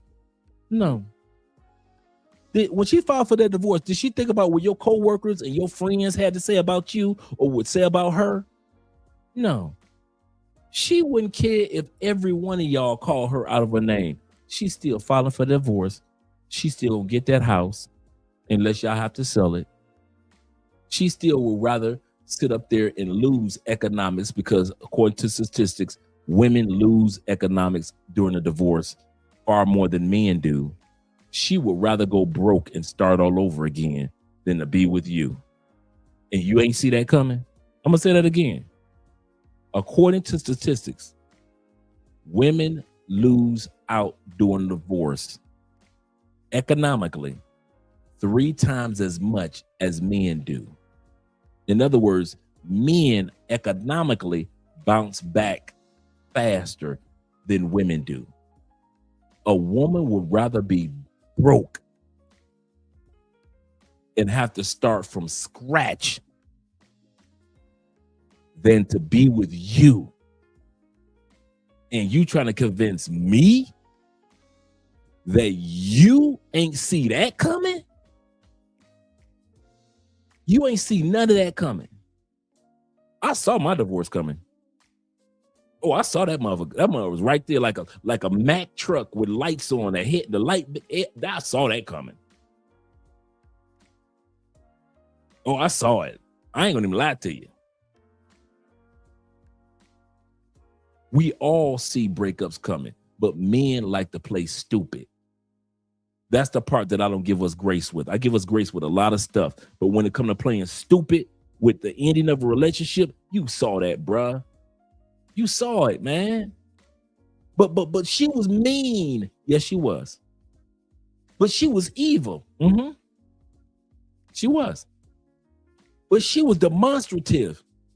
Yes, she was. She was demonic. Mm-hmm. And you saw it all. You saw it all. I said you saw it all. The divorce was not her being demonic. She been demonic. The divorce was not her being evil. She been evil. I don't know why y'all trying to act like these women changed. That heifer was like that the day you met her. You just ignored because she gave fire head. No, Dre, it wasn't like that. It was, what was it like, bro? Go ahead. Come on, Batman, riddle me. Riddle me, Batman, because all of us got an excuse. At least I had enough balls to tell y'all I saw my divorce coming. So riddle me how you ain't see your divorce coming. Go on, tell me. Go on, put it in the comment section. How you ain't see your girlfriend about to leave you? Go ahead, Batman, riddle me. Put it in the comments. I want to hear this. I want to entertain me. I want to hear this one. This is going to be good. I might as well pull out some popcorn. I want to hear how y'all did not see the ending. I have never been in a relationship that I didn't already see the ending coming. Now, whether I accepted it or not, that's one thing. But I have never been in a relationship. I'm not talking about a situationship or a jump off or a side chick. No, I'm talking about somebody that you in a real relationship with. I saw every one of my relationships on its down. I'm talking about plummeting like a plane.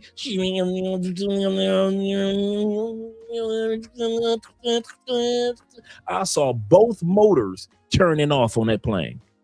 Both engines turning off. I saw the wings snap off of the airplane. There's a parachute looking for me right there. I could have rescued myself by jumping out early. What did I do? I I'm in that. I got the parachute on now. I'm not just looking at the parachute. I'm wearing the parachute. It is now 2,000 feet before it's about to smash into the side of a mountain.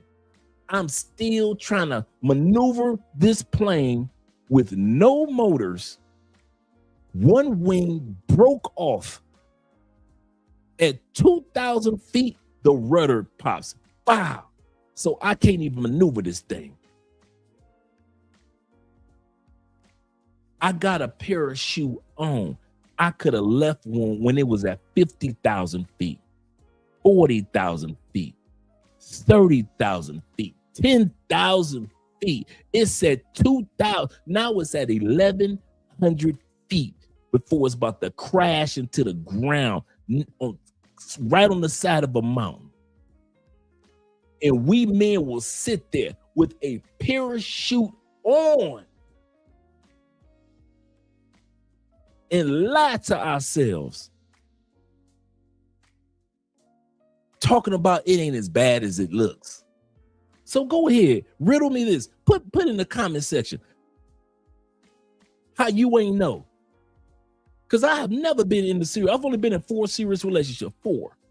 And every one of when the mothers got ready to come to the end, there was no surprise. And all women are cookie cutters around the world. They circle their wagons. They tell everybody that they're about to leave you. So everybody ready. So when she ready to leave you, her mama already comforting her, the pastor already comforting her, her friends ready to cry with her, her boss already gonna give her a couple of days off to get her mind right. She's already got everything set up to put the kids in preschool since you ain't gonna be around. She got all this stuff set up. You sitting up there going fishing because you don't know nothing about what she doing for the last 6 months.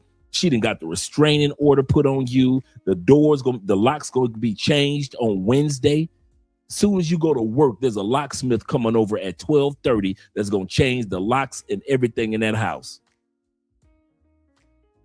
In that apartment, the same thing.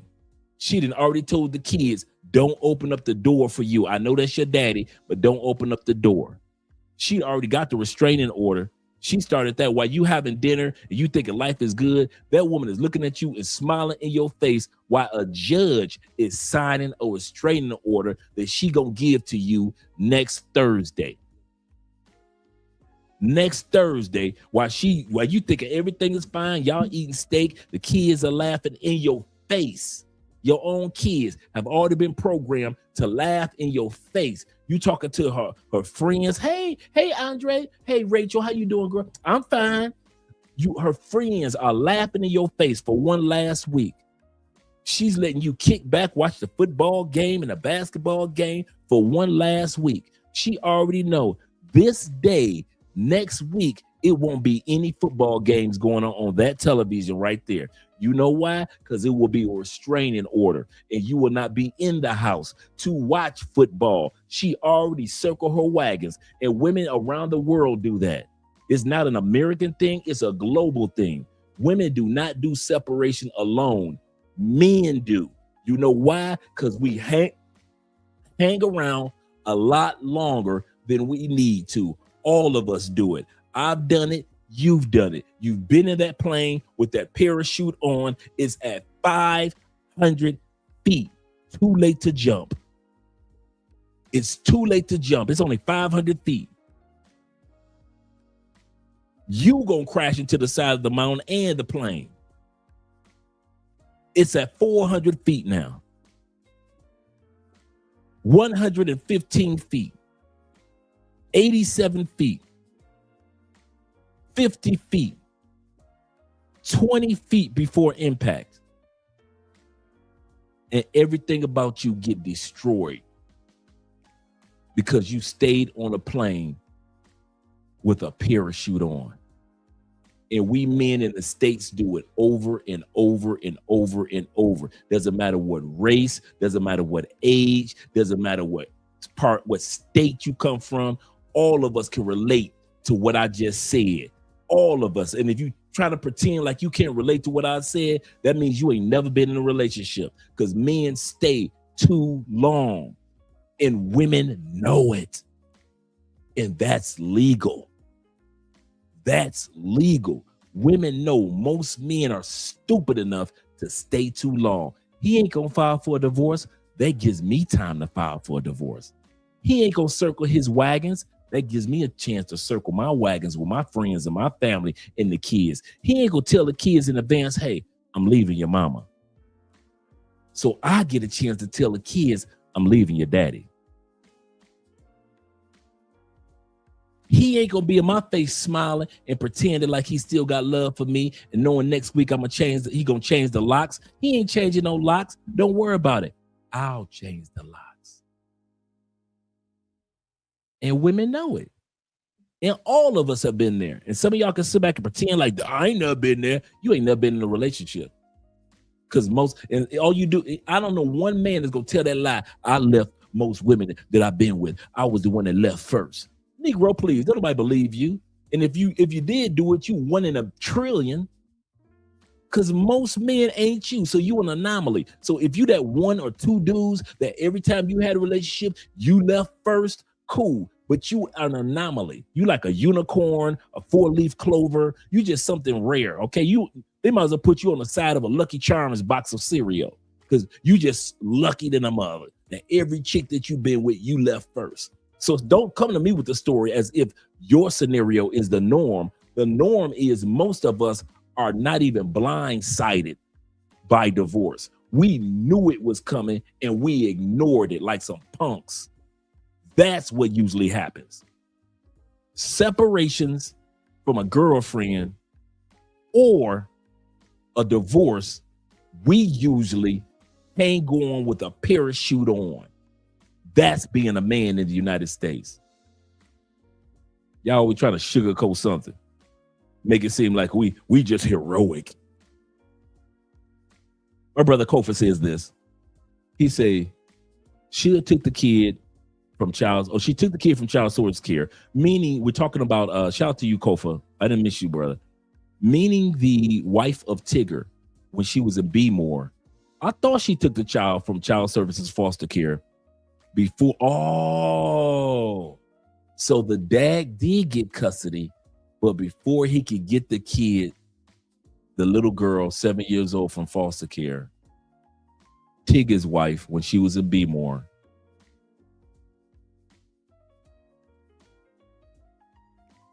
took the kid before he could pick her up after getting custody. That's where the kidnapping comes from. Thanks, brother, for the clarity, gentlemen. Teamwork. I appreciate that, brother, for the clarity. Our brother Eat with the Rich. I like that name. He say, bro, do you really believe that all or most men understand the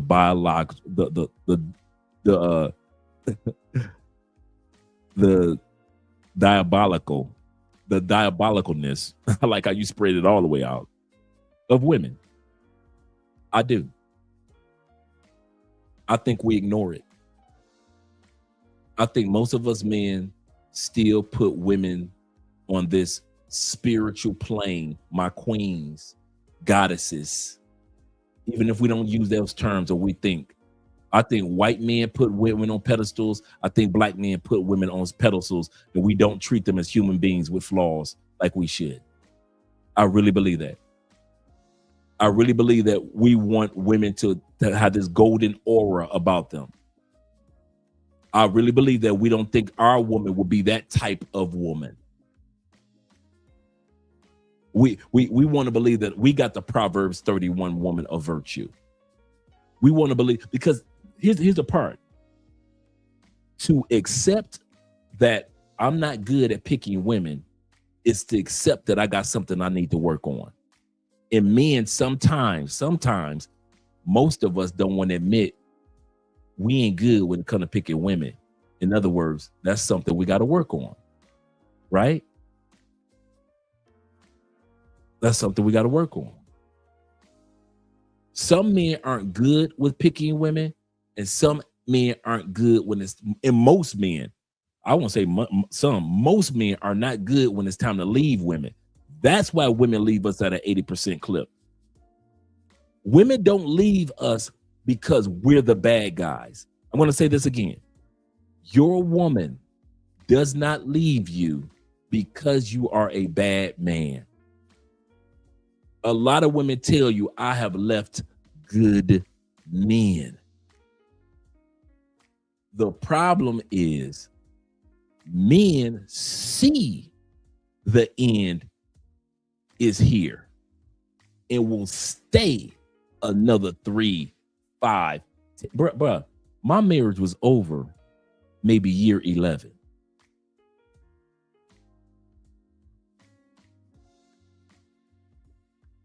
The divorce year, we were already separated for about 2 years. So let's not talk about those years. We were technically married 14 years, but once year 11 hit, we were done at year 12. I saw all the signs. I did not ignore them. I put my parachute on and let that plane go down on its own. Most stepdads do. I'm gonna say this again. Stepfathers are the only ones, step boyfriends are the only ones statistically that, and I'm just saying, at a 61% clip, they've already done the research. 61% of the time, stepdads are the ones that file for a divorce or the separation. Traditional men, you only do it at a 20 to 30% clip. So you regular everyday dudes, when it comes to a divorce, y'all too scared to file. Y'all see the red flags and y'all won't file. Stepfathers and step boyfriends, we do it at a 61% clip. We don't wait on women. We jump out the damn that. We about to put this parachute on. Yeah, it's good. We gonna open up that window. We jumping out that plane. I mean, we open up that door. And we jumping out that plane. Why it's still at 50,000 feet. Stepdads ain't got no problem with staying. But the one thing I'm proud of stepdads ain't got no problem with leaving. I'm going to say that again. Stepdads are men that have no problem with staying and being there for them children and that woman. But the other beauty of stepfathers, statistically, we ain't never had a problem with leaving that woman and leaving them kids. We will leave in a 61%. 61% of, not saying 61% of stepdads leave. No, I didn't say that. I said 61% of when a divorce comes or a separation comes, meaning step boyfriends, we leave twice as likely as y'all who stay in traditional relationships and ain't no kids, or maybe your kids are involved. I do not think men are as stupid as we pretend to be. We know women throughout human history. There's too many records of women destroying men, from Mark Antony to Caesar. All throughout the Bible, there are women from Samson with Delilah. Spiritual books and hieroglyphics have been made. Statues and poems and songs have been made about how women can destroy a man.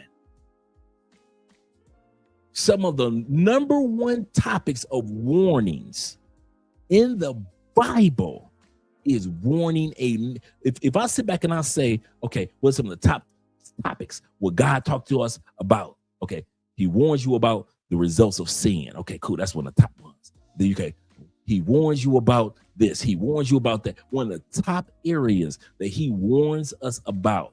Money, yes. Another thing that he talks about constantly throughout the Bible and shows you examples of throughout the Bible.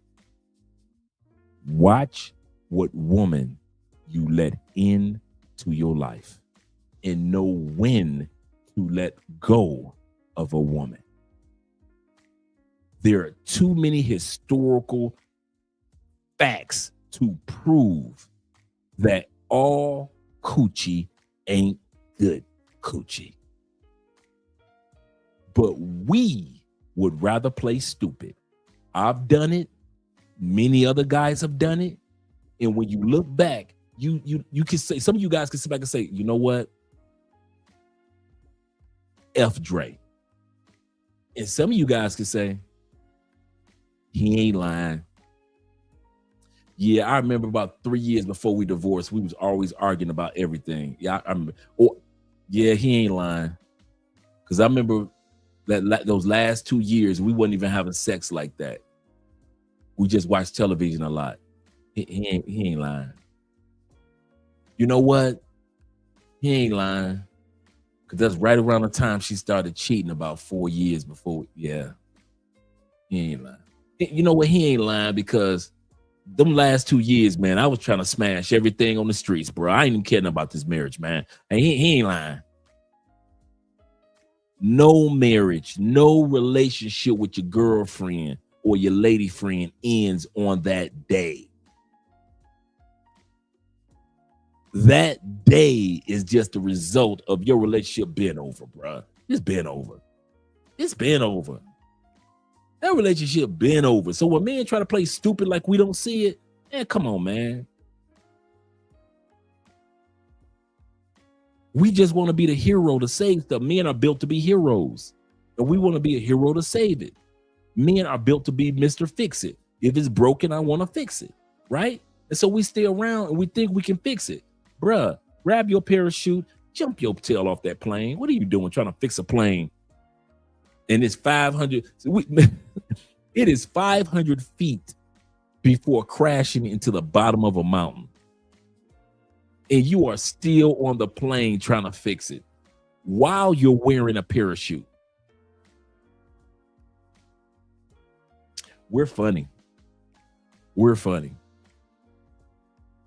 So yeah, I do believe most men are not stupid. We're stupid enough to stay. But I don't think men are stupid or naive or we don't see what's going on. We don't see the arguments increasing. We don't see the silent moment. I don't think men are stupid. We notice that we used to have sex every other day and now we're having sex every other month. There are men out there right now in the United States that have sex 1 to 2 times a year, but still go to church on Sunday and take smiling photos. There are men that will find their wife kind of sneaking in the bathroom with her cell phone. There are men in the United States that see their woman has reactivated her Tinder account. That Tinder account has been activated in 7 years. Now that Tinder account is active. All of a sudden it's activated.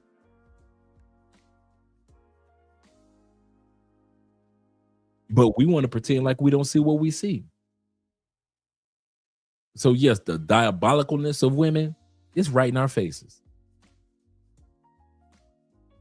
But we pretend like we want to see what we see. And so we pay the piper for it. We pay the piper for it. Yeah, Leo, hey, us former stepdads, bruh. Like I said, kudos to stepdads who step up to be stepdads. But I'm telling you, when it's over, stepdads we ain't got no problem with leaving.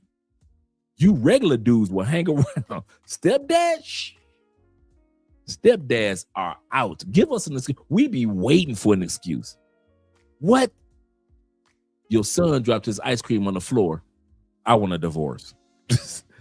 Your son dropped his ice cream on the carpet again. I want a divorce. Yeah, while she's sleeping with other men, we know. It's over. He said there's no box that good. You would think, Wiley, you would think. You would think that there was no box that good. Dudes come out here with passports and fall in love with pay for play all day long. Dudes come out here and fall in love with pay for play all day long in these countries. It's box that's that good. I'm saying it again. There is box that good.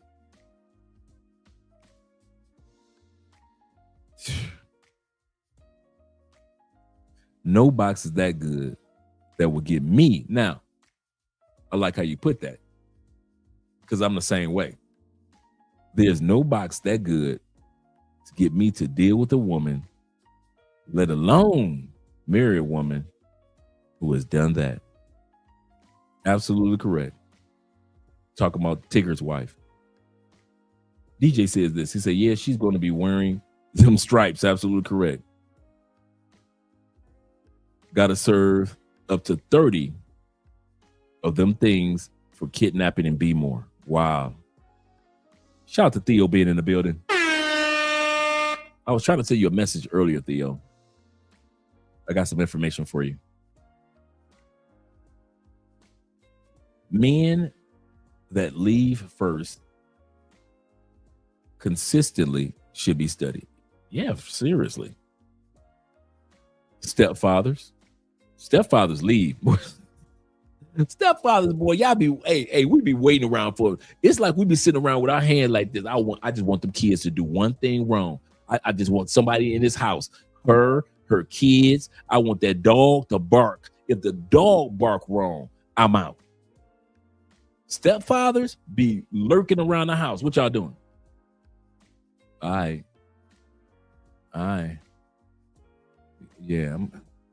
Yeah. What y'all doing? Who told y'all? Okay. All right. Okay. Yeah. That's stepfathers. Y'all be giving hey, y'all give us stepdads in the United States. Y'all give us stepdads too much credit. Oh, he's a good man. It takes a real man to take on another man's responsibility. Y'all just don't be knowing.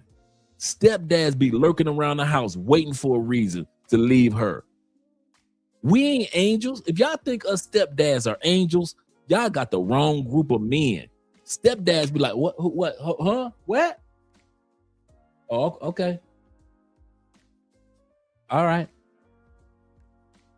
Okay. Mm-hmm. Yeah. I want 2 big pieces of chicken. See, y'all regular dudes get one big piece of chicken. Stepdads be like, you better make me another big piece of chicken. I want 2 big pieces of chicken. All right. Stepdads do not care. He said, Dre, I need this preaching. Make sure I return back to Egypt. Yes, sir. Yes, sir. Shout out to Esco in the building, too. I'm serious, man. Stepdads be like, what? What you say? Do you know I would? All right. Okay. Don't make. Okay. Say it again. Say it again. Stepdads ain't got no problem with coming, but we ain't got no problem with leaving. You regular dudes ain't got no problem with coming into a relationship, but y'all will go down with the plane before y'all leave. Not stepfathers. Mm-mm. Mm-mm. Shout out to you stepdads. Let's finish off the last part of this video with this brother when he finds out that all you guys that weren't here earlier, this video came out last year, like a year and a half ago. True story. This brother came home from work in a nice neighborhood, house he was paying for. His woman had got a domestic violence restraining order on him. He's never touched her. She's got the locks changed in the house. And so now the police are there to let him give him enough time to grab his things. That's why he's in the house.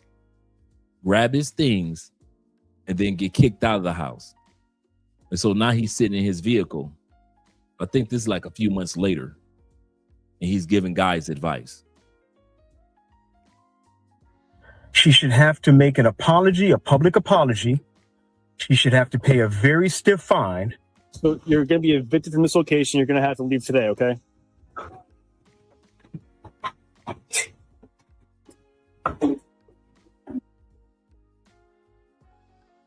So I want to share a video because men and women both are victims, but I feel like when men are victims, nobody gives a fuck. And I've seen a video of a woman saying that, name one allegation that ruined a man's life. Let me show you this video, you guys, because I'm not gonna lie, you guys already know this. I'm so emotional right now and I'm watching it and it made me cry. I hate seeing people's whole life ruined over somebody lying, bro. Like, one thing I cannot stand is a woman who makes shit up, and then the fact that people believe it with no proof. Oh my God, bro. Watch. Allegations ruin a man's life. Name one. Name one man whose life has been ruined by sexual assault allegation. That suddenly I was guilty until proven innocent. They slandered my name. They fired my coach. I felt like all that was on me. I ask all of you to wait and hear the truth before you label or condemn me. Don't treat me like a criminal, so I am innocent. This morning, a rising Hollywood star facing allegations of domestic violence. Next victim, star pitcher for the Dodgers. A text Lindsay Hill sent to a friend before she ever even met. What should I steal? She asked another in reference to visiting the house for the first time. The answer? Take his money. I'm sure we're tired of the dimension. You say we're small and dimension. I want to pause this for a second. As you can tell, we're almost at the end of the video. I'm going to run this section back. These are all men that have been accused or charged with sexual assault, falsely accused in the United States. Let's run it back. Shout out to Tay-Tay. No proof. Oh my God, bro. Watch. Sexual allegations ruin a man's life. Name one. Name one man whose life has been ruined by sexual assault allegation. That suddenly I was guilty until proven innocent. They slandered my name. They fired my coach. I felt like all that was on me. I ask all of you to wait and hear the truth before you label or condemn me. Don't treat me like a criminal, so I am innocent. This morning, a rising Hollywood star facing allegations of domestic violence. Next victim, star pitcher for the Dodgers. A text Lindsay Hill sent to a friend before she ever even met. What should I steal? She asked another in reference to visiting the house for the first time. The answer? Take his money. I'm sure we're tired of the dimension. You say we're small and dimension. You're tired of moving, nobody's thinking. You could picture there's places to go. Crazy, there's Susie. All the things can't take us. Thinking that I'm so okay, girl, you're fine. Do you know what makes me so sad? The fact that somebody could defame you, make up stuff, and they don't even research this shit enough. That's somebody's life. Could you imagine a man, oh man, playing football his whole life, becoming who he is, becoming a star, going through college, getting drafted, and then having one person say something about them and it's all tarnished and everybody believe her and believe all women. This is a message for men all around the world who have been the victims of false allegations by women. It is time to speak up. It is time to tell your story. Stop hiding, speak up and tell your story. This is a message for women who never have or never will make a false allegation against a man. Thank you. This is a message for women who have thought about making a false allegation against a man. Don't. This is a message for women who have made false allegations against men. Your time is coming. We are going to find you and we are going to expose you. All right.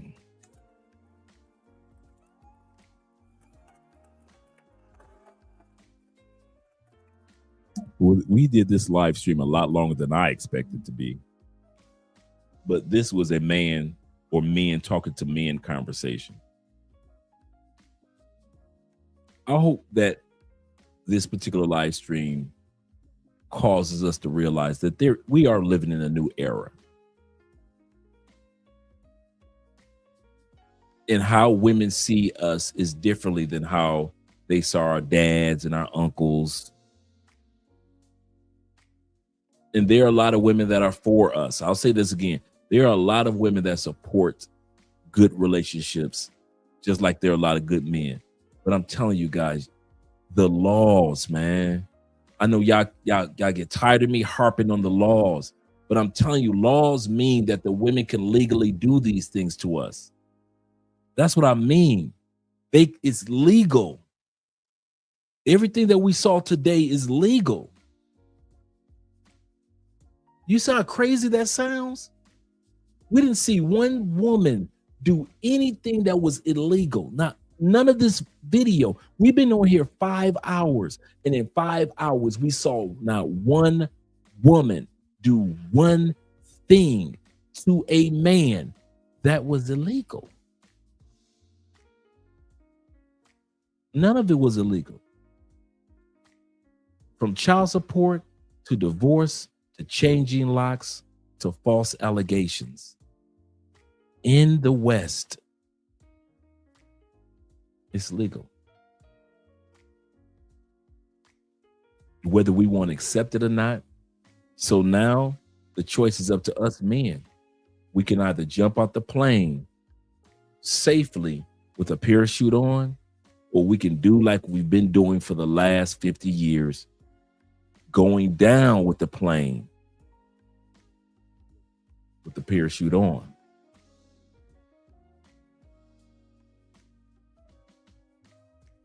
Dave said this. He said, honestly, I'm not mature enough to deal with false allegations because I will crash out. Trust me. A lot of men do. And since we know that, we don't want to be dealing with that mess, let's try not to put ourselves in this situation. And a lot of times you guys say, well, I didn't see it in her in the beginning. Yes, you did. Yes, you did. We men know, bruh. You know from how she dresses to how she talks. You know to how she walks. You know from what neighborhood you met her in. All the signs were there that this chick ain't right for you.